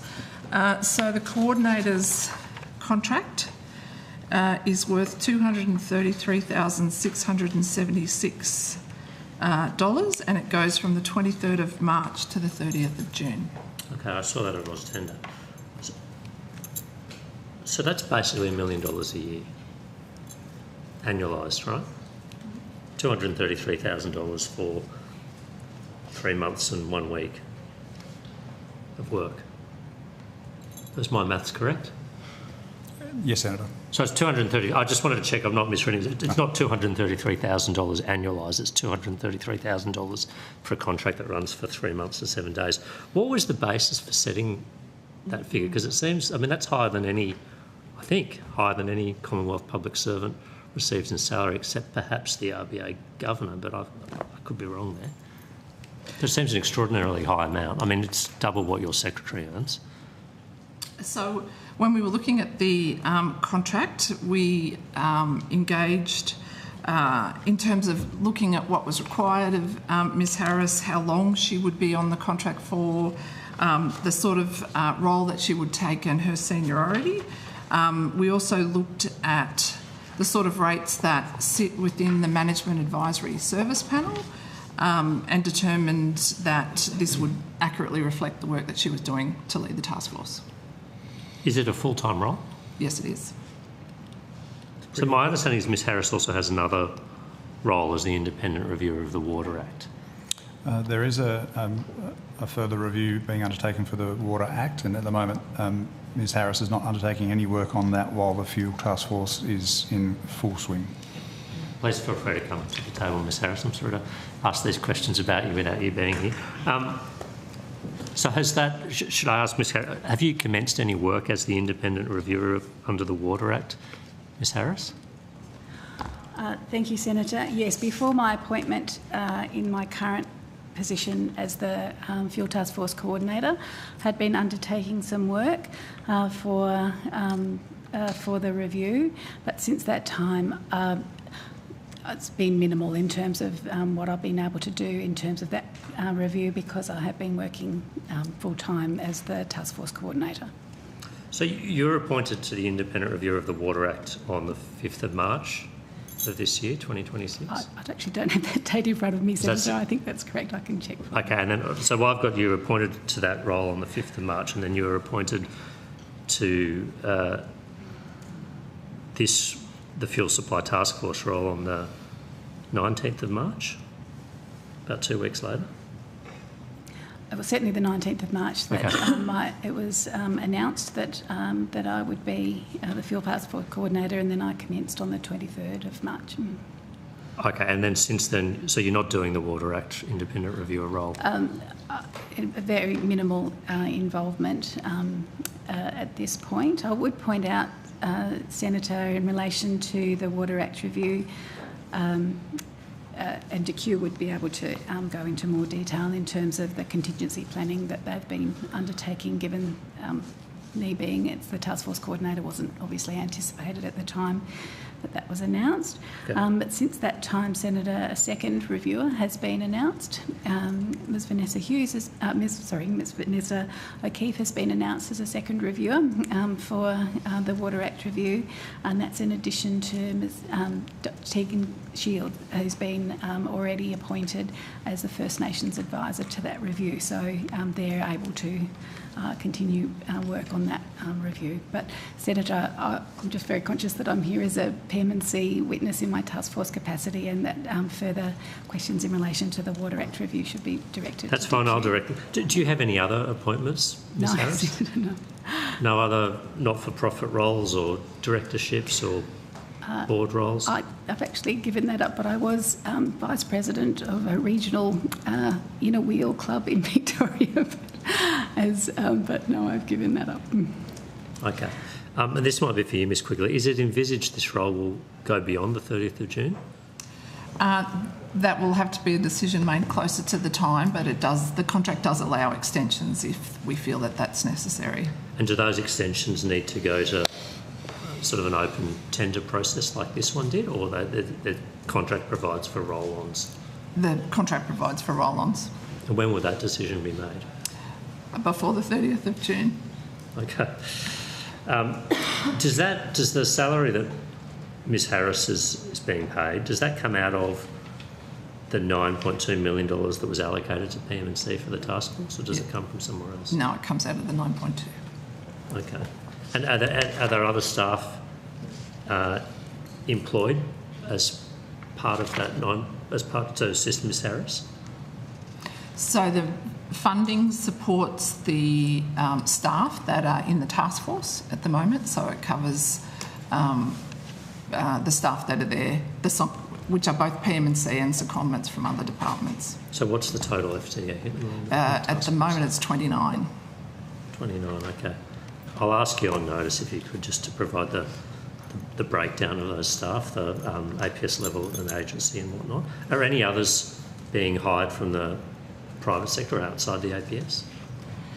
We have a contract with McKinsey's, a consultancy contract, to help do fuel supply modelling, and so they've been engaged to support the task force.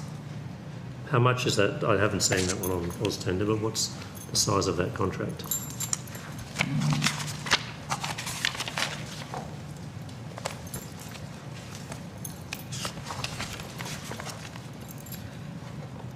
So we've engaged them. The value of the contract's $1,243,825. We've had an initial contract with them of $746,625, and that was for an initial sprint of work from the 20th of April until the 9th of May.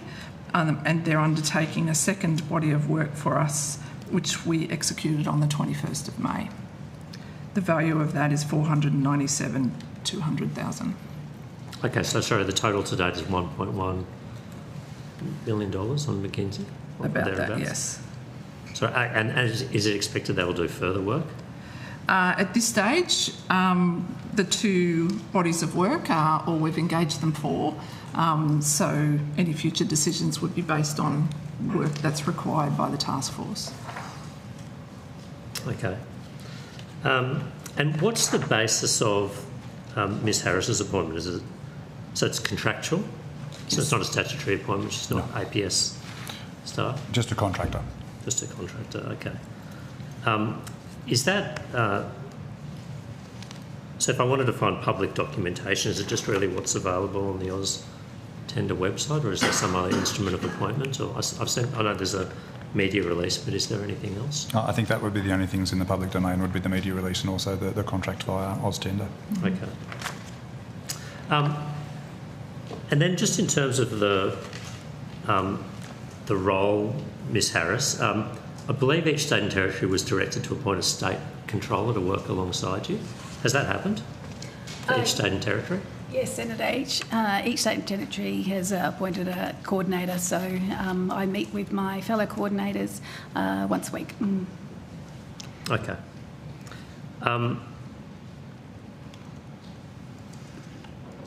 As Ms Harris has been employed as a contractor, does that mean she's governed by the APS Code of Conduct or not?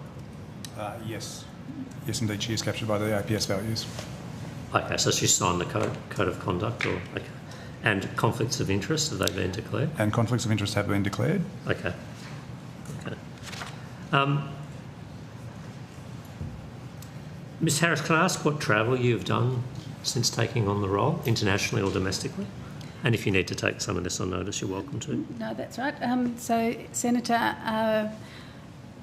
I'm just trying to think of, I might have to take it on notice just to make sure I've got everything, but in relation to travel, there's been no overseas travel, and since we started, I went to Sydney for a National Cabinet meeting, and I have travelled home to regional Victoria on 2 occasions, once at Easter and once for a long weekend. Oh, and once to Melbourne. I didn't actually go home, but once to Melbourne last week for a meeting with my fellow coordinators. Okay. And then is your travel and accommodation, is that in addition to the contracted value? Is there a rate that's paid to Ms Harris on top of the $233,000? No, that's covered. The time spent at these meetings is all covered by the contract, and the travel is built into the $9.2 million. Yes, but does it come out of the 233,000, so the remuneration that's paid directly to Ms Harris, or is it in addition to that? Separate to the remuneration. Okay. So airfares and accommodation is on top of $233,000. All right. Ms Harris, have you got responsibility? Because I remember you mentioned in your opening statement urea supplies. So does your role also oversee the availability of urea fertilisers inputs to manufacturing, so non-liquid fuels, strictly speaking? Senator, it's fair to say that the task force itself is very firmly centred on liquid fuels. However, the role of the task force, is also operates as a focal point for gathering information about all of the other those other areas that we're particularly interested in. So, urea, what's happening with things like bitumen and sulfuric acid, and a range of things. So it provides a focal point for gathering and all of that intelligence for things that other departments are principally responsible for managing. And have you got figures, because you did mention figures in your opening statement for the holdings of liquid fuels, have you got similar figures for urea, bitumen, fertiliser? Are you collecting that data? Is that part of your role? Senator, I might take that on notice to provide you with the most useful figures, but Senator, but I can give a general kind of overview, but then I can point to separate departments in terms of more information. So the things that we're government broadly particularly interested in tracking are sort of urea fertiliser, plastics, the food and grocery supply chains, as well as lubricants, bitumen, helium and sulfuric acid. So they're things that we're particularly watching. So in relation to urea for fertiliser, so we do know that we're particularly import dependent for that, and normally 62% of Australia's urea imports normally transit through the Strait of Hormuz. And we are, of course, working very closely with fertiliser producers and importers to monitor supply conditions and support continuity of supply, and including engaging with industry to share intelligence and update policy responses across government. And Senator, could I suggest further questions for more detail for DAF in relation to fertiliser? In relation to plastics, again, Australia is highly import dependent, relying mostly on imported resins and intermediate and finished products. We can see that global supply chains are tightening due to reduced supply of feedstock from the Middle East. We've seen that Asian plastic manufacturers have been pivoting to alternative feedstocks and drawing down inventories, but priced at a premium. And international plastic prices, they do appear to be stabilising at higher rates. Since the beginning of the conflict, Asian index prices have risen by between 24% for PVC and 63% for polyethylene since the conflict started on the 27th of February. In relation to food and grocery supply chains, we have seen that cost pressures moving through those systems, regional remote areas facing increased exposure due to freight and input costs. Again, if I can refer to DISA in relation to further information about food and grocery supply chains. And finally, in relation to sulfuric acid, this actually comes largely from domestic sources. Producers are byproduct of metal smelting operations or through the burning of imported sulphur prill. And in 2025, Australia imported over $140 million in sulphur prill, almost exclusively from Canada. So actually our imports of sulfuric acid are small, mostly from China and supplemented by South Korea. So while supply remains available, the Middle East disruption and China's export restrictions have tightened global supply sulphur markets, driving sharp price increases and upstream cost pressures. So sulphur prices have increased by more than 100% since the conflict started, compressing margins for producers and raising input costs for fertilisers and industrial users. And again, Senator, for further information, can I refer you to DISA? Okay, but I'm trying to understand, is it part of your role to help secure supplies and supply chains of those things? So urea, fertiliser, sulfuric acid, or is it just liquid fuels, your role? My role is primarily focused on liquid fuels, but as I said, Senator, the role of the task force itself is to make sure that there's a place within government where we can gather in all of the intelligence and all of the work right across government so that there's a central picture of all of that that's going on. So. I think without the way that Ms Harris has described, particularly that work does engage my department, but also the Department of Agriculture, Forestry and Fishery, and the Minister for Trade and the Minister for Foreign Affairs work. And it is fair to say that, you know, we are, of course, engaged centrally through government, and Ms Harris's work provides a particular level of focus. And as you will have seen, for example, in the urea area, where additional shipments have been secured in work that's been led by the Department of Agriculture, Forestry and Fisheries. I can never remember whether it's Fisheries and Forestry or Forestry and Fisheries. Using the facilities provided by Export Finance Australia, but that they are very similar mechanisms to the mechanisms that have been used to secure additional shipments of crude oil or diesel in particular. So there's a lot of commonality to the work across government, a high level of coordination, and the appointment of Ms Harris is one of the features of government's work that's brought that together in a pretty useful kind of way. Thank you. Ms Harris, what are your reporting lines then? Who do you report to, and which departments and which? I report to the Secretary of Prime Minister and Cabinet. Okay. Not to the Minister for Climate Change and Energy or any other ministers? It's all... Not as a reporting line, Senator, no. Okay. And can I ask what deliverables or documents the task force has produced since you came on board? In terms of, I might have to take that on notice, Senator, to see what we can disclose. A lot of that has been in the nature of advice to the Prime Minister and for Cabinet processes, so I might take that on notice, Senator. But have you done like a submission to the Prime Minister, a submission to the National Cabinet, submission to the Cabinet? I think the Prime Minister has, been, in terms of deliverables, Prime Minister's been pretty clear about what the outcome of this work has been thus far. It changes every day, but it's 650 million additional litres of diesel, 150 million additional litres of jet fuel, 129,000 tonnes of fertiliser. That is, in terms of the externally facing work, that is Australia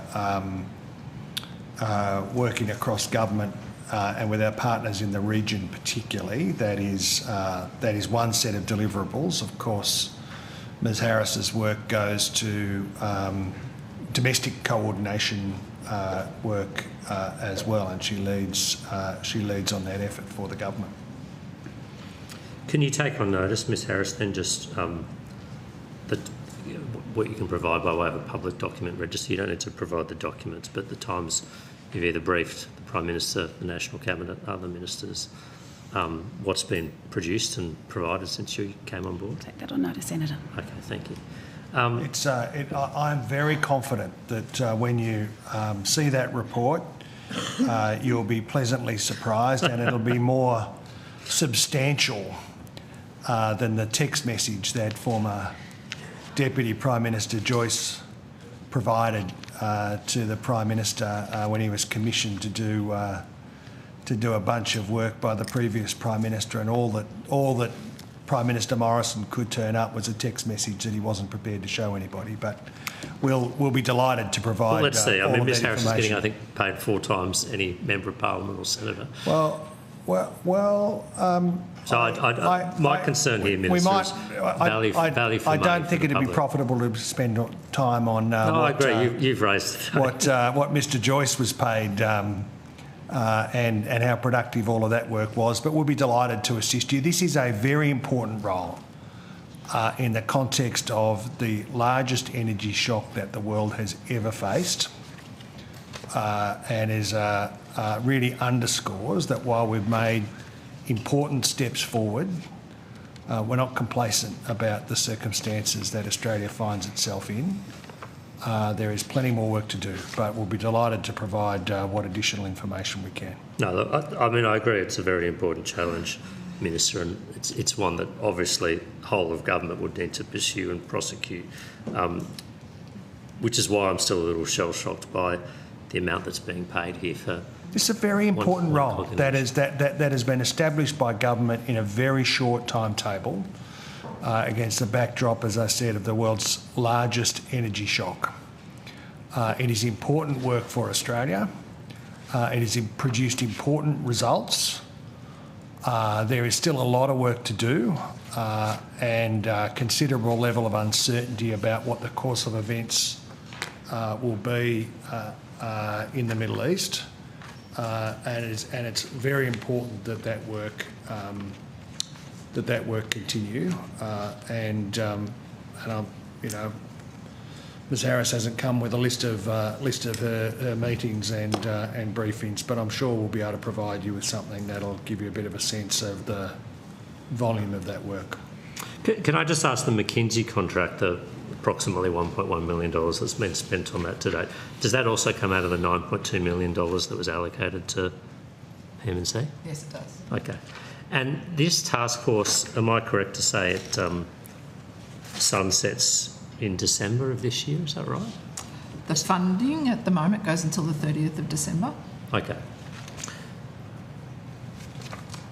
So would you expect to continue with some sort of coordinator role up until the 30th of December?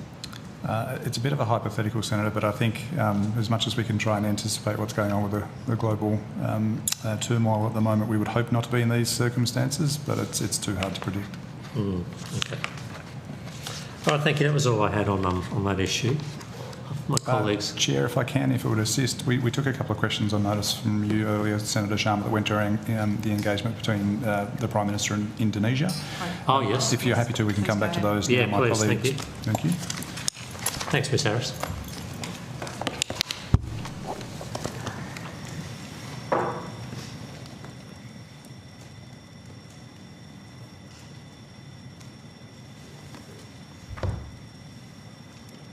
Senator Sharma, you asked about the Prime Minister's telephone call with the President. Sorry, I'm just going to hold you there. If you could just put your name tag over the top of, or next to rather, you're currently sitting there looking like you're... Like I'm Anthea? No. Thank you. Let me start again.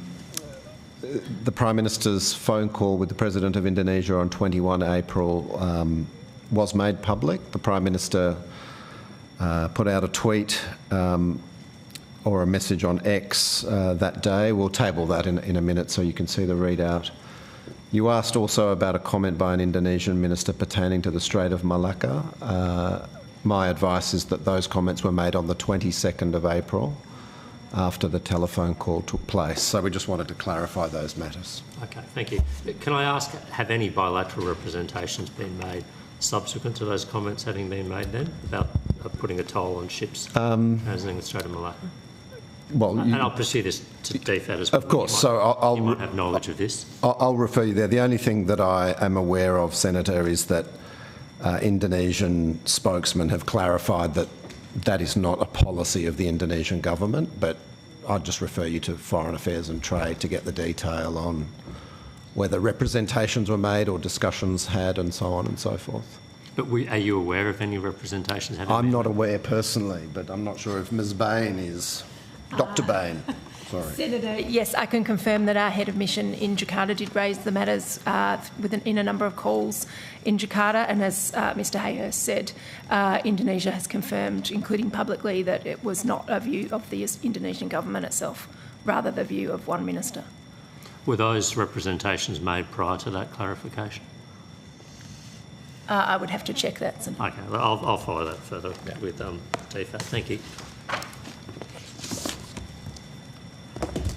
Senator Hume, do you have further questions? I do. I want to ask some questions about the Office of Impact and Analysis, and specifically the probably should wait till you get to the table. Sorry about that.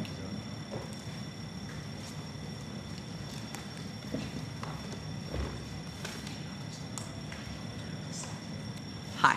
I want to confirm that the Office of Impact Analysis assessed the capital gains tax negative gearing tax changes as imposing an $88.4 million in average annual regulatory burden. Is that right? Joanna Obey-Ratner is Executive Director of the Office of Impact Analysis. So, Senator, it's the departments make the regulatory burden analysis, and it's the role of the Office of Impact Analysis to work with to ensure that's published on our website. So, it's the what the office does is we have a framework and we help departments administer in that framework. Right. So that's just to clarify. That's like an estimation framework of what should and shouldn't be included in the regulatory burden estimate. Oh, okay. So can you tell me when that figure was derived, what should and shouldn't be included? So the regulatory burden measurement framework is available on the Office of Impact Analysis website. Mm-hmm. So that looks at the compliance costs, including administrative costs and direct, like substantive costs, like things like having to buy equipment and the like, and as well as delay costs. Right. So is it a sort of a whole of economy impact, or is it a per firm impact? So it is. So it should be aggregated to the whole of economy, but it looks only at those specific direct regulatory costs or regulatory burden, as we refer to it. Right. Okay. So the $88.4 million in average annual regulatory burden from the capital gains tax and negative gearing changes, from the OIA's perspective, is that a significant amount? Is it, I mean, compared to other regulatory impact changes that you look at from other policy decisions, how big or small is $88.4 million? Senator, it's not the role of the office to provide an opinion around the relative size. I mean, what we do is make sure that when we have called an impact analysis, that's available as part of the impact analysis when it's published on our website. So, okay, so let me rephrase the question. Of the regulatory burden dollar figures that are published on your website, how many of them are there? I'd have to take that on notice, Senator. But we do have on our website, we publish annual compliance reports that will provide a summary of the impact analysis published and the regulatory burden associated with that available on our website. I'm just trying to get some perspective on whether that is a significant regulatory burden or, compared to the other things that you publish on that website, whether it is an insignificant burden. Well, in terms of perspective, I suppose the overall productivity package has a red tape reduction impact of $10.2 billion. So in terms of if that's a useful perspective, that's probably gives you a bit of a sense of perspective of the different measures in the budget.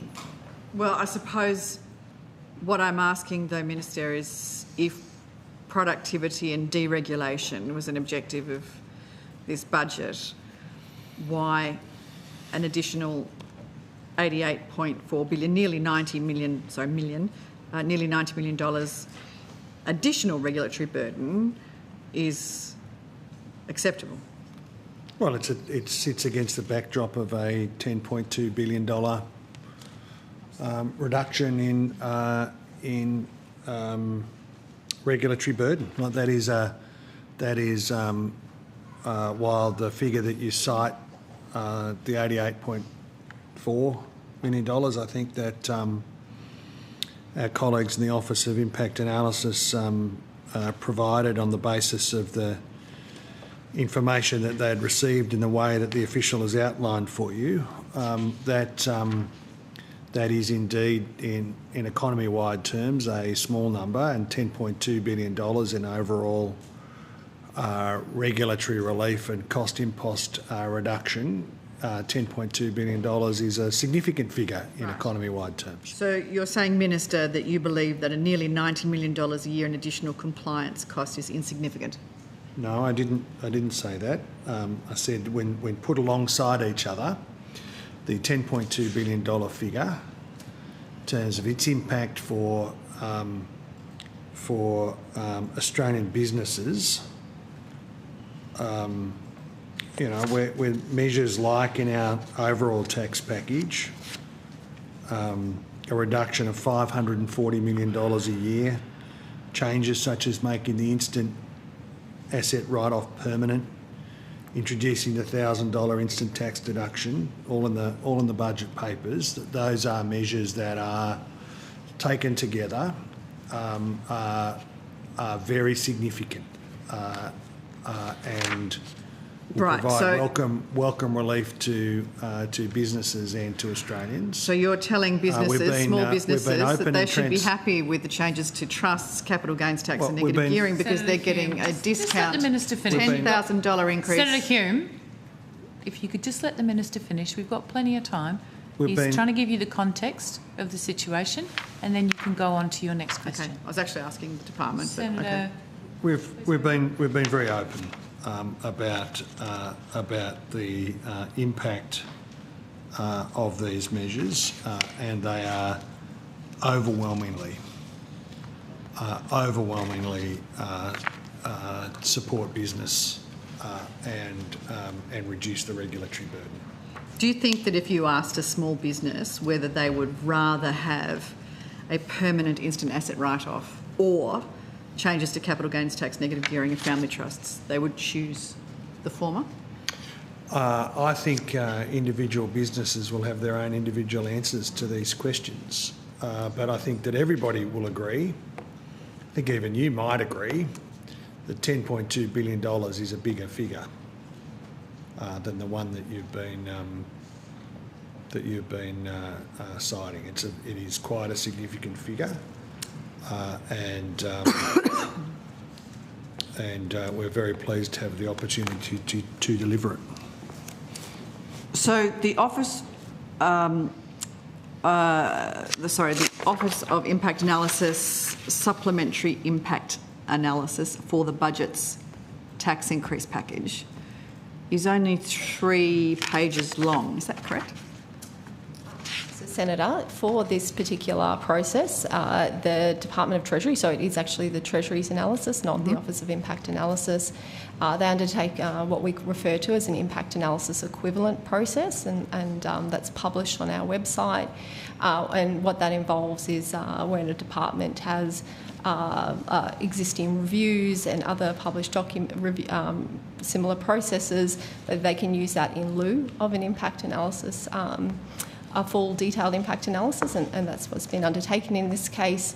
The supplementary analysis you refer to, developed by Treasury, relates to some additional analysis, and I believe it's around the evaluation of the policy. Right. Okay. So then let me be very clear. The Office of Impact Analysis referred to Statement 4 of Budget Paper number 1. Is that you or is that Treasury? Sorry, so it's the the relevant department undertakes an impact analysis. The role of... So you're a coordinator as opposed to a generator, is that right? In some sense, yeah. Okay. Am I correct in interpreting that the reason for the fact that the Office of Impact Analysis, Supplementary Impact Analysis for the budget's tax increase package, the 3 pages, that determined that the Senate Select Committee on the operation of capital gains tax discount as impact analysis equivalent. What does impact analysis equivalent mean? So, Senator, so when a substantive review or process has been undertaken, in this case they're referred to 2, and that's publicly available, you can use that under the Australian Government Guide to Policy Impact Analysis. You can, a department can certify that those reviews have undertaken a process equivalent to an impact analysis, and can do what we refer to as an impact analysis equivalent. Right. So there was an impact analysis done for the Senate Select Committee, and then that was taken as an equivalent for the budget. Is that correct? slightly, Senator. The department referred to that publicly available report as like equivalent analysis to address the requirements of under the Australian Government Guide to Policy Impact Analysis. Right. And that was referred to in the budget papers. Is that right? As well as the budget paper. Right. Okay. So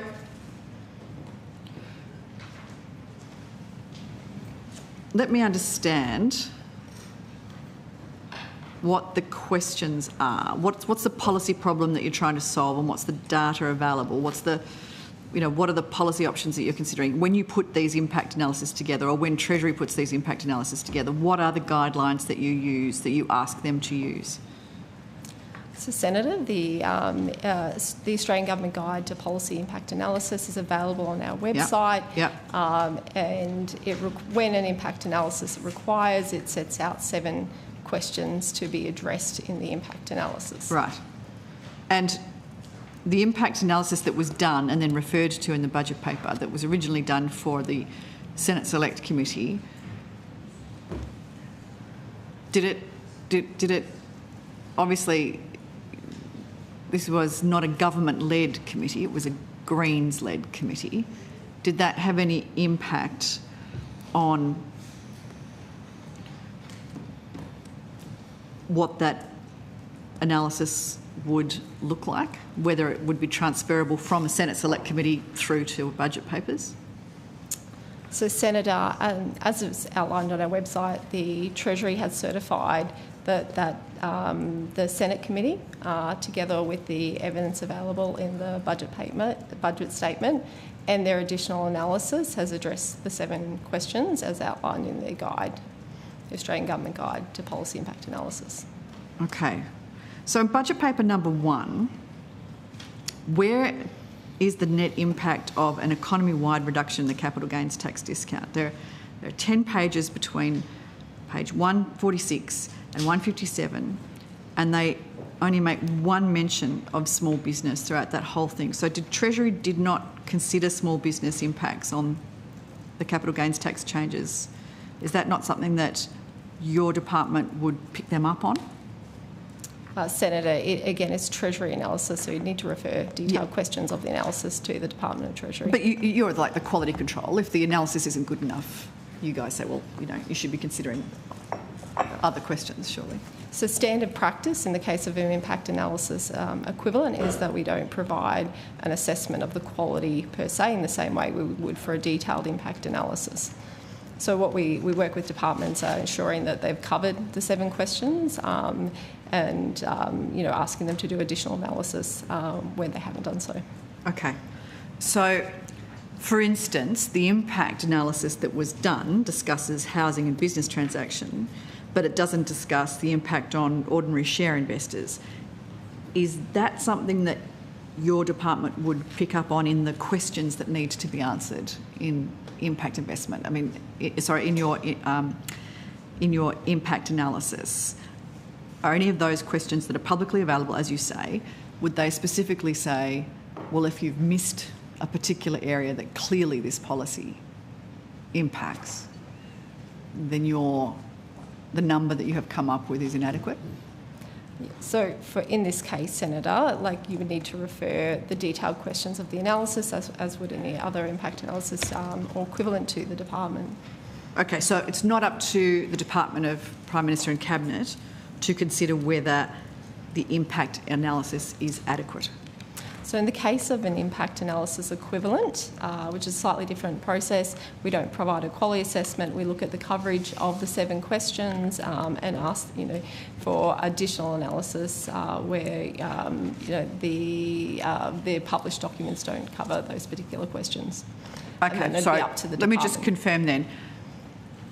By offering the Senate Select Committee report as impact analysis equivalent, Treasury certified then that a Greens-led Senate Select Committee report correctly identified the government's policy objectives. I wouldn't. Again, you'd have to refer it to the Department of Treasury, but in terms of their certification letter, they also certified, as you mentioned before, the budget statement number 1 and the analysis in there. So my concern here, obviously, is that the government's embarking on a $77 billion tax hike on small businesses and Australian savings and Australia's investments, and the impact of it is based on a Greens report and 10 pages in the budget that made no reference to startups, no reference to small businesses, or 1 reference to small business. It just seems like it's an inadequate analysis that's been published here and provided. So perhaps just for the sake of context, can the OIA point to any previous tax reform that's imposed an $88 million annual compliance burden that was described as simplifying the system? Because it doesn't sound like it's simplifying to me if it's going to cost more to impose. Yeah, I'd have to take that on notice in terms of past impact analysis. Does it smell right to you? Does it feel right to impose a tax burden that also imposes a red tape burden? I'm not sure that the officials' feelings are a matter for estimates. All right, well, I mean, I think the instinct of somebody that works in the Office of Impact Analysis should be considered in their professional opinion. Their instincts, olfactory or otherwise, are probably not something you can... All right, well, we don't... Their knowledge and their expertise opinion. is something that you can absolutely drill into. In your knowledge and expertise that has served you so well in the Office of Impact Analysis, do you feel that an $88 million annual compliance burden should be described as simplifying the system? Senator, I don't feel I can provide an opinion on the policy. Minister, is the Prime Minister comfortable that his own government's impact analysis admits that these tax hikes will create $90 million a year nearly in red tape and compliance cost, and that's before you get to the higher taxes themselves? This is a good decision, an important reform, and we've explained the basis for it. The budget contains overall the budget contains a suite of measures which provide important advantages for Australian business and Australians themselves in terms of red tape reduction. That is in the north of $10 billion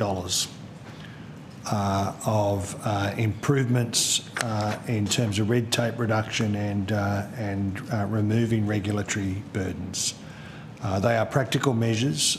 We're very pleased that we are able to, as a consequence of the budget, work on delivering those measures. But the capital gains tax reforms themselves are important reforms, and we're looking forward to getting on with the job of implementing those and explaining those and talking to Australians about what they mean for them. Can I just ask, the OIA's current mandate, is it to reduce the regulatory burden, or is it to assess the impact of new regulations? What exactly is the mandate? Because, I mean, I know you do more than just collate and publish. So, Senator, the role of the Office of Impact Analysis is to administer the Australian Government Guide to policy impact analysis, as well as an additional ComState guide. The Department of Finance is responsible for whole of government regulatory policy. Right, okay.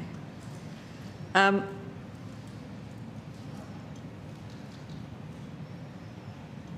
right, I'll leave it there. Thank you.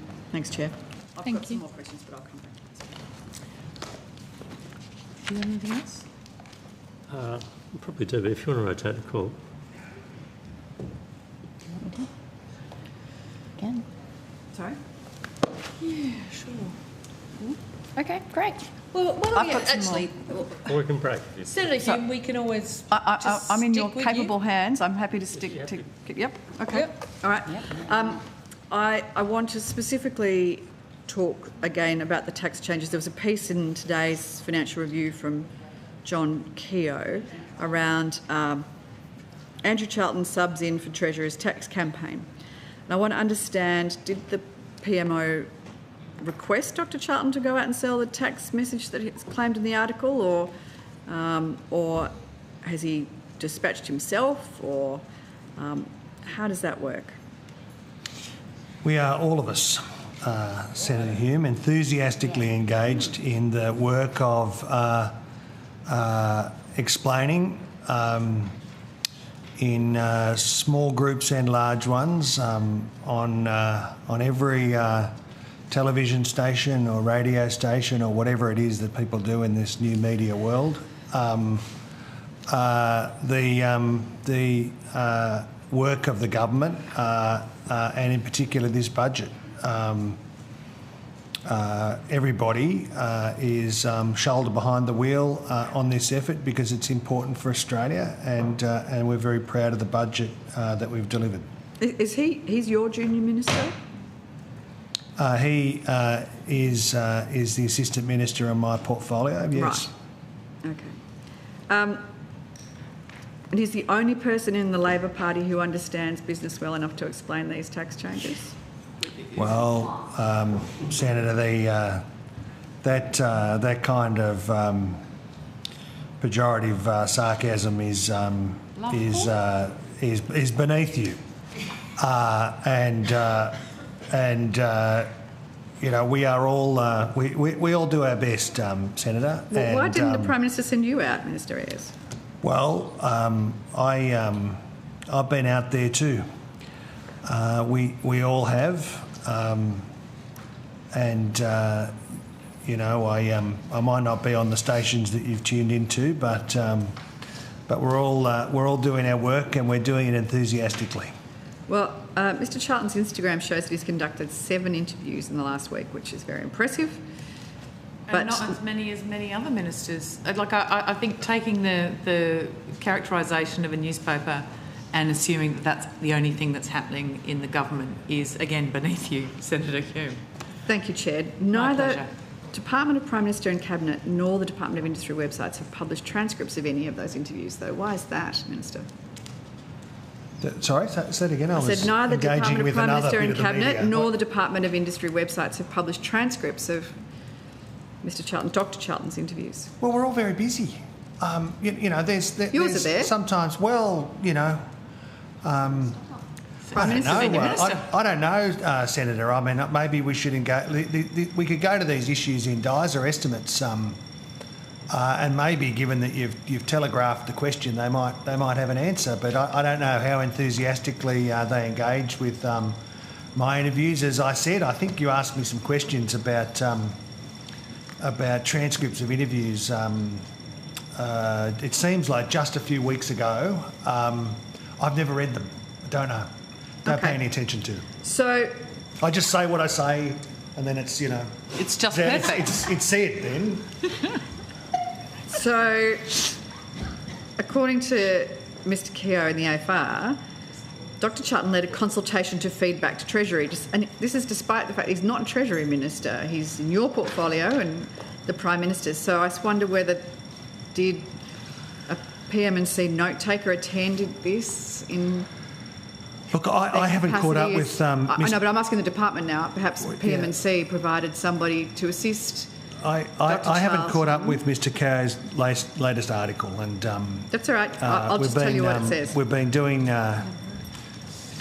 doing our best, I'm sure. I think these sound like the kind of questions that might be directed towards our colleagues in DISA. I think it's going to be next week. Well, perhaps if DISA provided a note taker, we can ask that question then. A note taker in what context? I might ask whether PM&C provided a note taker for Dr. Charlton as his role as Cabinet Secretary. Not that we're aware of, Senator. No. Okay. Do you know why the Prime Minister or the Prime Minister's office sidelined the Treasurer and selling his own tax package? Well, that's absolutely, that's really, I mean, honestly, I mean, nobody could have been more present in the public explanation of all of this than the Treasurer and the Prime Minister. All of us have been engaged in this work, and I think you can look forward to us continuing to engage in a very public way with the substance of all of these changes, including the ones that you are most exercised about, and you know that that work will continue. We're So looking forward to it. The piece in the Financial Review today noted that Dr Charlton is more measured in his tone than Dr Chalmers, that he didn't resort to calling business owners vested interests or peddling lies the way that Dr Chalmers had done. Well, this is an article written by a columnist. Yes. I'm not sure how I can usefully engage with that. Well, you could ask me if you agree with Dr Chalmers or whether you agree with Dr Charlton. I am in the happy position, Senator, of cheerfully agreeing with both of them. That there are vested interests in peddling lies from the business community, Dr Chalmers has said. Senator, not everything that has been said about these set of changes is true. Not everything that has been said about these changes is fair. But that's okay. That's the process. We're out there talking to Australians and talking to, people, including Mr Keogh, enthusiastically and happily, and we're going to keep doing it. Do you think that trusts are legitimate business structures, Minister Ayres? Well, as people use trusts for all sorts of reasons. Are small business owners right to be upset about the fact that the budget is dismantling a legitimate structure for their businesses? I think small business owners and Australians who've used these arrangements use them for all sorts of reasons, all sorts of legitimate reasons, and they will make decisions. They don't need advice from me. I'd say, for the benefit of the tape. Well, hang on, they don't need advice from the Minister for Industry. Well, they don't. They usually go to their accountants, is my experience of these kind of things. Particularly if you're going to tax them higher than you would companies, yeah. Well, some of these arrangements are well weighted. They will make a difference for Australia over time. They don't apply to all of the grandfathering arrangements that are there, and we're confident about this set of changes. We've explained our approach, and we're in week 2, I think, of the budget now, budget estimates, and there's many more weeks to come of explaining and implementing these changes. So can I just be very clear? You think that trusts are a legitimate business structure, like Dr. Charlton does, or do you think that they need to be taxed at a higher rate than companies? Taxation arrangements, just as a matter of principle, taxation arrangements apply to legitimate arrangements. Yes. Nobody's arguing anything different. So small businesses that use a trust structure should be taxed at a higher rate than companies. Well, I think that's a kind of circular argument. Well, no, it's the arguments in the budget. And you said that you're all out there prosecuting the case. Prosecute away, Minister. How can you justify having trusts taxed at a higher rate than companies? Well, we're certainly in a position where it's not the case that anybody in the government has been arguing that discretionary trusts are not legitimate arrangements. That's not the case. From the 1st of July 2028, there'll be a 30% minimum tax on discretionary trust income. Won't apply to fixed trusts, won't apply to compliance superannuation funds, won't apply to special disability trusts, deceased estates or charitable trusts. Why 30%, not 25%, the same as for small businesses that are in a company structure? Well, I think that you'll make a lot more progress on the merits of these propositions when you go to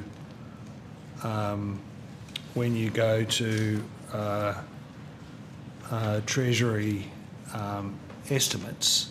But you're all out prosecuting the case? 90% of small businesses will not be affected by these changes in any given year. Is that because of the exemptions? Well, it's because of the interaction of all of these arrangements. What are the exemptions? Who's exempted? Well, I think we can look forward to a really good discussion about the exemptions in. I read some of them out, but in terms of the detail, I reckon those Treasury officials, well, they live for answering these kind of questions. They'll be very excited to do it, and I'm looking forward to hearing their answers. Okay. I think we've just explained why Dr. Charlton's been sent out. Thank you, Chair. Okay, Senator Sharma, did you have more questions? I do, thank you. Hopefully from the budget rather than from the newspapers, but you're far away. I have some questions about conflict of interest management. Mr Gifford, if you want to get wherever the officials might be at the table, or I can start and then you can bring them up as need be. Can I ask, has the Secretary of PMC or any other part of PMC provided advice to the Prime Minister on the Code of Conduct for Ministers in relation to ministerial conflicts or potential ministerial conflicts on the various changes to negative gearing, capital gains tax indexation or trust taxation measures included in the recent budget? Thank you, Senator. I'm just being joined by Mr Walter, my colleague. To the question about the advice provided by the Department of Prime Minister and Cabinet, and specifically the Secretary to the Prime Minister regarding conflicts of interest of ministers. Yeah, that's right, and I think it's under, is it paragraph 8.5 of the Ministerial Code of Conduct? That is correct. The Secretary provides advice to the Prime Minister from time to time as requested in terms of the operation of the Ministerial Code. And we would not be commenting on the nature of the advice provided by the Secretary to the Prime Minister.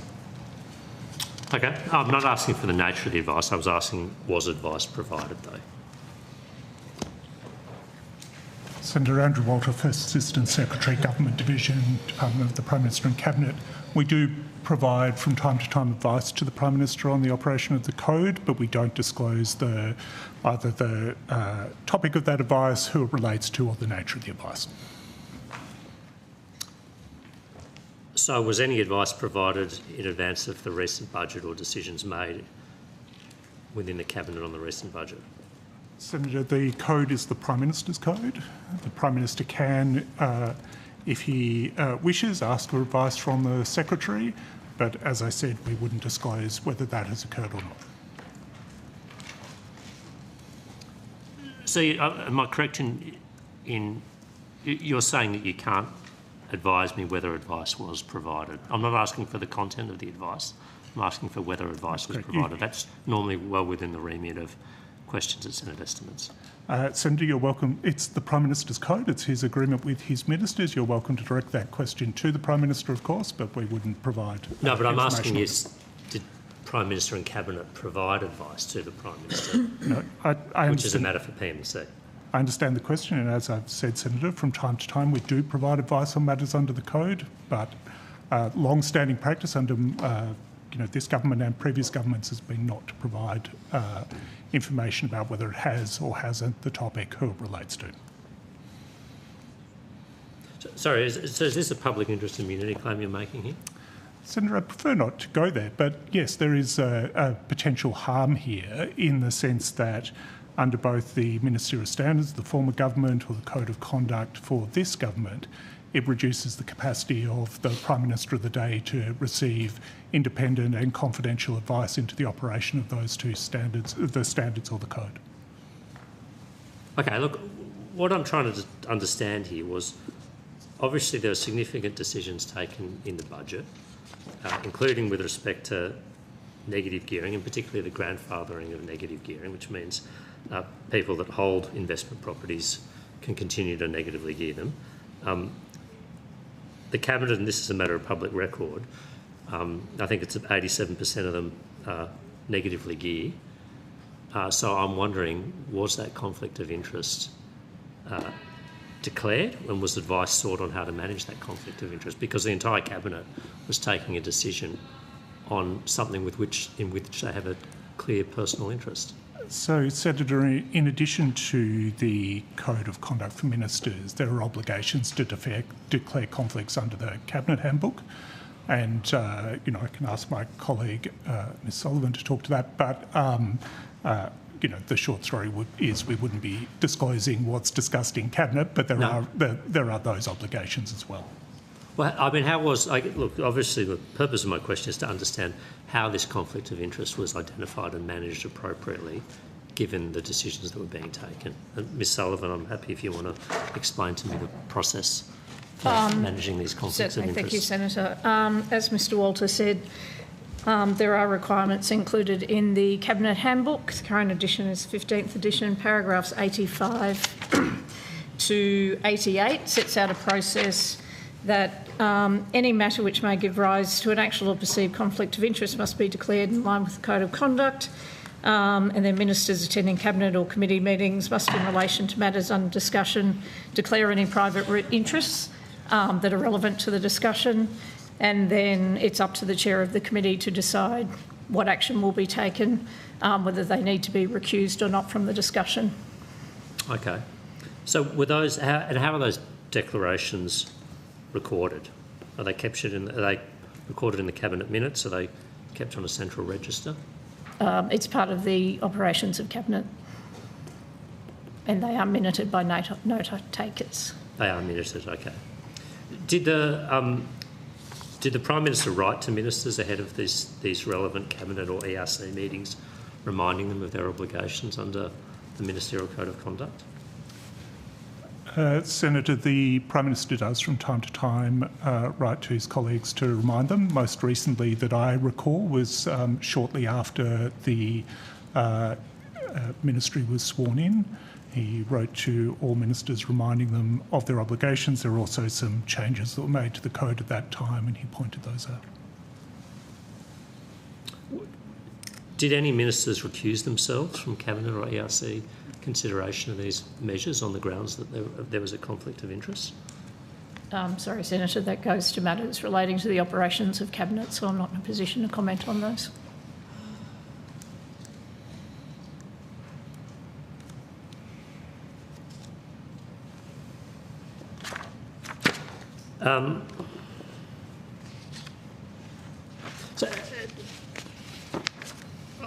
I mean, you might think I'm just trying to cause mischief. I'm genuinely not. I'm just trying to understand how conflicts of interest like this are managed. Now, you know, obviously, if, you know, it's well known that the Treasurer, I think, recuses himself from Cabinet discussions regarding, I think, the News Media Bargaining Code from recollection because of the employment of his wife, as is suitable and as appropriate.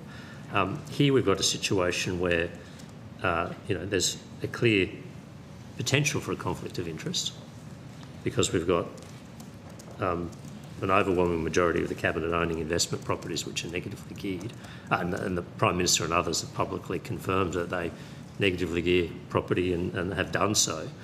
I'm trying to understand how these conflicts of interest were managed. Are you able to enlighten me at all? Minister? I'm not sure, Senator, if there's more we can add other than to reiterate that there are mechanisms in place for the conflicts to be declared by the ministers who are subject to the discussions, including whether or not recusing themselves from a necessary conversation needs to be an act of mitigation. But as Ms Sullivan has indicated, unfortunately, to give you more detail about what happened in this particular instance would be to disclose the operations of Cabinet.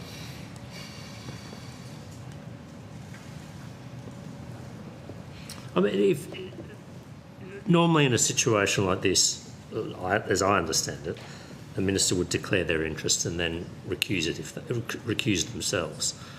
But that obviously didn't happen on this occasion. No, Senator, that is definitely not our advice, that did not happen. We're not telling you whether or not that did or did not happen. Unfortunately, all we can tell you is about the arrangements by which this is mitigated and managed without being able to disclose to you what happened in this particular instance. So how do you reassure the public that this conflict of interest was managed then? I mean, is this as good an answer as you can give? And I'm not being critical of you personally here, Mr Gifford, but it strikes me that this is wholly unsatisfactory, that we have a situation where I think it's some 20 of the Cabinet owns investment properties that are negatively geared, but I'm unable to uncover, and as a result the public is unable to know whether those conflicts of interest were declared and how they were appropriately managed in a decision that is having obviously impacts them all personally. And to be blunt, they're the beneficiary of this decision, relatively speaking. I do understand the spirit of your question, Senator, and all I can do is, if I was to be advising any one of those members of the public, to give them the strong assurance that there are robust mechanisms in place to make sure that there is a declaration of any perceived conflict of interest and that action is taken appropriately to manage that when that is the case. If a minister states that they do have a conflict of interest or a potential conflict of interest, who takes the decision on whether they should be recused or not? Is that left to the minister? No, the decision, as it sets out in the Cabinet Handbook, the Chair decides in consultation with the Cabinet Secretary. Whether the minister should be recused or not? Okay. And those, the recusals are obviously, they're recorded in the Cabinet minutes? It's a matter of, as I said, comment I made before, it goes to Cabinet Operations. So. But the recusals are recorded. I mean, you told me before that the declarations of interest are recorded. I just want to know whether they're recorded or not. I'm not asking whether there were recusals or not. I've already given my answer, Senator. Which was?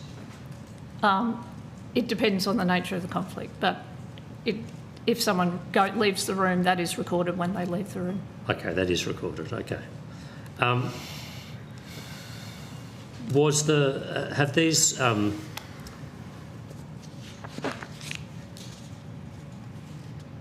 Just to go to your earlier answer, Mr Walker, you said that you're aware that the Prime Minister last reminded or last wrote to his ministerial colleagues about their responsibilities under the Code of Conduct after the last election. Sorry, Senator, I said that the most recent example I can think of, there might have been other occasions that I'm not aware of. Would you be aware of them? You would be. No, not necessarily, because the Prime Minister could, for example, begin a Cabinet meeting that I'm not attending by saying, I remind you all of this, or might have sent correspondence that we weren't privy to. But if he writes to his Cabinet colleagues, you would be privy to that? Not always, no, Senator, because if it's just purely for the Ministry, we may not be involved. But I mean, isn't PM&C the sort of guardian of the Code of Conduct? No, Senator. The Code of Conduct is very much the Prime Minister's document. And it was prepared originally by the Prime Minister. We can provide assistance with it, but it is very much the Prime Minister's document, Senator. As were the ministerial standards typically under coalition governments.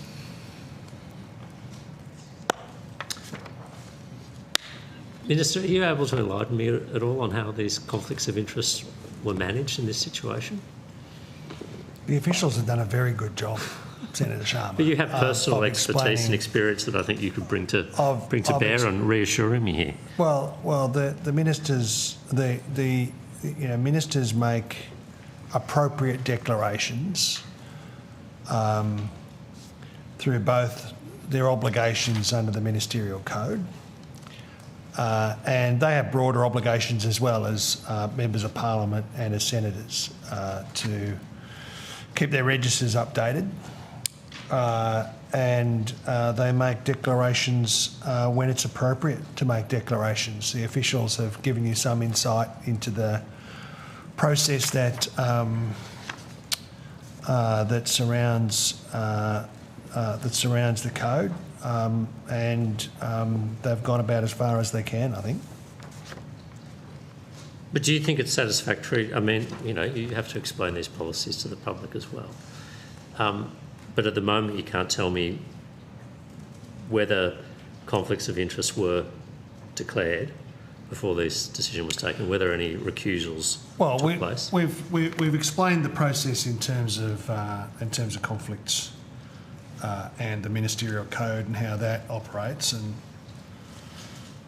I could spend some time reminding you of the sort of enormous probity gap between yes, but you're in government now, the code that we have introduced and we own and are responsible for, and the kind of approach that was taken by the previous government. But I won't take that opportunity because well, you could remind everyone of the high promises you made on coming to office. It'd soak up time, but it's well known, isn't it?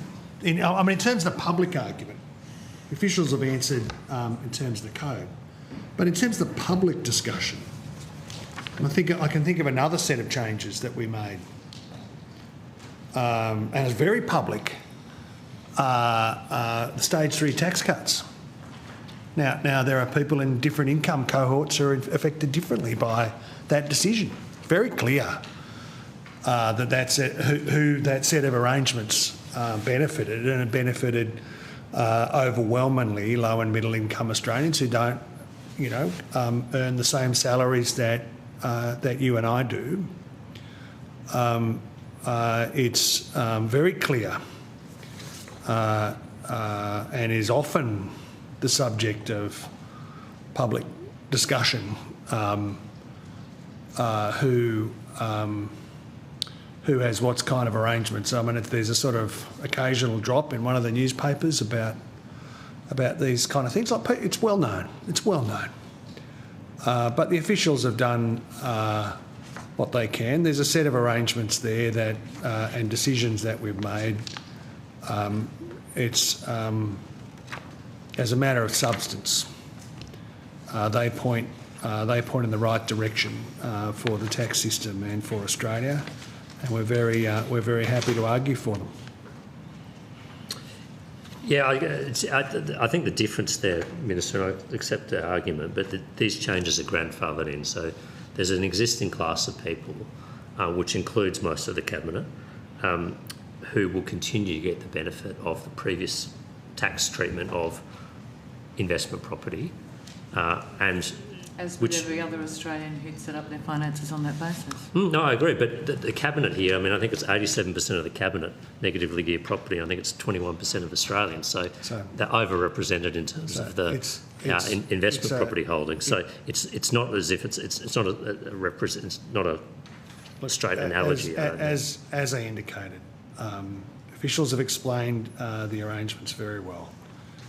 Ministers make appropriate declarations when they're required to and when it's appropriate to do so, and we're very pleased to get on with this argument on the substance. Can I ask if you made a declaration, Minister? Well, as I indicated, ministers make declarations when it's appropriate to do so, and that is what we do. And did you do so? Well, I just say we make declarations when it's appropriate to do so. Would you consider it appropriate in these circumstances when the Minister's own investment properties that will be grandfathered in, protected from the changes to the CGT regime? Is that appropriate? It's appropriate. I don't want to overuse the word appropriate. Kind of appropriately describe the appropriateness of the ministers making appropriate declarations when it's appropriate to do so. Feels like we're in an episode of Yes Minister here. Minister? There are. You can be assured that when it is appropriate for ministers to make declarations, that they do. Well, I don't seem to be making any progress here, Chair. So I will. I'm happy to share the call. And as we've indicated, it's not quite right the way that you described these before. Any Australian can still negatively gear with new builds. Property. With new builds. Well, it is open to any Australian to do that, and that is one of the defining features of this new set of arrangements. That was all I had. So if I buy an empty block of land in Toorak because somebody has demolished their house in Toorak, and I build a new house there, does that mean I can negatively gear that? I don't want to give you any tax advice, Senator. I'm not after tax advice, I'm after policy advice. I can't, I can't. Policy advice, Minister. Ask Treasury.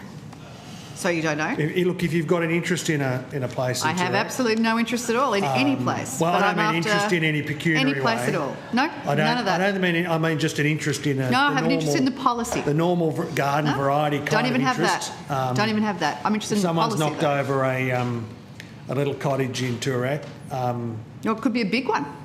Well, is that, could I mean, be a if big I one. It could be decided to negatively gear a very, very big place on an empty block of land in Toorak? It would have to add to new supply. and I'm sure the officials in Treasury will be delighted to work with you to give you as much certainty as you need. I think it's additional, not just replacement. Additional. So knockdown and rebuild doesn't qualify, does it? Well, no, knockdown and rebuild doesn't qualify, but if I buy an empty block because somebody else has done the knockdown, it does. Does it? Apparently. Well, I'll leave you two to sort this out amongst yourselves. But if I were in your shoes, I would talk to the Treasury team about this. There's a lot of people that need to get a lot of advice, question. quite clearly. Great. I think Senator Collins has some questions. Oh, thank you. Senator Collins, just noting we break at 4. But okay. Please, go Thank right you very ahead. much. I'd just like to ask a few questions about the Al Roj cohort, please. And perhaps Deputy Secretary Hayhurst might be in the room.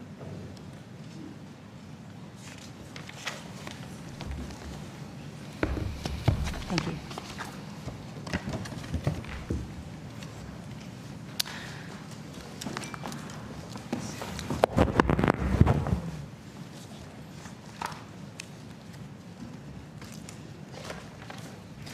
Between the 14th of February and the 28th of February this year, did PM&C provide to the Prime Minister or to the Home Affairs Minister, Minister Burke, the position of the Syrian transitional government in relation to the Al Roj cohort?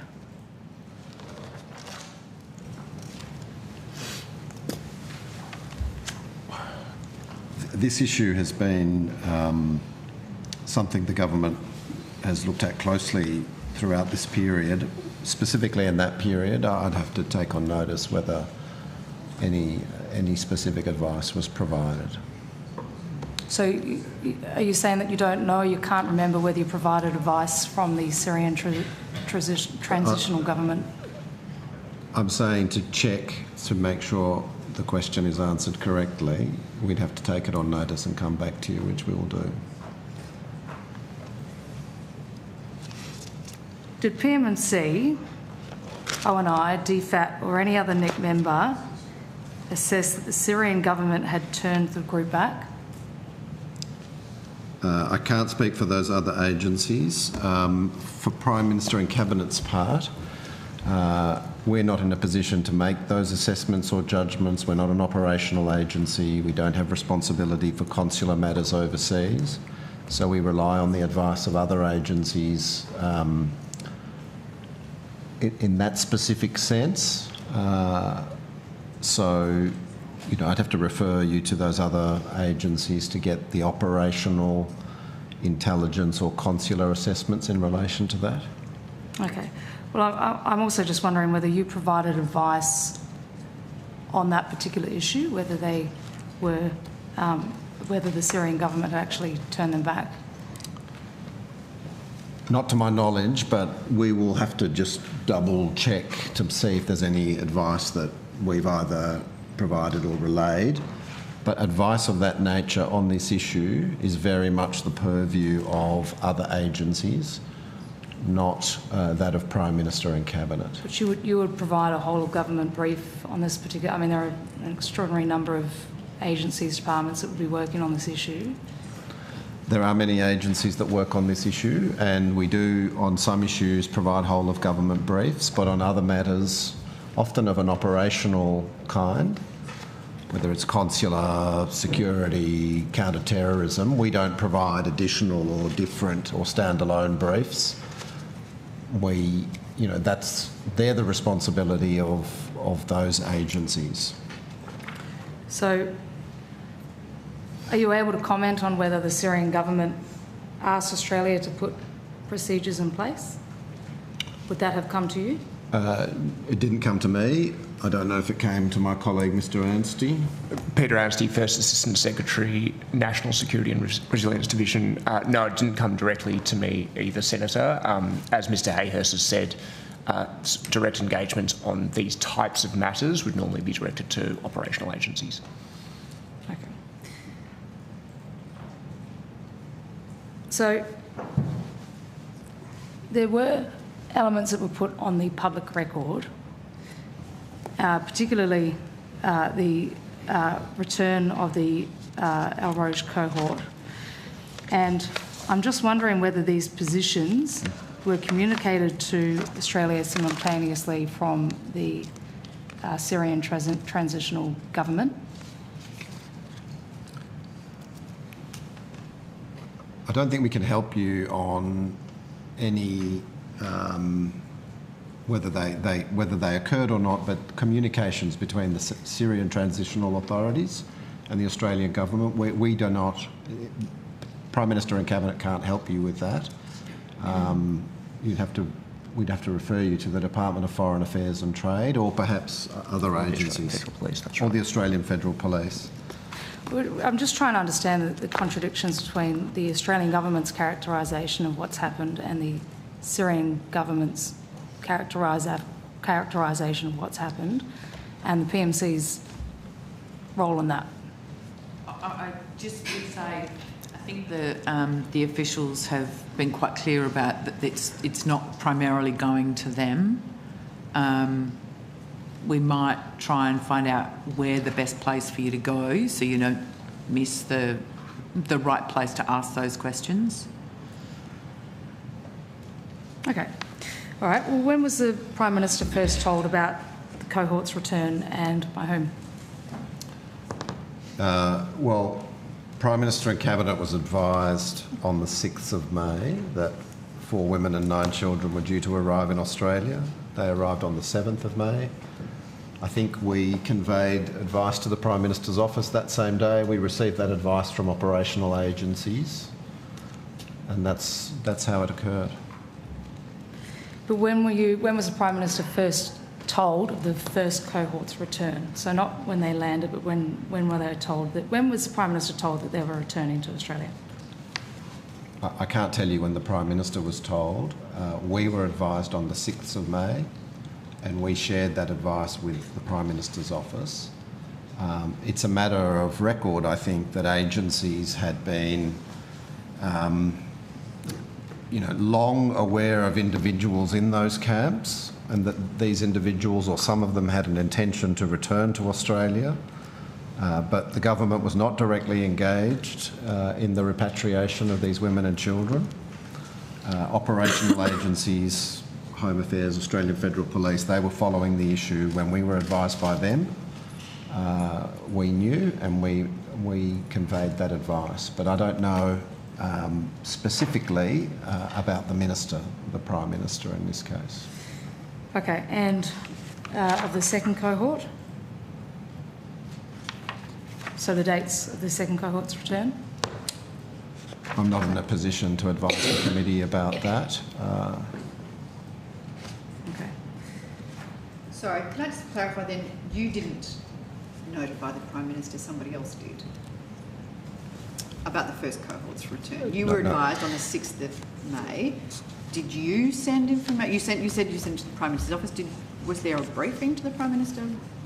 What's PMC's role in that? Well, we provide advice in a range of different formats. Sometimes it might just be a phone call or an email. I can't remember the precise format of the advice, but we made sure that the information we had received was known to the Prime Minister's office. Right. On operational matters, it's not uncommon for agencies to brief ministers, including the Prime Minister, directly. I'm not directly familiar with any of those processes in relation to that matter on that date. Right.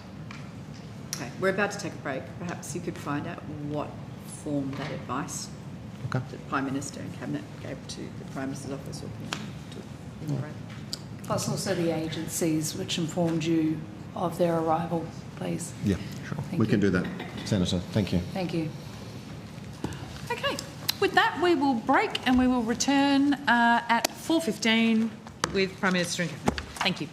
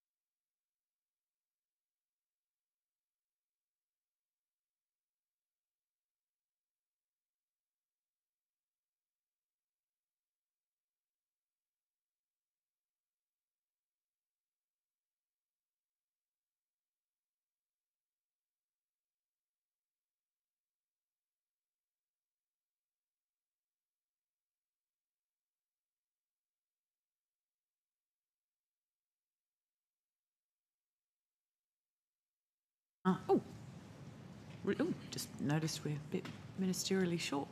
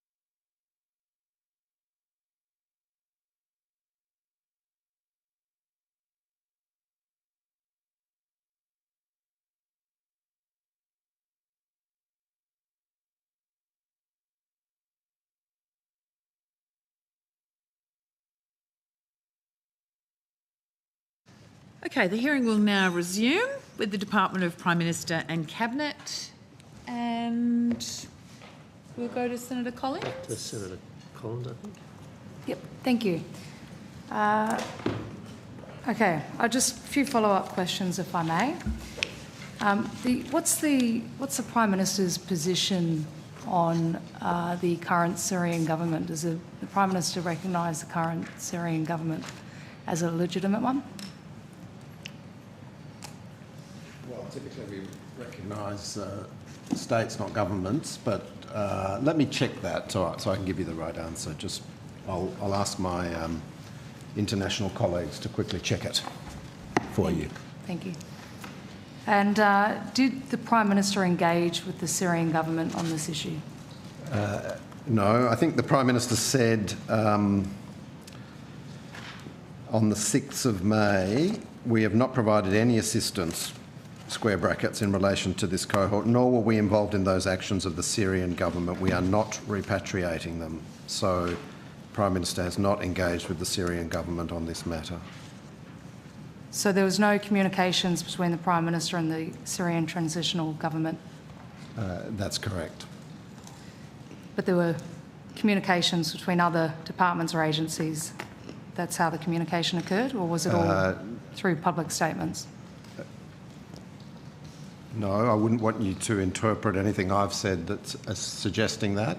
I'm not aware directly, so I'm going to refer those questions to the other agencies. But on this matter, in relation to the cohort, as you've been asking, the Australian government has not been involved in or supporting their repatriation to Australia. Did the Syrian government share a view with the Australian government, by which that advice was given to the Prime Minister on whether Australia should be supporting the repatriation? I'm not aware of any such communication, but I would refer you to the Department of Foreign Affairs and Trade, or possibly the Australian Federal Police, to confirm or not that proposition. Okay, so Prime Minister and Cabinet provided no advice on that particular issue?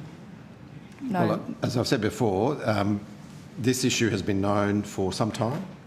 So in the past, on the question of Australians in the camps, over many years, many agencies have been working on that, and the Prime Minister and Cabinet has provided advice on that periodically, or been involved in discussions with agencies on it. But on the specific question of the repatriation of the cohort that I think you're referring to, the one that arrived in early May, Prime Minister and Cabinet did not provide advice on their return to Australia, other than to convey what we have been told by operational agencies. Okay, so was the department actually aware of the Syrian transitional government's view on whether Australia should have a role?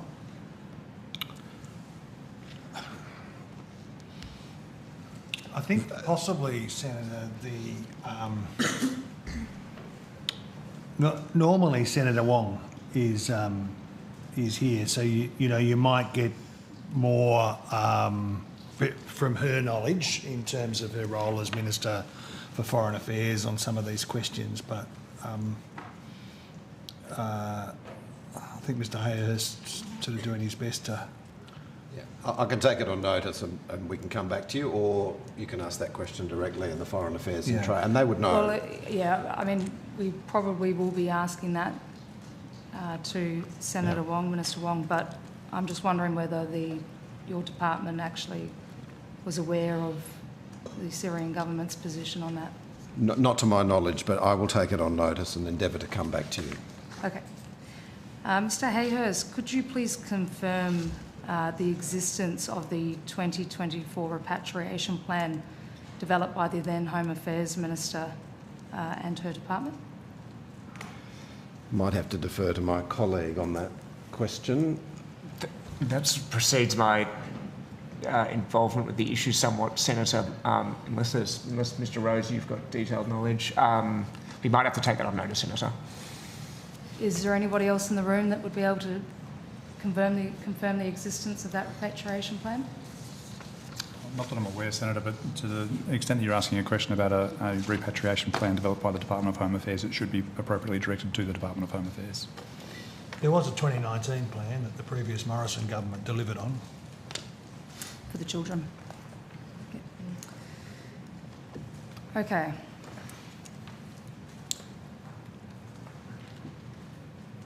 I might pass on and then come back for a little bit. Sure. Okay.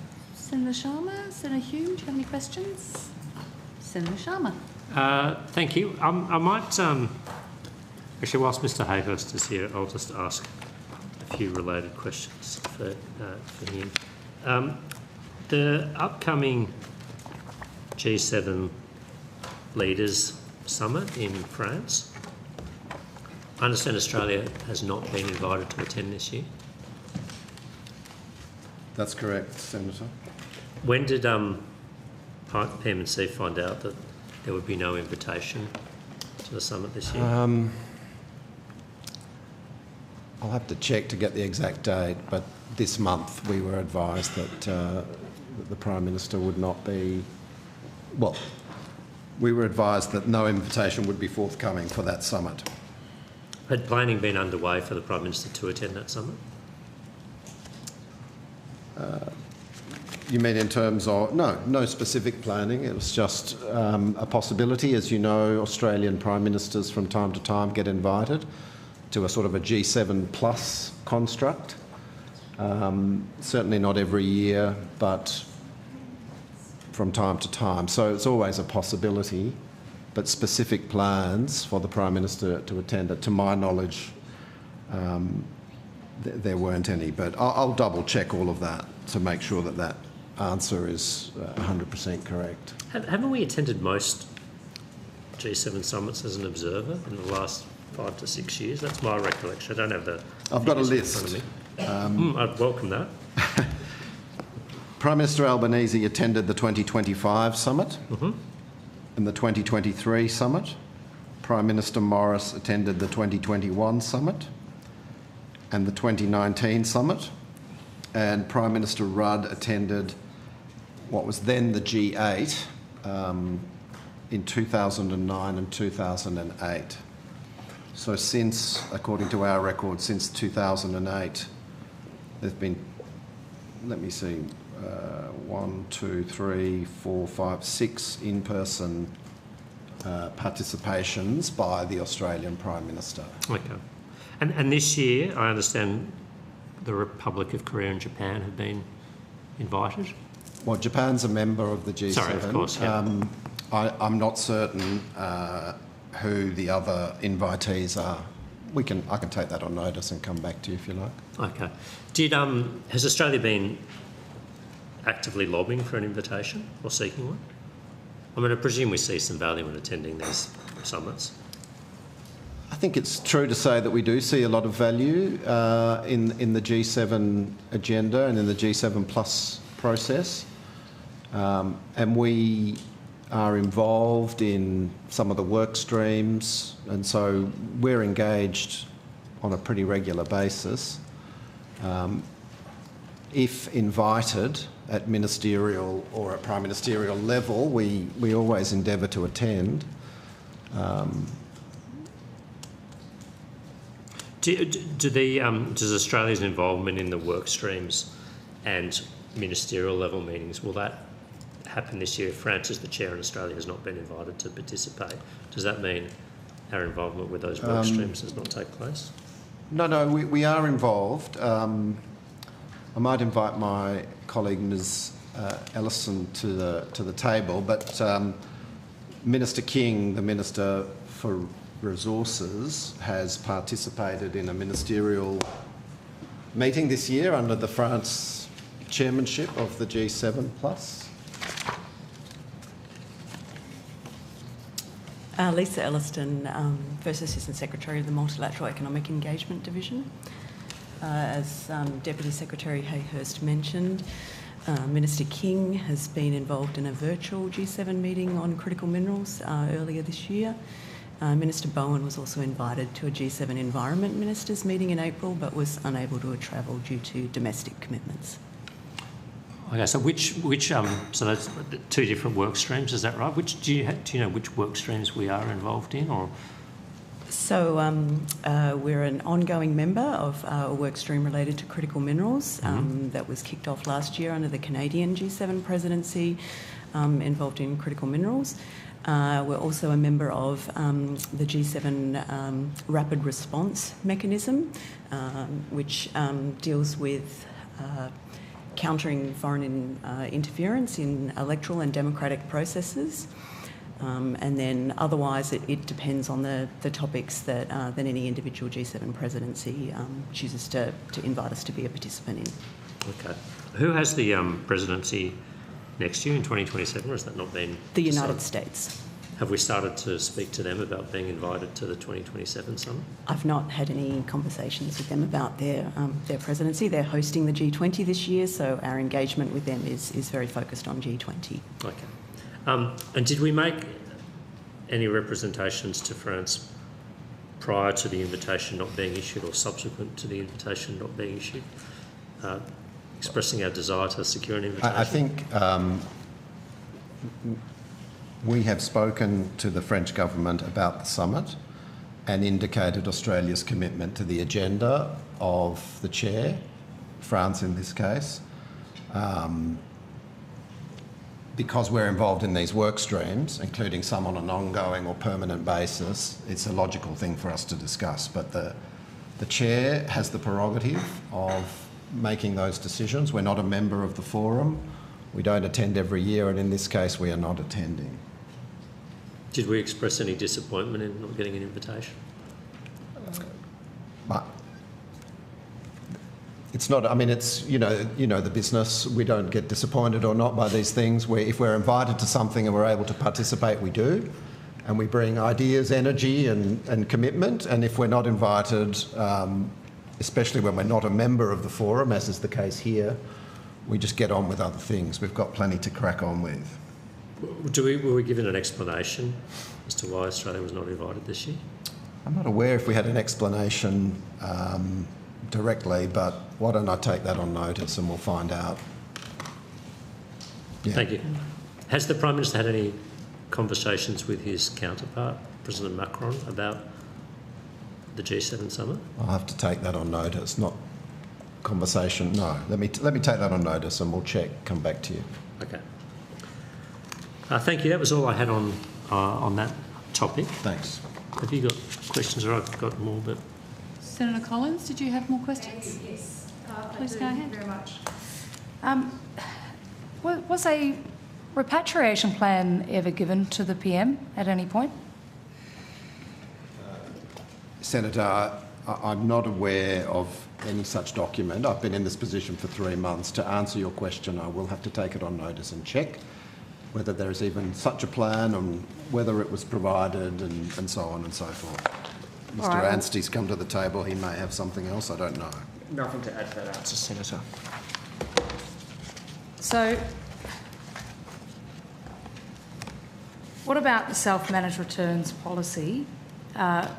When was the advice given to the Prime Minister on self-managed returns policy? The specific... Well,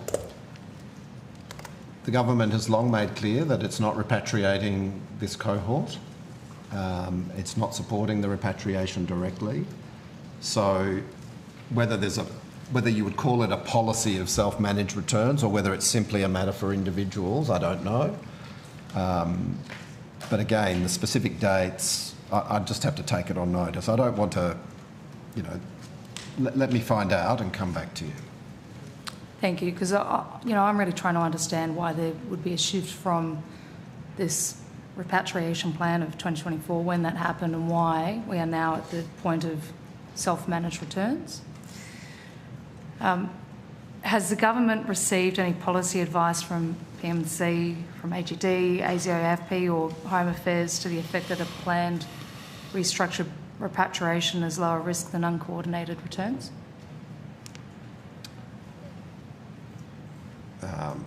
Well, the Prime Minister and Cabinet part of that, let me take on notice to come back to you on. Certainly, since I've assumed this position in February, that there's been no such advice to my knowledge. For AGD and the other agencies, we'll have to check. I mean, you'll have to check with them directly.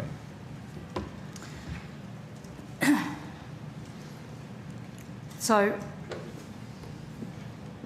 in light of this policy of self-managed returns, was a policy decision made, either formally or informally, to harden the Australian position in light of the Bondi attack? I'm not aware of any such connection, but let me, let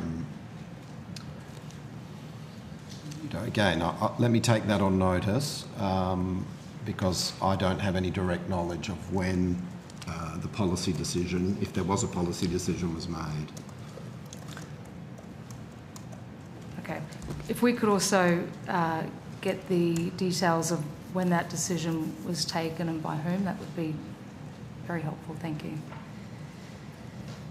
Okay, so in 2022, 4 women and 3 children were repatriated by this government. Did the PM&C provide any advice about the merits of shifting from government managed returns to the present policy of self-managed returns?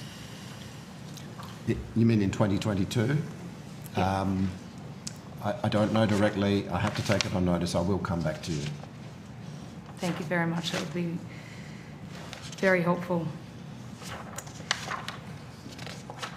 Just a question, if you can help me with the embassy in Damascus. Are you aware of whether the embassy in Damascus is operating? I don't think Australia has an embassy in Damascus, Senator. So there's no... Well, I don't think there's been an embassy in Damascus for a long time, to my knowledge. Okay. I'd have to, I mean, to be 100% certain, I'd check with DFAT, but there is no such embassy to my knowledge. Okay, so the Syrian Information Ministry cites coordination with the relevant international parties. I'm just wondering whether coordination has happened with the Australian government? Well, I think Australian, from a Prime Minister and Cabinet point of view, we're not aware of any such coordination or contact. we'd have to refer you to the Department of Foreign Affairs and Trade, but. And I think, as Mr Hayhurst previously referred to the Prime Minister's comment, Senator, there hasn't been any assistance. The government hasn't been involved with the actions of the Syrian government, and there haven't been repatriation efforts, if that helps clarify. Yeah. Look, I think we're just trying to understand, the sort of level of communications. I mean, there's no embassy operating in Damascus, and this is a fairly significant, transit of people to Australia with fairly significant implications. So we're just trying to understand, the Prime Minister's role in this and communicating with the Syrian transitional government. Did the Prime Minister advise the Qatari government that these persons who were alleged to have committed crimes against humanity were in their countries on transit to Australia? To my knowledge, there was no communication between the Prime Minister and the Qatari government about that matter. And I wouldn't expect on any sort of operational matter any Prime Minister to communicate with any foreign government about passengers in transit. So no is the answer. Did you provide any advice to the Prime Minister on whether the Qatari government should be informed? Prime Minister and Cabinet didn't provide any advice of that kind, no. Surely it's a security issue for the Qatari government. We are not an operational agency. We don't make security and operational judgments. It would be a matter, if at all, for Australian operational agencies, whether they're law enforcement, intelligence or the Department of Home Affairs, to examine that issue. You are the Deputy Secretary of the International Security Group, so I would have thought that you would provide advice on an international security matter like that to the government. I do provide advice on international security issues to the government, but I don't provide operational advice because Prime Minister and Cabinet is not an operational agency. On matters relating to border security or international law enforcement, these are the purview of operational agencies. It's not something that is the responsibility of this department. Of course, in our roles, we do engage very closely with those operational agencies, but they are the lead. They have the relationships, they have the authorities and accountabilities, and it's their job to make those kind of judgments. Whether or not they would apply in this case, I don't know, but I would refer you to them. Okay.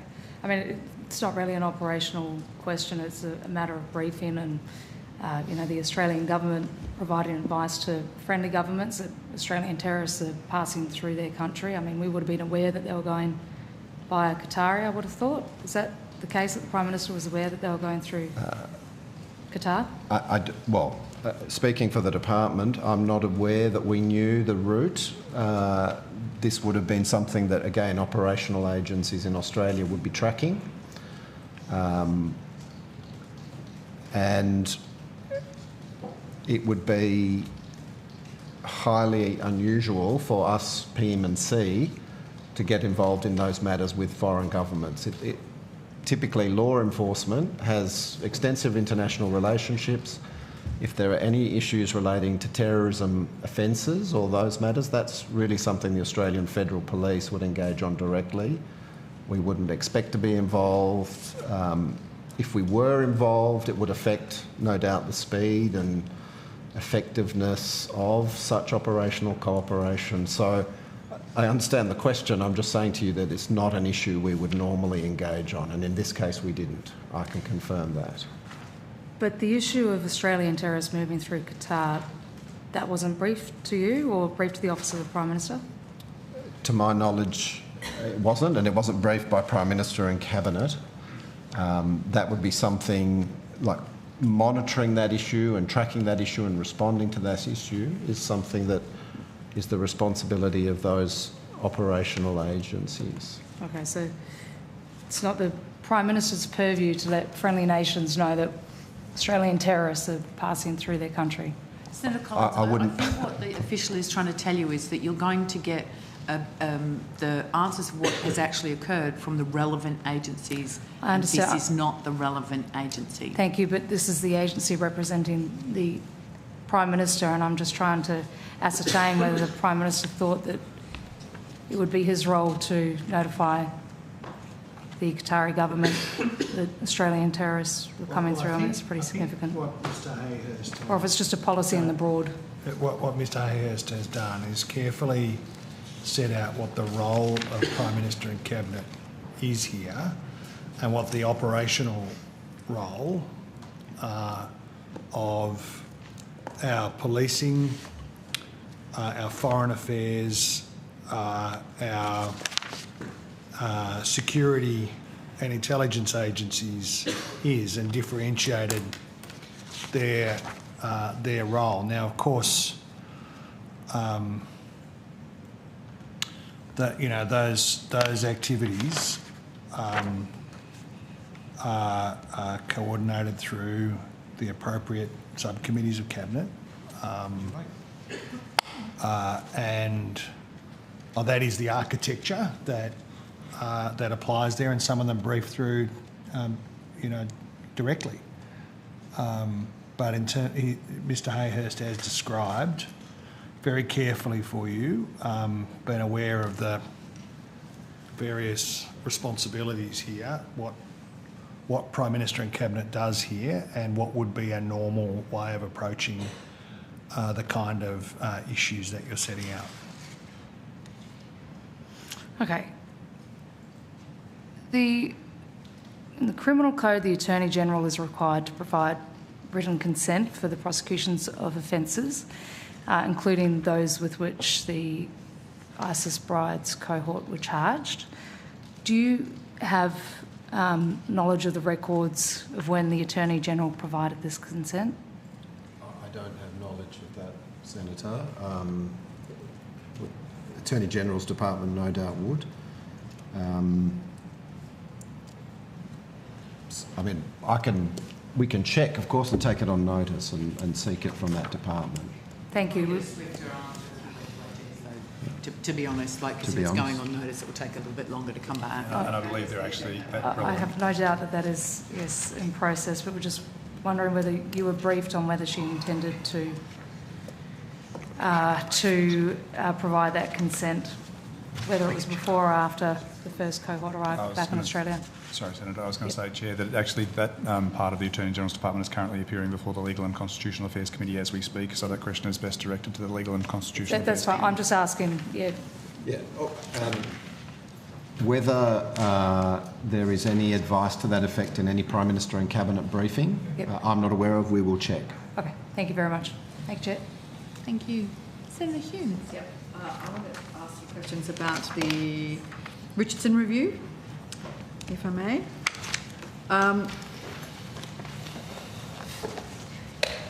So the decision to commission a review rather than a royal commission. Did PM&C provide advice to the Prime Minister? Oh, sorry, I should wait for the right people. We're just waiting for the right That's people to come to the table.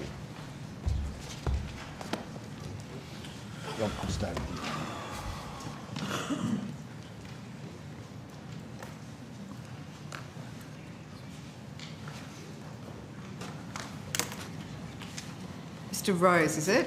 Sorry, Correct. Andrew Rose, Assistant Secretary, Domestic Security Branch, Prime Minister and Cabinet. Thank you, Mr Rose. I just wanted to understand whether Prime Minister and Cabinet provided advice to the Prime Minister on the form of a potential inquiry, whether into the Bondi attack, whether it would be a Royal Commission, a judicial inquiry, a departmental review, or any other form of inquiry? Thank you, Senator. The Prime Minister and Cabinet provided a range of advice to the government in the weeks and months following the horrendous attacks at Bondi on the 14th of December. That advice also went to the question of a review. I think through FOI releases we have made available the form of the kind of daily updates that we were providing to the Prime Minister, to his office at the time, and in that we were flagging the need for consideration to be given to a review of some form. And did you make a recommendation as to what form that review should take? Senator Blair Exall, Deputy Secretary, Social Policy and Cabinet. At the time, I was looking after the Bondi Response Task Force. As Mr Rose articulated, PMC did provide advice to the Prime Minister and Cabinet, but we don't normally go into the specific advice that we provided. Right. Was there more than one alternative that was canvassed in that advice? Whether it, I mean, I'm not asking you to say which form you recommended, but clearly there's lots of different ways to approach this issue. Senator, as I'm sure you'd understand, even answering that question goes to the nature of the advice that we've provided to the Prime Minister and Cabinet. All right. Well, was the National Security Committee of Cabinet convened between Senator, the 14th of December? I think you know, the Prime Minister on a number of occasions indicated the National Security Cabinet had met quickly after the incident and continued to meet after the incident. Right. Can I then ask exactly on what dates, with what attendance and on what agenda? Again, Senator, as you know, we normally don't go into the dates. The Prime Minister did at different times, I think, go from meetings of the National Security Committee and then talk about it. So maybe I'll just take on notice and come back to you with the dates. Okay. I really only need to know between the 14th of December and the 22nd of December when this issue was heightened. My recollection is the NSC was meeting every day. Every day? As Mr Excel said, we will double check that to And confirm. which members of the Cabinet are part of that National Security Committee? I'll just check with the Cabinet Division in terms of the protocols around what we describe as the members. Yeah.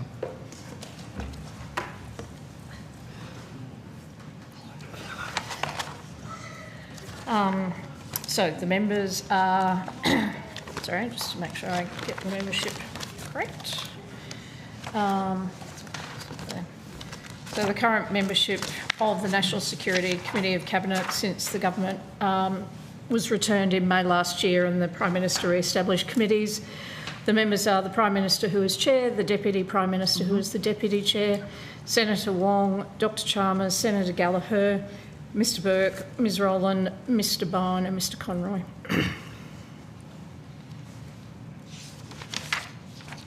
Sorry, let me just... Minister Wong. So, Minister Wong? Yes. Dr Chalmers? Dr Chalmers.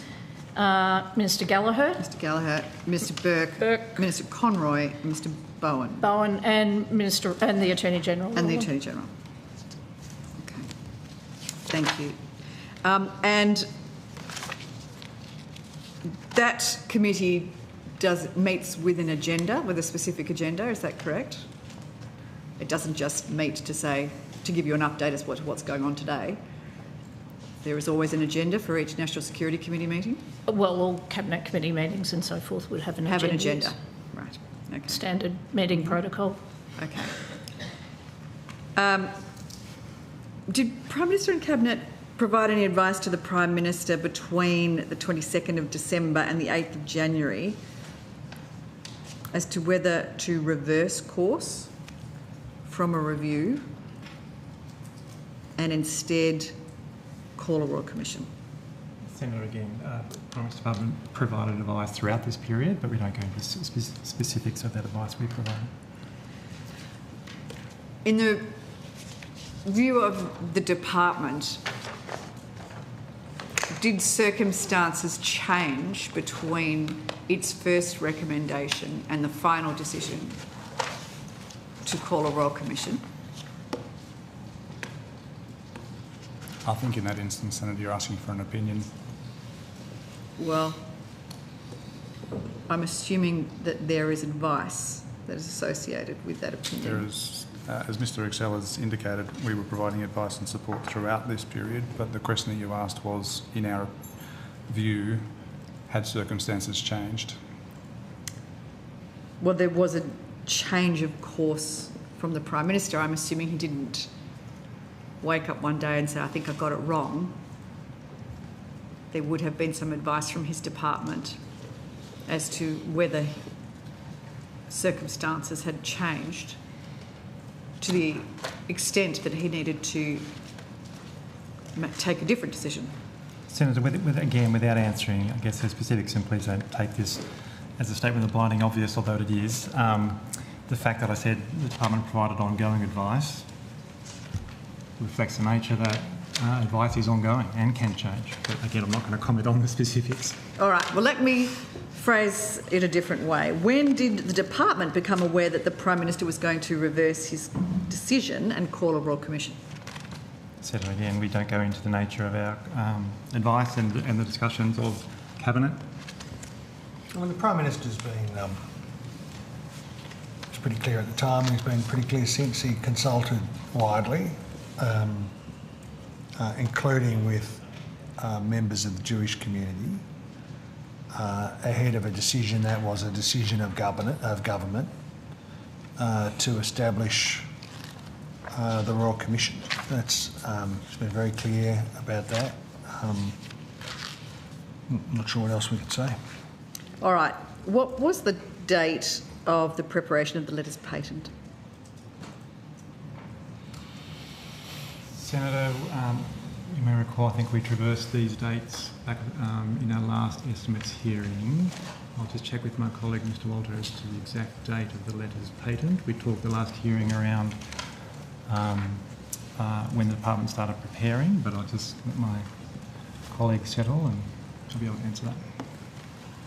Senator, Mr. Excel is correct. We did go through this at the last estimates and we gave dates there. If I recall correctly, the latest patent were issued on the 8th of January, Yep. I think. I have to double check that. But and then we were working on the final form of those letters patent throughout that week. Okay. What were the letters patent issued by PMC or AG?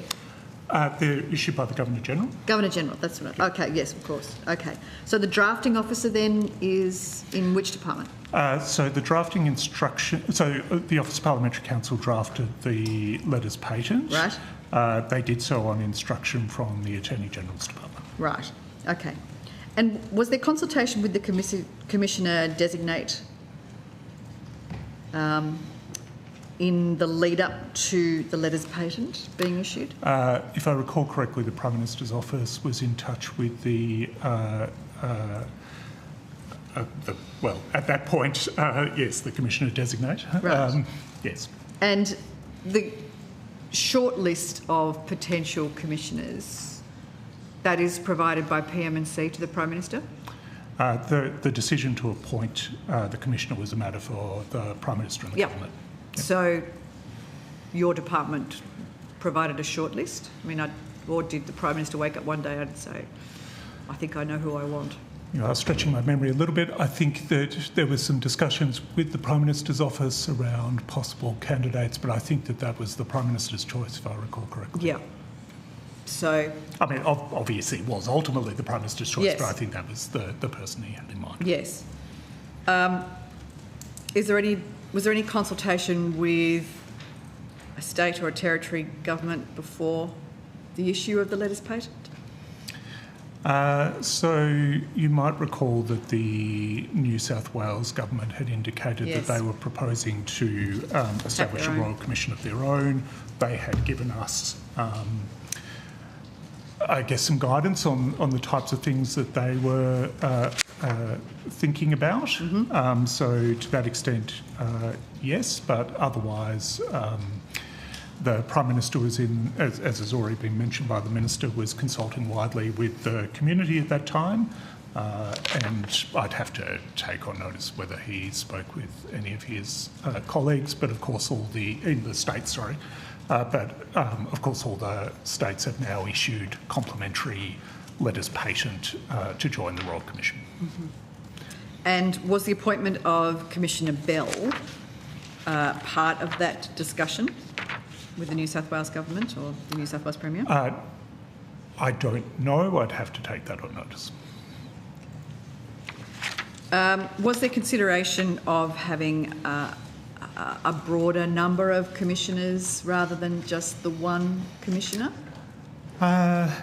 There was certainly... well, I was involved in discussions where it was kind of, flagged that there is the possibility, but I think the Prime Minister, I think most of us involved felt her single commissioner model was the best model.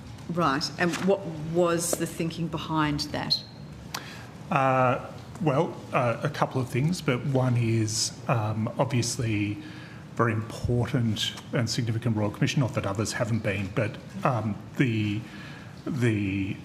urgency of getting on with the task and making sure that there was the interim report could be handed down and then it could be reported within the 12 months means that it makes it a less complicated process if you've got one commissioner. Having already appointed Mr Richardson, obviously I think the logical next step would either be to make Mr Richardson the commissioner or to make him co-commissioner with Commissioner Bell. But that wasn't part of the Prime Minister's considerations? The Prime Minister made the decision to appoint a single commissioner. Okay. That was his view. He wasn't disappointed with the work that Mr Richardson had done in the lead up to that date? No, and indeed, as you've seen, Mr Richardson and the staff that he had assembled were folded into the Royal Commission and continued their work and have contributed significantly, as the Commissioner has noted, in relation to the preparation of the interim report. Okay. There were terms of reference, were drafts of the terms of reference made and circulated between agencies, ASIO, Home Affairs, New South Wales Government, AGD, prior to the final terms of reference being established? The consultation within government was, you could check with the Attorney-General's Department in terms of their drafting, but as far as I'm aware, it was the Department of the Prime Minister and Cabinet, the Attorney-General's Department and the Department of Home Affairs who were consulted. Right, so not ASIO and not the New South Wales Government? I don't know whether the Prime Minister consulted with the New South Wales Government. I'd have to take that on notice, or the Prime Minister's office. We might just take that notice on, because I do recall something about consultation with some intelligence agencies, but we might just check that for you. Okay. It was some time ago. Yeah. I'm aware that some of this material has been, some of these questions have been traversed before, I think in previous estimates, and I think of the subject of freedom of information, which I don't have in front of me, but neither do I. Otherwise, I wouldn't ask the question. But I think, there is a core question here about. Ultimately, this is a decision of the cabinet to endorse the terms of reference and the appointment, or all of the matters that you're traversing. I think officials have been as helpful as they can. I just say this because I sense that, we're starting to move beyond what they can tell you, and what inevitably becomes a kind of cabinet in confidence kind of question. When this is appointment of Commissioner Bell is a former High Court judge who's got particular expertise in criminal law, which is particularly important given that it's important that the Royal Commission's work doesn't prejudice the criminal trial. And she seems to me to be an obvious choice to undertake that work. In any case, there seems to me to be some cabinet decision issues here, but maybe keep asking your questions and we'll see how we go. Okay. How is the first draft of the terms of reference, who puts those together? Is that PM&C or is that AGD or? As Mr Wattles indicated, the first draft of letters patent come from the Office of Parliamentary Counsel. Right, Office of Parliamentary Counsel, that's the first draft. And then AGD, Home Affairs, make suggested amendments. How does it work?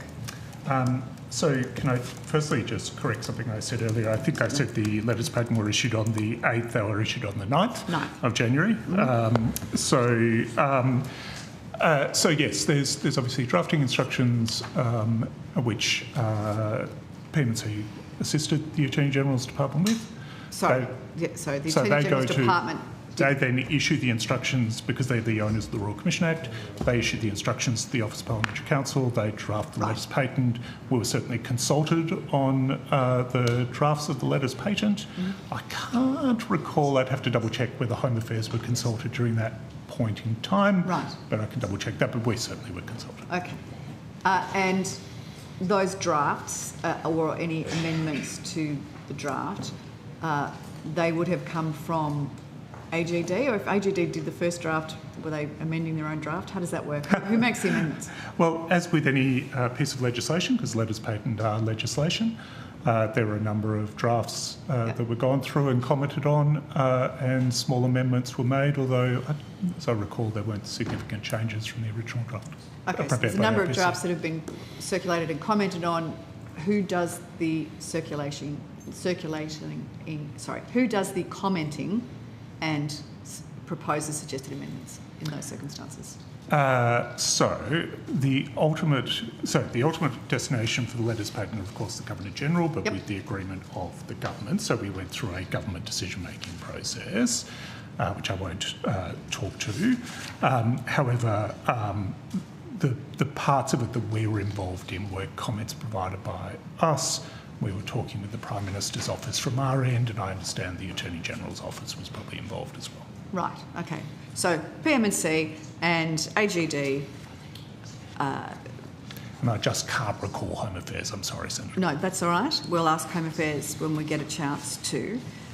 We're all involved in the original draft and suggested amendments to that draft before it got to the final legislation. So there was an agreement by government, and then that's put forward to the Governor-General. Okay, an agreement by government, you're talking about a cabinet decision. That's what it is? Okay. Yes, Senator. All right. Sorry, I wasn't quite sure what the process was. I think the Prime Minister was clear that at the time, so I think I can say that. Okay. What was the legal basis then on which Mr Richardson was engaged as a non-statutory reviewer? Hang on, sorry, in relation by the Royal Commission? Well, as part of the Royal Commission structure, was he under contract? Was he a statutory appointment? What was he? What was the engagement instrument? So I think that's a question more for the Attorney-General's Department, but I expect it was under contract. Under contract, okay. And what governance arrangements existed for the relationship between Mr Richardson and Commissioner Bell, sort of reporting lines, the scope of work and access to classified materials? That's a question for the Commission itself, and you should ask them. For the Royal, Commissioner? So Mr Richardson was employed by the Royal Commission. Mm-hmm. But it wasn't up to the Royal Commission. It wasn't the Commissioner's discretion, surely? In consultation with the Attorney-General's Department, the Commissioner agreed to engage Mr Richardson, and all those questions you asked about lines of responsibility, they're a matter for the Commission. Okay. So when the Prime Minister announced that he had changed his mind, we were moving to a Royal Commission, and he appointed Commissioner Bell, he said that Mr Richardson would be, what was his title? Special... What was officially Mr Richardson's title? I think perhaps there was reference to special advisor or something. Special advisor. So there have been discussions with both the Commissioner before she was appointed and with Mr Richardson, so that they were both aware that would be the arrangement. Right. So if they were both aware that would be the arrangement, it wasn't Commissioner Bell's discretion then. There must have been an outline of I think there's just governance arrangements. There's just a timing issue here that until the letters patent are issued, there is no commission, is no commissioner. So there were discussions leading up to that with the people involved to ensure that those arrangements could smoothly be put in place. But of course, the ultimate engagement of the individual is by the commissioner.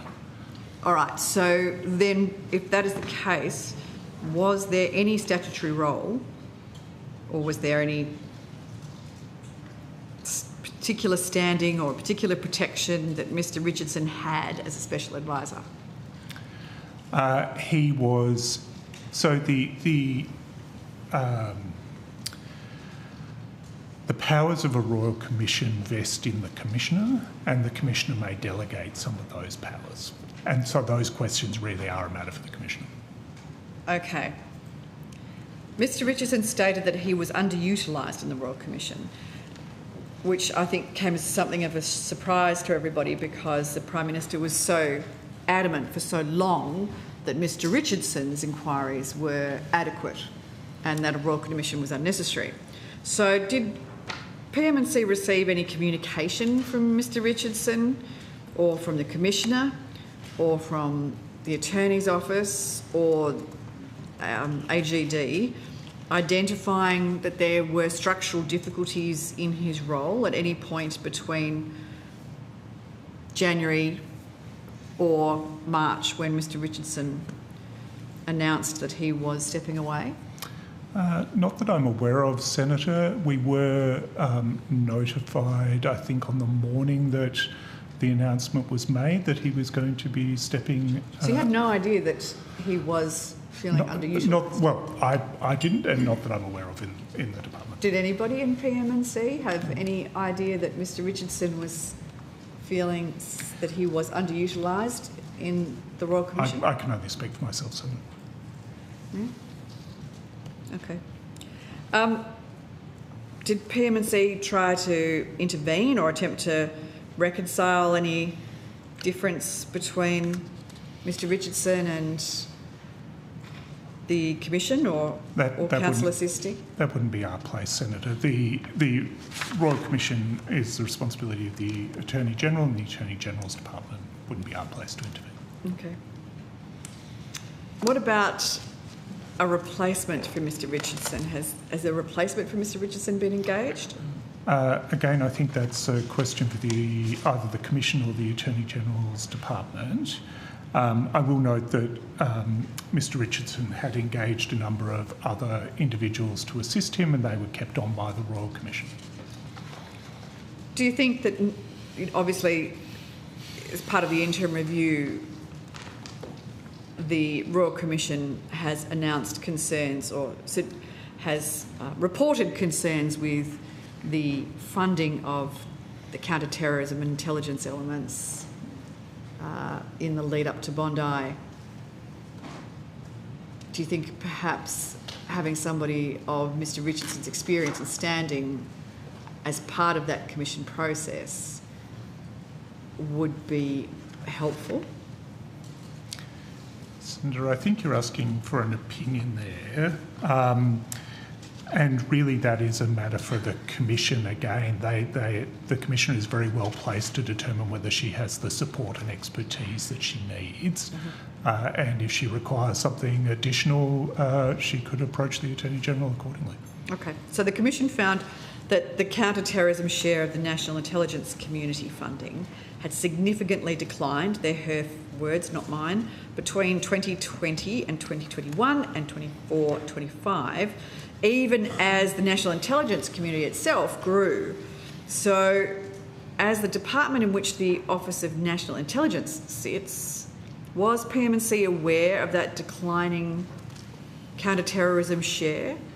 I think, Senator, that there are, I can't remember what they call them, interim findings or the April report asked a series of questions about Mr Richardson's work with the Royal Commission. It is a matter for the Commission, and I understand the Official Secretary for the Commission will be giving evidence at some point today. This evening at 8:15, if I can provide that as some assistance for you, Senator Hume. And it is appropriate that the Prime Minister and Cabinet is at arm's length from those processes once from the 9th of January or whatever it was when the Commission commenced its work. And I think I'd be reluctant to sit here quietly while you're asking officials essentially to provide a opinion about an interim finding of the Royal Commission that goes to the work of other agencies, that I understand some of those agencies have been in the box today in front of the Royal Commission answering those precise questions. I'm very reluctant to have, Senate estimates,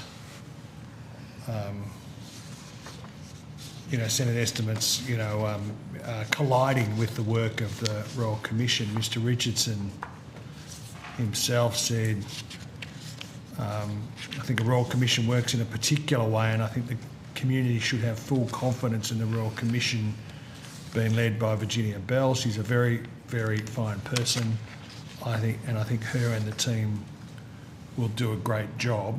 I'm very reluctant to, have this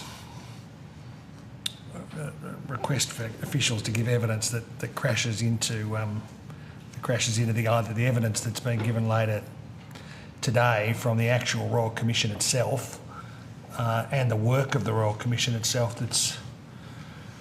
that's going on in both public and private hearings with the agencies that you're referring to, as we speak, I think. So, thank you for that. I suppose the question really is, as the department in which the Office of National Intelligence sits, were the people at this table or anywhere else in PM&C aware of the fact that the counter-terrorism share of the National Intelligence Community funding had declined? I think you'll have Owen and I in here later on this evening, if my memory serves me right, about how these proceedings work, and that is correct. You'll have an opportunity to ask Ms. Klugman those questions. I'm just wondering if there's anyone at the desk that knew that the counter-terrorism share of National Intelligence Community funding had declined. So, Senator, as the Royal Commission highlighted for us, and in particular its paragraph 9.31 of its unclassified report, over the 5-year period from 2020-21 to 24-25, resourcing for NIC agencies grew over that period. And in particular, ASIO's resourcing grew by 37% over that period. And then the Commission goes on to reference some classified material that had been before them, and made the observation that the Commission observed that despite the overall increase in funding to NIC agencies, the proportion of funding allocated to counter-terrorism declined over that period from 2020 to 2025.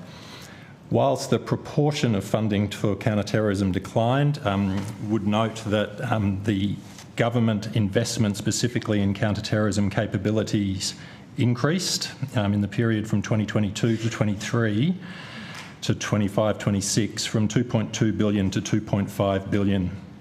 And the government has committed $10.3 billion over 4 years from 25-26 to counter-terrorism related activities, including resourcing to respond to the risk of terrorism. So we're comparing percentage and absolute here, and that's a point that's drawn out in paragraph 9.31 of the report. So again, the people at the desk here, were you aware of the fact that the absolute had increased, but as a proportion of NIC funding that counter-terrorism had declined? Were you aware of that prior to the finding from Ms. Bell?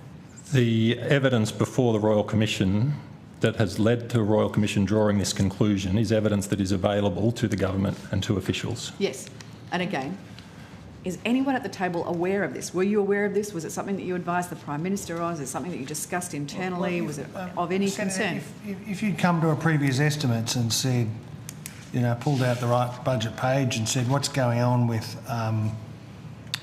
funding in this area, it would have been pointed out to you that overall funding had increased substantially over every year, every budget.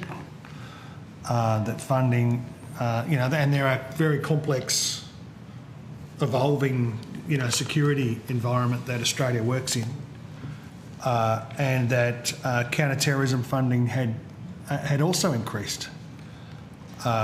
If you'd asked questions about what is the percentage outcome, you would have got that answer that that is referred to in the Royal Commission's report. I mean, the truth of it is that funding both of the whole has increased, and funding for counter-terrorism has increased. Now, that's not to say that the government won't be listening to and implementing carefully, responding to the interim report, which has been issued in, letters patent on 9th of January, report issued in April, more hearings going on today, final report of the Commission before the middle of December. This is work that is important for the country, and we're absolutely convinced that Commissioner Bell is exactly the right person to do it.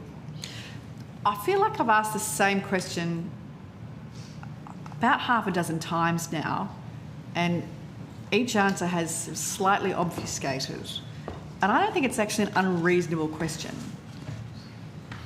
Was the fact that the proportion of funding that was dedicated to counter-terrorism as part of the national intelligence community's total funding, the fact that that had declined, was that something that you were aware of prior to Commissioner Bell's interim report? I think, as Mr Rose has indicated, the budget papers have provided transparency about the allocation of funding for counter-terrorism over subsequent budget periods. Okay. Did the Prime Minister and Cabinet's Deputy Secretary for International and Security Group bring the significantly declining funding trend to the NSC's attention between August 2024, when the national terrorism threat level was raised to probable, and the 14th of December 2025, when the Bondi massacre occurred? I think the evidence we've just heard is that it's not declining. As a proportion of the national intelligence community funding? Okay. Senator, the period of time you refer to was prior to me assuming this position. So I will take on notice whether any advice was provided on the proportion of funding. But as Mr Rose has indicated, the quantum of funding provided for counter-terrorism has increased. So we'll come back to you on that. Okay.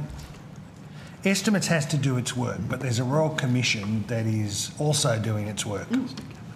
And I want it to do its work unimpeded by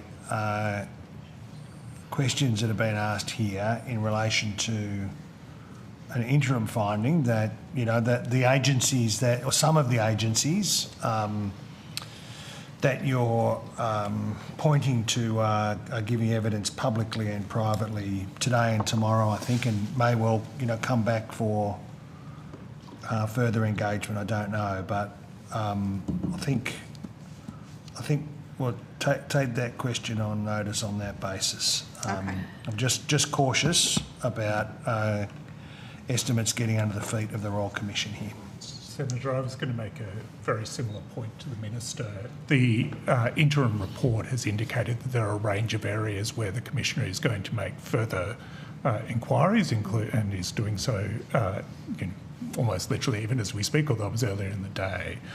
So I just endorse, sorry, I shouldn't really endorse a minister, but I agree completely with what the Minister has said, that we'll need to be a little bit cautious in how we approach this, so we're not in any way interfering with what the Royal Commission is undertaking.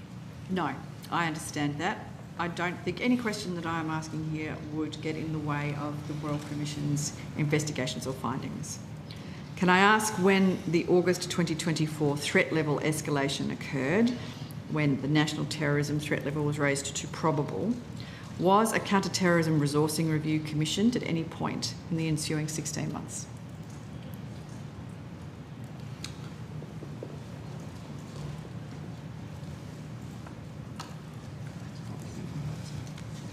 again, I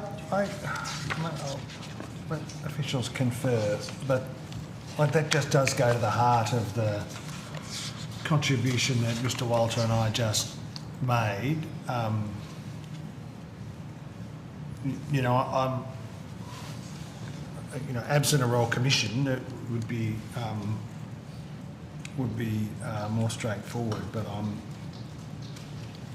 I know Mr. Burgess was in the chair today. I think that was part of the public hearing, so he would have been. You know, I don't know what questions he was asked, but it just seems to go squarely to that.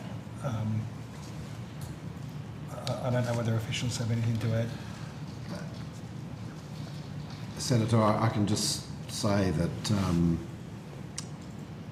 commenting publicly on the 6th of May, the Director of Security, Mr. Burgess, the Director General of ASIO, talked about lowering the threat level in November 2022 and then raising it again in August 2024, and said resources were adjusted accordingly with the threat levels.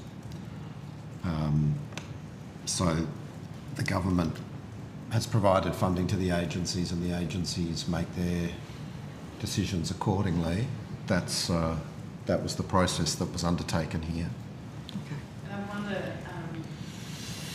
Senator Hume, you've been going for quite a while, which is totally fine, but we are going around this issue of where you're going to get the information you need, and Legal and Con is on, and there are a range of those agencies for which your questions are going to that are appearing there.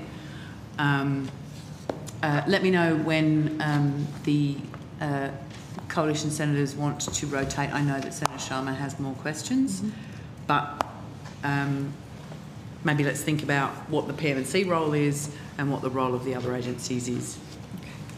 So did the Prime Minister and Cabinet, ONI or any of the other National Intelligence Community members provide advice on whether the budget allocations across 23-24, 24-25 and 25-26 cycles were calibrated to the prevailing counter-terrorism threat level? Senator, we can't speak to those other agencies that you mentioned, but from a PM&C perspective, I can take on notice whether or not any advice was provided in the terms that you have requested. Right, so if no ONI sits under PM&C, you wouldn't see that kind of advice? They're an independent agency separate from the Department of Prime Minister and Cabinet. I can't speak on their behalf. Okay, all right.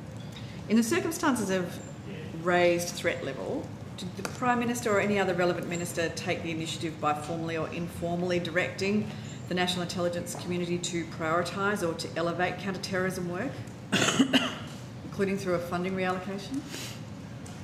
Senator, I think when you, if I may, are talking to the intelligence agencies, including ONI later, there's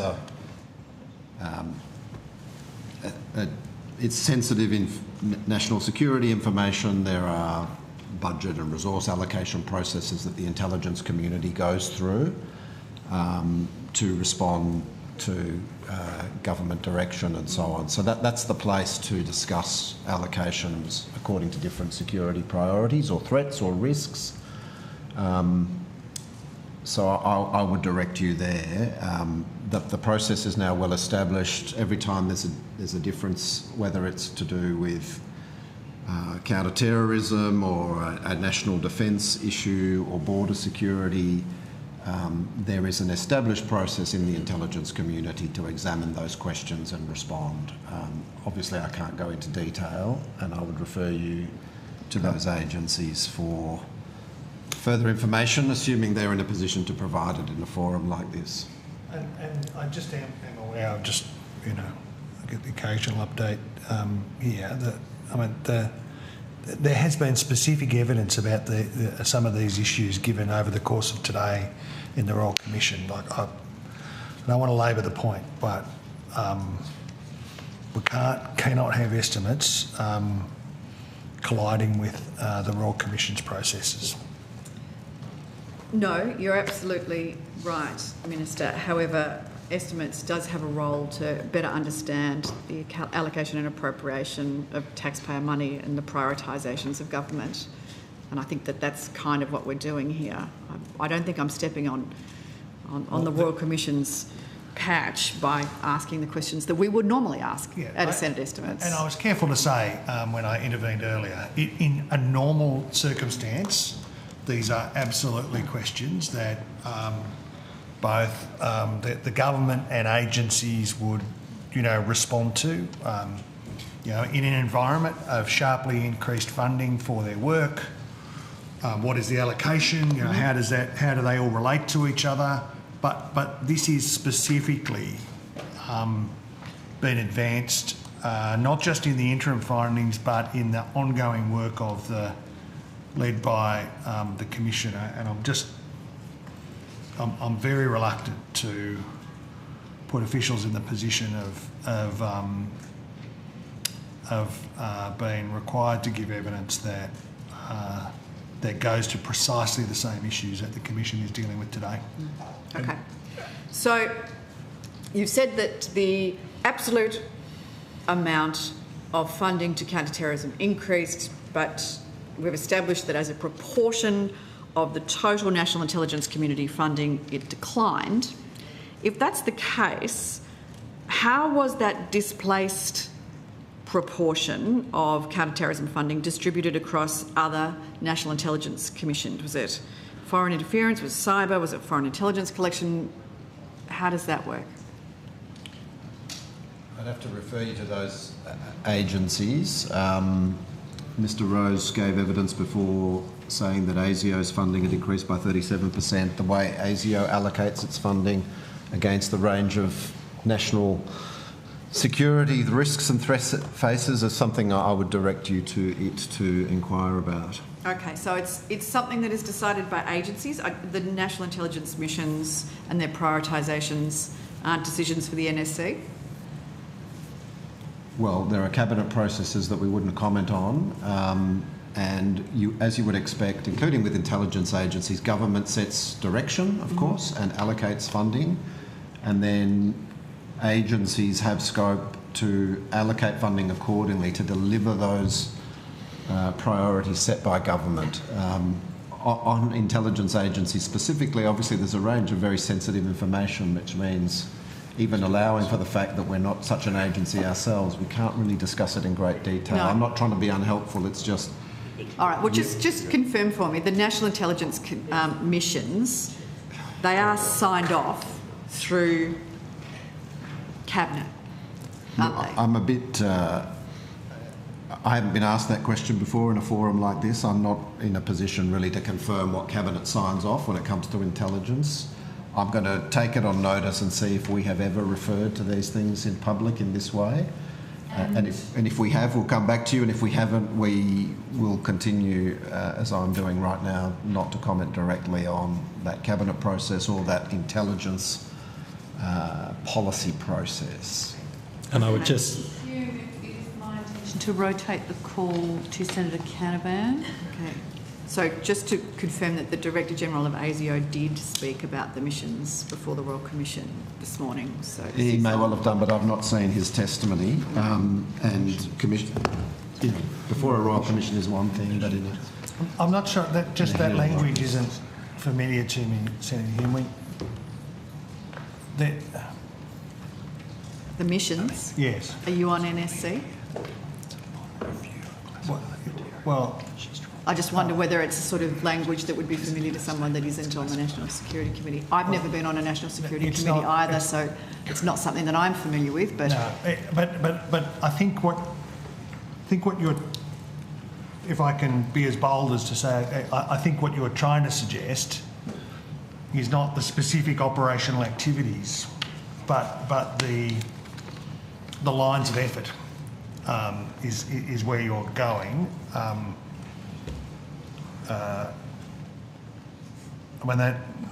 And those lines of effort are set by the NSC. Yeah, I think I just wanted to clarify that point, but I think Mr Hayhurst is right.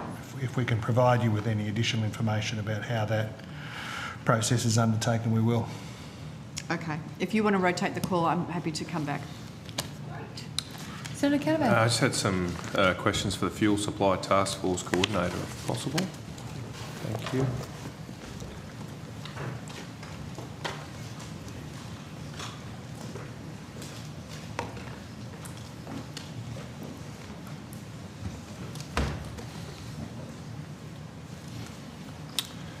Hello, thank you, Ms Harris. I just wanted to know, have you met with anyone involved with the Taroom Trough project in Queensland? I don't believe I have, Senator, no. Okay. Have you spoken to the Queensland Government about that project? No, Senator, I haven't. That's not to say no one in the task force has. I can check, and if any of my colleagues have any better information, but personally I have not, Senator. There's a variety of people that have contacted me wanting to build a new oil refinery. Have you met with any proponents that want to build a new oil refinery in Australia? I have not, so Senator, no. Right. The government's also announced increase the minimum stockholding obligation. Have you met with anyone who wants to build new storage, fuel storage in Australia? I have met with one proponent who did mention the fact that they would be interested in providing such a service, but obviously DQ is in charge of that process, Senator. I'm just a little perplexed that you haven't met with particularly the Taroom Trough situation. Has been very public and lots of information. I believe your role is to, when established, to seek to improve the coordination between states and territories in the Commonwealth on fuel security and supply chain resilience. So I would have thought the production of more oil in Australia would be something that could contribute to more resilience. Is there a reason you or the task force hasn't reached out to Omega or the proponents behind the Taroom Trough? At this stage, Senator, we're from the task force's perspective, so there's probably two things to note. So first of all, we are really coordinating across government, and so we're not trying to duplicate or take over the roles of individual ministers and departments. So this would be something that would be very much in the domain of both DQ and potentially for DISA. So we would leave them to be the principal managers of stakeholders in that area. Second of all, from the task force's perspective, well, obviously we have an interest in anything that can contribute to longer-term resilience. To this point, Senator, in the process of the task force, we've been heavily focused on what can contribute to fuel supplies very much in the here and now. Right. But I'll just note that terms of reference did talk about resilience. I presume that does also talks about forward planning, so I would hope we are planning for the future as well. Have you met or have you been involved in the underwriting of importation of fuel to Australia? So in relation to the work of the Export Finance Australia, I can outline for you, Senator, what our role is compared with the roles of others. So, sorry, I'll just get to that one. So in relation to the Export Finance Australia's arrangement, so as you would know, Senator, there's a few policy kind of components to this. So, the EFA's support must increase or materially accelerate the supply of fuel or fertiliser into the Australian domestic market, and it can't be used to substitute, replace or subsidise fuel or fertiliser that proponents are already contracted to supply, and that proponents are prohibited from reselling or diverting shipments to other markets, and that the government retains an ability to direct fuel and fertiliser supply supported by that facility to regional areas or others if required. So that's the sort of general policy framework. And in terms of the role of the task force, the formal arrangements are that the EFA must consult with both DQ and the task force to ensure that any transactions are aligned with the government's national priorities, which are currently to secure additional diesel or jet fuel supplies. And DAF and DISA are consulted in relation to fertiliser. So we have a role in being consulted before the EFA will sign off on any particular cargoes. And look, this might be a question for the Minister, but I'm just a little perplexed that the government's priorities seem focused on supporting the importation of foreign-produced oil, but there's no even discussion with people that might be able to increase the production of Australian oil. Well, Senator, I think Ms Harris has given you evidence about the inevitable focus on the now questions. Right? That is, should the work be done that establishes that that there's commercially viable prospects in Australia, then those will be brought forward in the normal way. I know there's some enthusiasm and optimism about some of those resources in Queensland. It's really not, I'm not in a position to judge that. But those longer term resilience questions, of course, Ms Harris is engaged across government on those, storage, production. But right now, the focus is on securing additional fuel supplies for Australia against a backdrop of the last,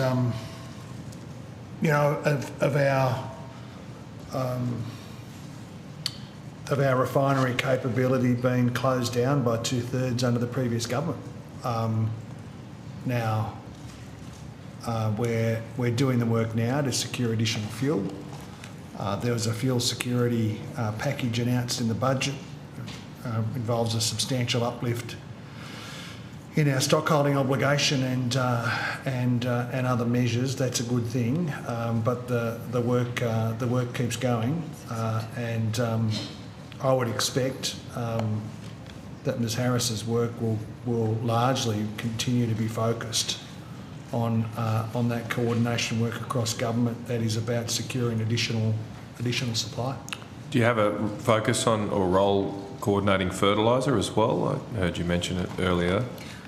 Yes, Senator, my role is personally is principally focused on fuel, but that said, the task force as a whole does coordinate across all of the different parts of government, and so it is the place where all of those different pieces of the puzzle can be brought together, and we convene meetings to make sure that all of that information is shared across government. Have you or the task force met with Perdaman?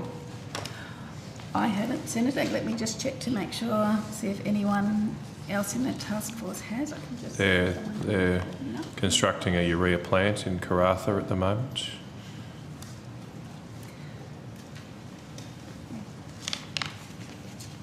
Certainly aware of that project, Senator. Okay.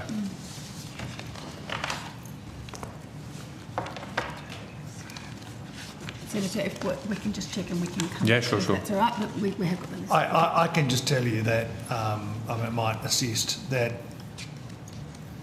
work is that work in relation to engagement with the Western Australian project is being led by my department, and is an important project, and we'd be delighted to answer questions about that next week. Yeah, I'm sure we'll come back to it then too. But given the role here, and particularly, I mean, I don't know if have you got an answer? Have you met with Perdaman Energy? No, I don't believe you have. Well, the reason I raised it with yourself is Perdaman have been in the media saying that while production is scheduled to commence next year, they're starting to consider ways of potentially fast tracking the supply and having some produced this year. And so I'm just wondering again why that being in the media wouldn't have met with them to say, okay, what can, particularly as a task force coordinator, you could potentially try and facilitate any help they need to make that happen. That work's been led by my department, Senator. Okay, I'm still just wondering, the focus seems to be very much on foreign production of these products, not domestic, which definitely concerns me for the long-term resilience of our country. Look, I might leave. I mean, look, that project has received substantial support from NAIF and other from a facility that we set up. Yes. I don't like this is it is important work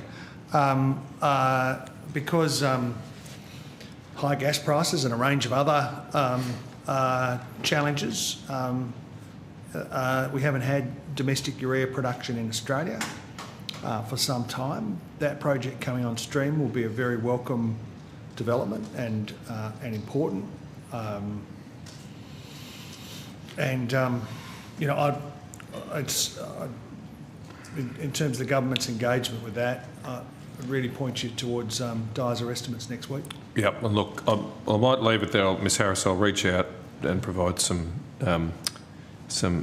organisations you might want to catch up with. The Nationals Party had arranged for Amiga, who were the proponents of the Taroom Trough, to brief parliamentarians tomorrow. Now some personal circumstances have delayed that, but more than happy to put you in touch with those people, because there are lots of good Australians that are willing to help here, but they do seem to struggle to get access in an environment where the government clearly doesn't like domestic fossil fuel production. They have gone down a renewables, hydrogen path, which has been a complete failure. But happy to point them out. That is, not to put too fine a point on it, garbage, but... well, we can all see. You know, honestly. Like see the price of energy too silly for words. It's on your own terms. But continue you said prices would come down. Continue the silliness where you usually do it in... Urea plants shut under your government. In DISA estimates is where you usually engage in that silliness, and we're looking forward to it next week. Scoreboard. You might not like the scoreboard, but it's very clear. Thank you, Chair. When you were the minister, all developers gave up on the country. When you were the minister. Urea didn't shut down. When you were the minister. We kept 2 fuel refineries going. They just pulled the ripcord straight out of here. When you were in government. And you've done nothing. They didn't want anything to support oil. You put a tax on our last oil. It was all talk, and no delivery. You put a carbon tax on it. It was all minimum stockholding obligation in Texas. And now the price of everything's gone through the roof. Not Australia. That's what it was. You don't like the truth. He clearly doesn't like the truth, Chair, but the truth is undeniable. It's a shameful record. I was being very shameful record of dismantling Australia's energy security, and we're tidying it up. All right. Thank you. I was going to go to Senator Sharma, but I'll go to Senator Hugh. A couple more. Yeah, thank you. I wanted to, go back to where we were, although I won't follow the same line of questioning. I want to ask about NSC counter-terrorism exercises. The interim report from the Royal Commission recommends one within 9 months of every federal election. So, just for context, I'd like to have an idea of how many of those counter-terrorism exercises have taken place under the Albanese government from not just in the last 9 months, but since 2022. Senator, I'd have to take on notice what exercises have taken place, but obviously the government, in its response to the interim report of the Royal Commission, has accepted that recommendation, which is for within 9 months of an election. So the government will undertake that. But in terms of what's happened in the past, I'll just have to double check or look at my colleagues. Right. So we'll take that on notice. And is it PM&C that coordinates those counter-terrorism exercises through the NSC? Well, PM&C has a role supporting that Cabinet Committee when the time comes, whether we will coordinate that exercise, but we will obviously be involved in the agenda and in other supports for the meeting. So we will have a role, but typically those kind of, those tabletop exercises usually require an expert agency to be in the lead on the subject matter. Right. So what does it look like? I don't want you to give away state secrets, but what does an NSC counter-terrorism exercise look like? You said it's a tabletop. Well, I can't speak for the NSC, but at officials level, such an exercise would involve typically a scenario, the assigning of roles to participants around the table. Now, obviously, officials often role play. That probably wouldn't be necessary at the NSC level. And running through a scenario, it would be an opportunity for any committee to examine the effectiveness of the arrangements in place and to sort of game out how to respond to situations and different challenges. It's a pretty typical approach. Boards do it all the time with crisis management and those sorts of things. It's that kind of exercise. Okay, so can we confirm that the NSC has undertaken at least one of these since I've taken that on notice, Senator. Right. What I have confirmed is that the government has accepted the recommendation of the Royal Commission interim report to conduct a specific counter-terrorism focused exercise within 9 months of a federal election. Okay. I understand that, but obviously this is something that has occurred in the past, and as I say, obviously the Minister and I, neither of us have served on an NSC before, so I suppose neither of us have gone through these processes, but the department clearly has coordinated this sort of thing before. This is something that you're familiar with. So has there been, and I'm not asking you to say how many, I know you're going to take that on notice, but has there been any? So, well, I'm taking that on notice, Senator, to come back to you with the answer. And we will need to consider, Senator, whether or not you're asking about the operations of Cabinet. So while I agree Mr Hayhurst has quite rightly taken it on notice, we will need to think about whether or not Cabinet conventions preclude us from providing an answer. Okay, I mean... And just following on from that answer, the Prime Minister has said publicly that the government has adopted that recommendation. Yes, yes. So it'll be something that happens in the future. I understand that. I suppose, wanted to understand, as part of the taking that question on notice, whether you could then also take on notice how many the Prime Minister has personally participated in and how many the other NSC ministers have participated in. I won't take that one on notice, Senator, because I am aware that we've been asked questions previously about the attendance of particular individuals at NSC, and because of the Cabinet conventions we have not provided that information. Okay. I suppose, again, what I'd like to understand is participating in these kind of exercises a compulsory part of being a member of NSC? I mean, if you're sick that day, fine, but, you know, is there an understanding that you have to have participated in at least one of these, two of these, as part of your membership of the NSC? We'll put all your questions together, Senator, and take them on notice, and if we can answer them and assist you, we will. Okay.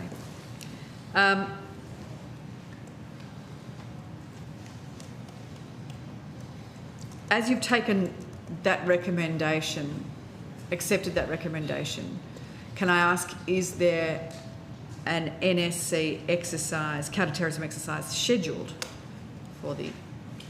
Unfortunately, Senator, we can't answer that question to the extent that that goes to the operations of Cabinet. I'm not asking for a decision of Cabinet, you know that. Like, I'm not asking about what it is that's discussed. I'm not asking about the type of exercise that's undertaken.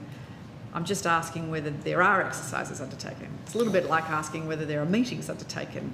You know that there are meetings, even if you won't tell me when they are or how many people attend. I appreciate the spirit in which the question's been asked, but it does also go to the content and the purpose of a particular meeting.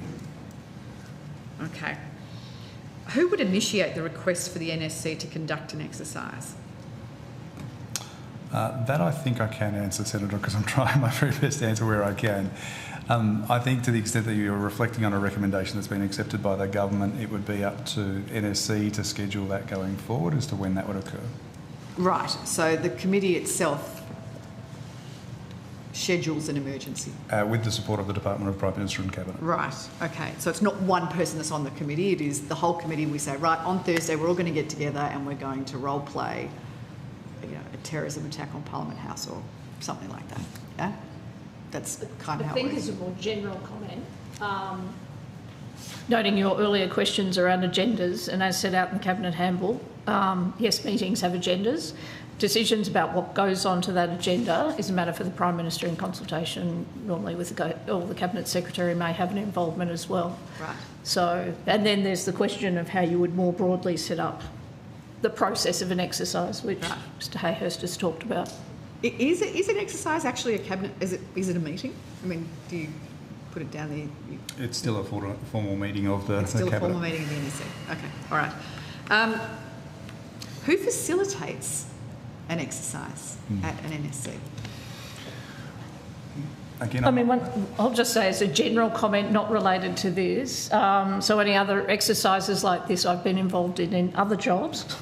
You normally get in an expert who, so there are people who are ex-senior, you know, former DGs of ASIO or things like that, who work with the relevant agencies to actually come up with the scenario and then you role play it. Okay.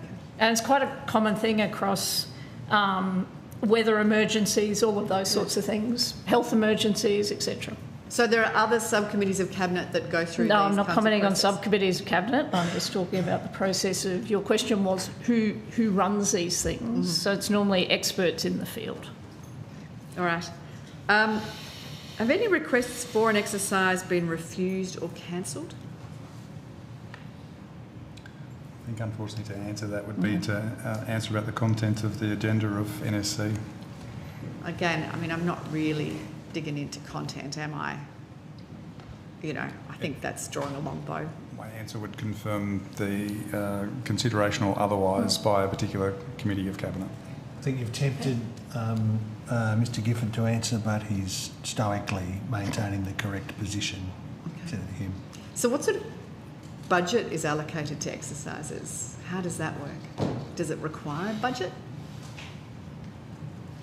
Again, to take it in the broad rather than the specific to NSC, my previous experience with the exercises that Mr Hayhurst has outlined is it doesn't require a specific budget. It would be a scenario-based exercise with some relevant attendee able to run attendees through that particular scenario. Right. So is there a line item that I can look at anywhere in the budget papers that would show where allocations are made to run exercises, CT exercises in NSC? No, there's not a line item that goes to that, and to the extent that we're talking about the government having accepted the recommendations from April, I wouldn't have expected to see that yet in the 26-27 But other budget. governments have done these, surely. That's possibly right, but I'm not sure. But to answer your question more directly in terms of whether or not there would be a line item, I don't think it would be of such a magnitude that it would require it. It would be more likely absorbed within existing resources. All right. Can I confirm whether Prime Minister and Cabinet's Royal Commissions and Public Inquiries area is providing secretariat support to the Commission? To the Royal Commission? Yeah. The Royal Commission is entirely independent from government and supported by the Attorney General's Department, who administer the Royal Commissions Act. Okay. And what's the appropriation that's been made to the Royal Commission? I don't have that figure in front of me, Senator. If one of my colleagues does in the room, we will share that with you shortly. Thank you. That would be terrific. And has Prime Minister and Cabinet had any contact with the Commissioner or Council assisting on the publication of the interim report, the management of its 5 classified recommendations, or the integration with associated criminal trial processes? Senator, just to answer your previous question, Yes. the appropriation was 131 million for the... Sorry, can you say that again, Mr Waller? The appropriation was 131 million for the Royal Commission. And in terms of contact with the Royal Commission, so essentially our engagement with the Royal Commission is coordinated, the whole of government, engagement with the Royal Commission is coordinated through the Attorney General's Department.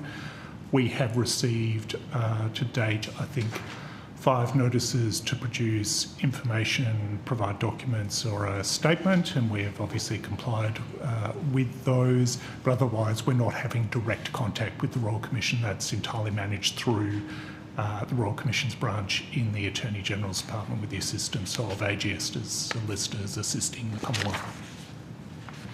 Okay. I just have one more question around ASIO's holiday period 25-26 threat assessment, which was issued in early 2025. Everybody know what I'm talking about there? Can I just ask what the distribution list is for that threat assessment? It's a question you really should direct to ASIO, including whether it can release that information given. Yeah. I would direct that question to ASIO. I don't know what the distribution is. Right. Was it sent to the Prime Minister? I'd have to check to see whether the Prime Minister was on the distribution. Is it briefed to the NSC or to select NSC members? I mean, in a very general sense, threat assessments produced are not all briefed, but I can't be more specific than that. That there are regular written products produced by the intelligence community that go to a range of stakeholders and recipients. I'm assuming you're one of those stakeholders and recipients? I would often expect to be in my position, but it's not always the case. Mm-hmm. Some operational matters are more sensitive and tightly held than others. It's really for agencies themselves to determine their own, who they distribute their product to. Yep. So, I think this is the theme of the day. Going to the agencies for whom this is the information that they hold and they have may net you a better outcome than asking another agency who is not responsible for those things. Yep. So I'm assuming that there are people on the desk here that received that threat assessment. Well, just to be thorough, I'm not certain that's the case. We would have to check. And in doing so, we would also have to check whether we're in a position to divulge that information.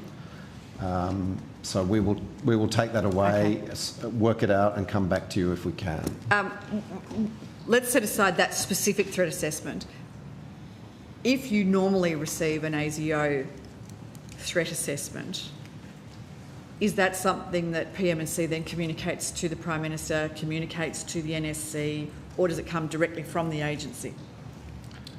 I think it depends in all circumstances on the content and the nature of the threat assessment. So if I can be helpful by giving a bit of an example, if, for instance, I received one because of my role and responsibility for corporate services within the Department of Prime Minister and Cabinet, I wouldn't expect that type of threat assessment to go to the NSC or to the Prime Minister, but it might be more relevant to somebody who's managing corporate matters within departments of state. Right. And how is that judgment then made on something like the holiday period 25-26 threat assessment by ASIO? And the unfortunate thing is, to repeat the question, the guidance from the chair, it is ASIO that makes those decisions. Right, so it's ASIO that tells you, if you receive a threat assessment, that you need to pass this on to the Prime Minister, or do then they say, we have passed this on to the Prime Minister, or if they say nothing, is it your judgment? Again, it depends, and the question is best directed to ASIO. I suppose, yes. My understanding is ASIO will make sure whoever needs the information gets the information, and they have a range of processes to determine and distribute. Right. So at what point does PM&C use its judgment to say, actually, this looks pretty important, we might pass this one on to the Prime Minister in the form of a briefing or... So I think, as is becoming apparent through these various answers, PM&C does not have a role in the distribution of intelligence. We are a customer. So we receive product, and it's up to the agencies, the producers of the material, to distribute. Yes. Now... but you use judgment as to what you do with that information once you get it, surely. If material is already being provided to others, then there's no role for Prime Minister and Cabinet. It's conceivable that there may be some information that we can see isn't being made available to a particular agency or individual, and we could then, in consultation with the producing agency, go back to them and ask them to consider sharing that. But, we don't play that role, basically. Right. And the way that whether it's threat assessments or briefings are prepared and provided to, let's just say, members of the NSC, when really the kind of methodology and the approach is not something that I would really be comfortable with officials canvassing in this forum. You'll have, for example, there'll be opportunities to ask some of the agencies questions over the course of these estimates, and they may be in a position to better curate the way that that information's provided. But I am very cautious about I think I understand the sort of It's just a process political question. gravamen of what you're trying to ask, but it's very honestly, difficult. I'm not trying to lead anybody down a garden path. It's genuinely a process question. It's very difficult for that to be answered in this session, I think. All right. Okay. Thanks, Chair. Thank you. We'll go to Senator Sharma. Thank you, Chair. I just had a couple of different topics to go through, so if you wouldn't mind just bearing with me, and I'll try and move relatively quickly. The recent ANAO audit of operations of FOI requests.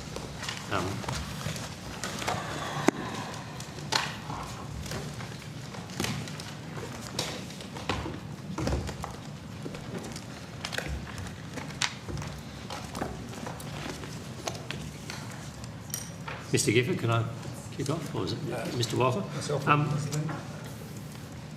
Would you mind just giving me advice on how many FOI requests the ANAO found PM&C received in 2024-25? How many were refused access in part or full, and how many were set aside? Thank you, Senator. I'll ask. It's a little bit difficult to pick up from the ANAO report because they were looking at the three departments. Three different departments. So what I might do is I might ask Ms Lynn to lead you through those figures for that period. Sure, thank you. Thank you. Katie Lynn, Assistant Secretary of the Legal Policy Branch in Government Division in the Department of Prime Minister and Cabinet. Senator, we track our statistics by financial years that are reported to the OAIC.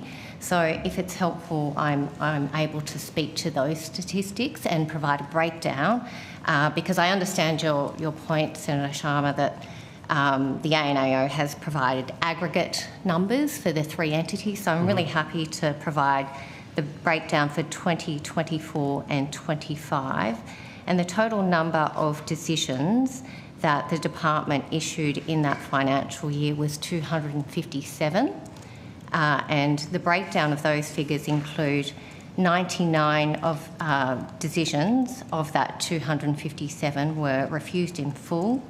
121 decisions of the 257 were refused in part, and 37 decisions were granted in full. Okay. So only 37 out of 257 were granted in full, is that right? That's correct. Okay. What recommendations did the ANAO make to PM&C as a result of this? Because it's obviously and have you got a percentage of how many of these decisions were subsequently set aside on review? I do. If I can just answer your first question, Senator Sharma, in relation to the recommendations. The ANAO has made a range of recommendations. There are 6 for the entity, which we accept those recommendations, and they really go to record keeping in particular. Now, if I can just provide some further context on the statistics in relation to the rate of refusal, if that's helpful. Of the refusal rate that the ANAO has put in its report of 80%, that really goes to the first 2 statistics I provided on the refused in full and refused in part. And I just want to explain for PM&C some context in relation to those figures. As I mentioned, of the 257 decisions that we made in 24-25, 99 of them were refused access in full, and 73% of that figure of 99 decisions were because PM&C did not hold those documents, Senator. So that's, just to reiterate, that 7 out of 10 requests sought access to records that the department did not hold. So that's just providing some context for PM&C. And then in relation to the second component, which is those decisions where we've refused access in part, that's 121 decisions out of 257. I just wanted to explain for PM&C the key reasons that we exempt some of that information, which results in a partial decision. The key reasons are to protect the personal privacy of individuals or to maintain the confidential material of third-party businesses, and of course to maintain the day-to-day operations of our agencies. So just to provide an example, we exclude group email inboxes that we might use for operational reasons, and we also routinely redact the names of junior staff, which all of these reasons may result in a partial access, even though the applicant might be getting the substance of what they are seeking in their FOI application.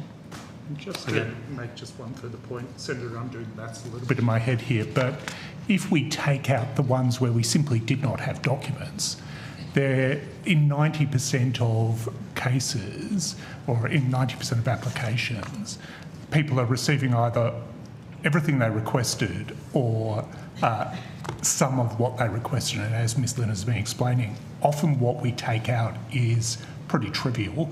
It's my signature, it's a group email box, it's those type of things. But because of the way the OAIC collects statistics, we record that as being, that we only responded in part. Okay. How many of these decisions were reviewed by the Information Commissioner in 2024-25? In relation to Information Commissioner reviews, in the 24-25 financial year, PM&C finalised 31 Commissioner reviews, Information Commissioner reviews, and 8 of them were varied or set aside. So that's about 26%. Okay.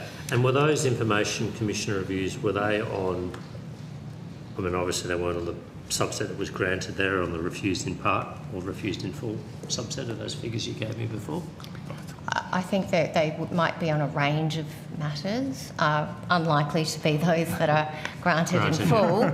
But can I just make one point in relation to the Information Commissioner reviews, which, again, just to provide you some further context for PM&C, it is often the case that, after an agency such as PM&C, we make our decision, but the applicant has 60 days to put in or lodge a review of that application. And it is often the case that the Office of the Information Commissioner may take a length of time to then notify the agency of the review. I think the report actually references one example where it took 4 years. And of course, in that intervening period, it is often the case that some matters that are in that original decision then become public through the passage of time. So just to make the point that even though some matters, in the 26% of matters that have been varied or set aside, are not necessarily because the original decision may have been wrong, but simply we have released more material and we approach that with a fresh lens each time. But it is often the case that has been a passage of time. Okay. Now, you said ANAO made 6 recommendations relating to PM&C. Could you just describe those and tell me what the timeline is for PM&C to implement those recommendations? You said you accepted them in full, I believe. Correct. So the majority of the recommendations, Senator, if I can, without reading them out, really target... Could you table them, actually? Actually, no. I think it's public. Available. I can read them out, but no, don't read them. If I can summarise them for you, Senator, in large part they really go to record keeping for this department and the other entities that were a part of the ANAO report, and to matters of transparency related to record keeping. PM&C, of course, we foster a culture of accountability, transparency, and we seek to comply with the FOI Act. We've actually been making continual improvements as part of an ongoing process to enhance our FOI practice. And actually this ANAO report affirms areas that we know that we need to improve on and to do better on. So in relation to the critical finding, which is really underpinning several of the recommendations for entities on poor record keeping, we acknowledge there was missing evidence of searches undertaken for FOI requests. Senator, our practice in PM&C is to save records as we go and to save them in a central location. Unfortunately, we have not consistently done that, and in many of these matters referred to in the report, what has happened is that FOI searches or decisions have been saved in Outlook case files, and they have not been saved centrally. So we are immediately addressing that issue, and we've instructed and provided further guidance to teams to ensure that records are saved in real time in a central location. And we've updated our search checklist to assist in that regard. The second thing that we've done is actually to update our decision-making templates so that applicants now know what searches have been undertaken to provide that additional level of transparency, and if they are not satisfied with the searches undertaken, there are review pathways. And just thirdly, what we have also done is commenced a program of monitoring and assurance of all the 2024 records referred to in the report, to systematically go through those records and to ensure that they are all saved in a central location, and to put on the disclosure log any records that should have been on the disclosure log. And just to be clear, Senator, I think that it's not that the searches weren't undertaken, it's not that we don't have records of them. They're just not, in some instances, they haven't been in a central location, and that's a classic audit finding. They want to see the paper trail in the right spot. So, and we've indeed had decisions where the adequacy of our searches have been upheld. So I do want to make that point. And then you asked about timeframes. So we're developing an implementation plan now. Some of these will be ongoing. It's like an ongoing monitoring and assurance framework, but we will put in place an implementation plan to make sure that we give effect to all of those recommendations, and just building some of this into our ongoing practice will be important. All right. Thank you. Thanks, Mr. Walter. Can I keep going? I've just got different topics. Yes, you may. I just had another question, if I could, about the Code of Conduct. Is that you, Mr. Walter? It is, isn't it? So I understand there's a provision under the Ministerial Code of Conduct for the Prime Minister to seek advice from the Secretary on any matters within the Code at any time. Was any advice, or has any advice been sought by the Prime Minister on Minister Wells's use of travel entitlements and its compliance with the Code of Conduct? You'll be disappointed but not surprised, Senator, to hear me say that we won't be able to advise on whether or not any advice was provided in that particular instance, because to do so would really provide a bit of a chilling effect for the Prime Minister in terms of his ability to get frank advice about the Code. So I'm sorry we can't assist you in this instance. What I can say, Senator, is that no minister has been found to be in breach of the Code of Conduct in the two Albanese governments. In the two Albanese governments, so in the last Parliament or this Parliament to date. Who would make such a finding? The Prime Minister. It's his code.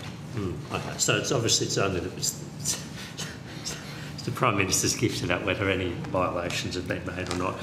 What I can add as well is, of course, that the Minister in question did refer travel matters to the Independent Public Expenses Authority. They made a determination and she has repaid, or is in the process, I don't know whether she has actually, but has said that she will repay those funds. Yeah. No, I understand that, but I guess they're two separate sort of codes, if you like. One is about the use of travel entitlements, and the appear is the appropriate authority there, and they investigated. They found, as I understand, 4 trips were outside the rules. But there is also the Ministerial Code of Conduct, which requires, amongst other things, that ministers be scrupulous in their use of public money, for instance, and could read other elements of it, but be scrupulous in the use of public money. How would such, I mean, if the allegation was made that this behaviour, and IPI has obviously found that public money was misused in this occasion, how would that be assessed under the Ministerial Code of Conduct? It needs to be referred by the Prime Minister to you for an investigation. Is PMC able to initiate an investigation itself? Once again, Senator, it's the Prime Minister's code. The Prime Minister can make a decision under the code on his own initiation, or if somebody draws something to his attention, that's a matter for him. And if he would like assistance from us, then he can request it in accordance with the code. The PMC has no independent role then in safeguarding the integrity of the code or compliance with the code. As with the ministerial standards under previous governments, we don't have an independent role. They are a matter for the Prime Minister. Okay. And you haven't been asked for any advice on this particular issue? Senator, once again, I'm not going to confirm, deny, or... I just thought I'd try. Yeah. I can't blame you. What you have to do in order to pull that trick off, Senator Sharma, is not... give me some tips. Is not grin while you do it. I can't help myself, I'm afraid, Minister. All right, thank you. That's all I had on that topic. I did want to ask about the economic behavioural economics team within PMC, if I could.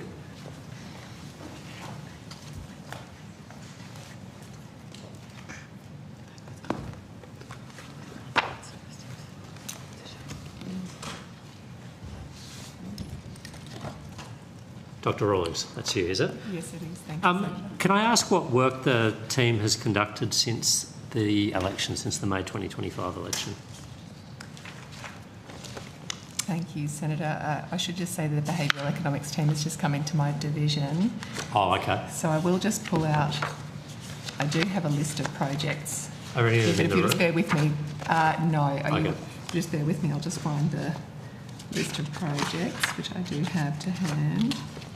I had a look on the website before, but I don't know if that is exhaustive or not. Beta projects, here we go. Thank you. So since the election, you asked... okay, so I do have a list. Okay, so we've got... a study was published in August 2025, a report titled Towards Net Zero Survey, and that was a project with DECU, so the Department of Climate Change, Energy, Water, and the Australian Energy Regulator. There was also a Better Bills Impact Study, which was published in August 2025. Mm-hmm. Yep. That was also, so the partner was also the Australian Energy Regulator. There was another report also in August 2025, a report Empowered to Switch, and that was with the Australian Energy Regulator. There was a report in October 2025, which was with Services Australia as a partner, and that was a study called Stigma in Government Services. There was, I'll keep going, sorry, I've been going for a little while. There was a study in November 2025 called Banking Nudges, and the department partner was the Department of the Treasury. There was a report in December 2025 developing WGEA's action planning tool, and the partner was the Workplace Gender Equality Agency. There was a report in April 2026, the Paid Parental Leave Materials Update, that the partners were Services Australia and Department of Social Services. And that is where I will... Oh, no, sorry. Actually, there was the Aviation Consumer Ombudsman Scheme report, which was published in April 2026. And the partner department was the Department of Infrastructure, Transport, Regional Development, Communications, Sports and the Arts. There was... actually, then that one's pending. That's still pending. And then there are a range of reports which are sort of underway but not yet public. Okay. Is there any work being done in relation to the fuel crisis, so behavioural economic studies in relation to fuel use? The reports that I've read out are the ones that are currently underway, and the public nature of the reports, we work with our partners around release. So I'd have to take any further detail on notice. Okay. Could I ask, is Ms Harris aware of any work being done? If I could just check. This might give us a quicker answer rather than taking it on notice.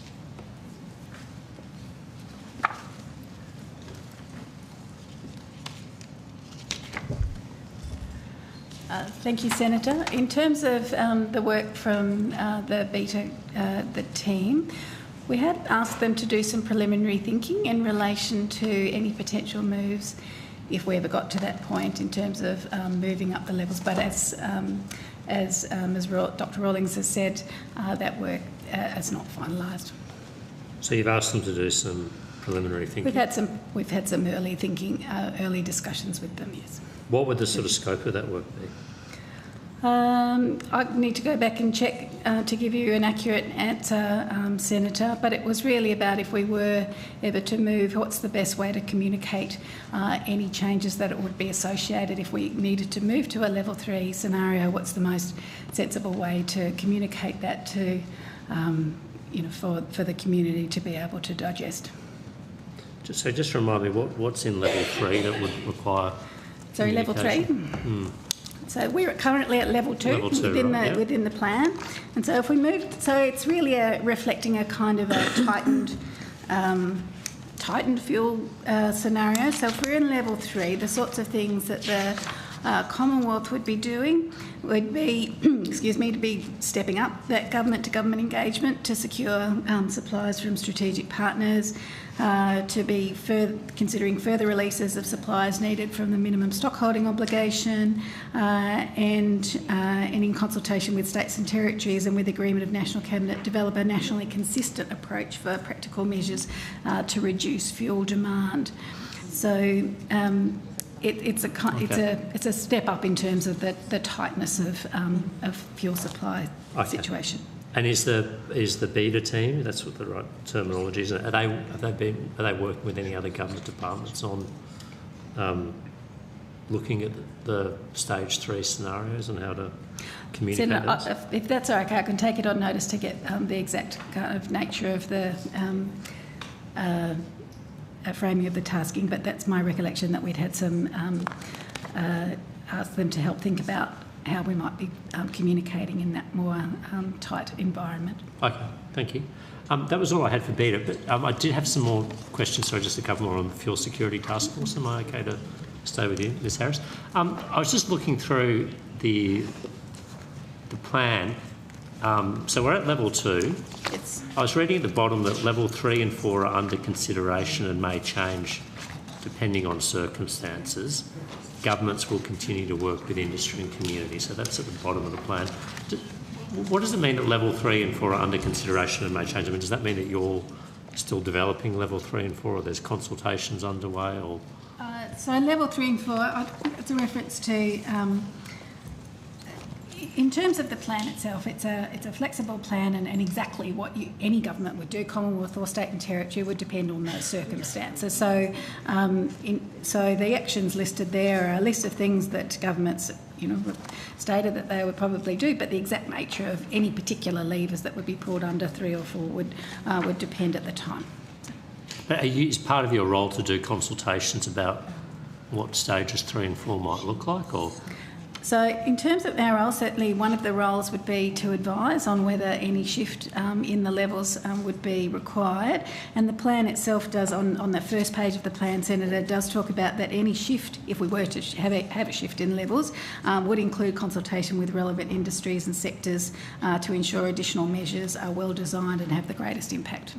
But is that consultation meant to happen prior to the shift to level 3, or does that happen subsequent to the shift?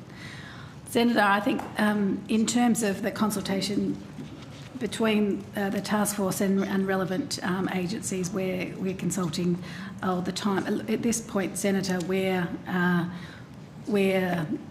at this point, the outlook again remains secure for certainly the next 4 to 6 weeks outlook, and so that's not, moving levels is not something that we're actively contemplating at this time.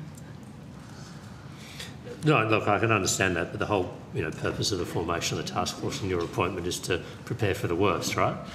Hope for the best, prepare for the worst. I'm just conscious because New Zealand's sort of followed a similar process here with a fuel security plan, 4 stages, I believe, as well.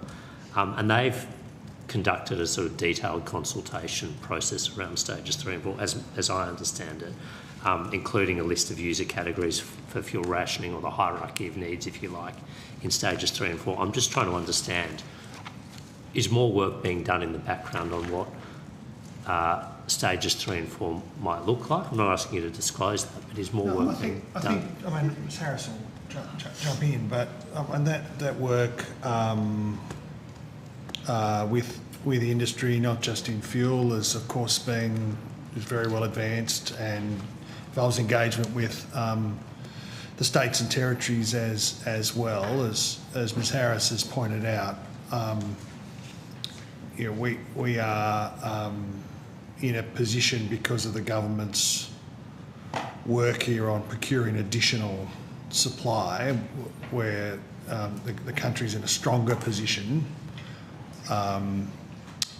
than you otherwise might have thought when this conflict commenced, and that doesn't mean there's any level of complacency, and all of the kind of work that you're referring to is being led by Ms Harris with the departments, with industry, with the states and territories, with the agencies more broadly, as Australians would expect it to be.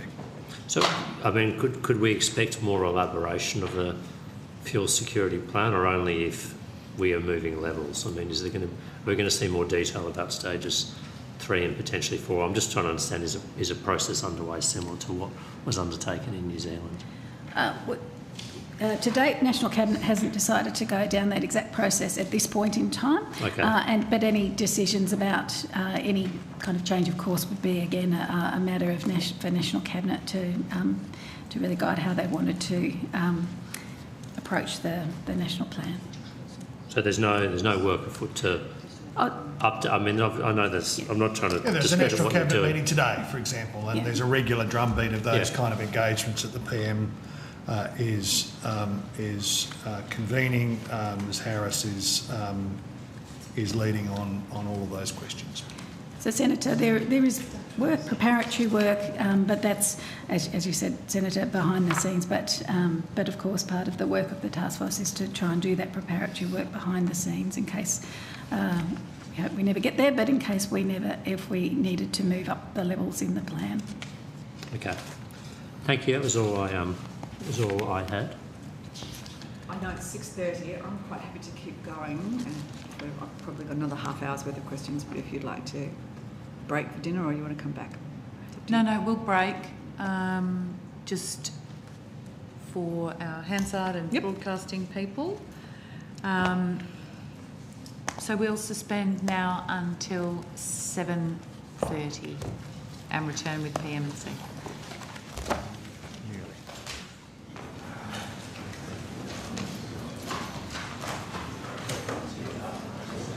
Yeah, that's right.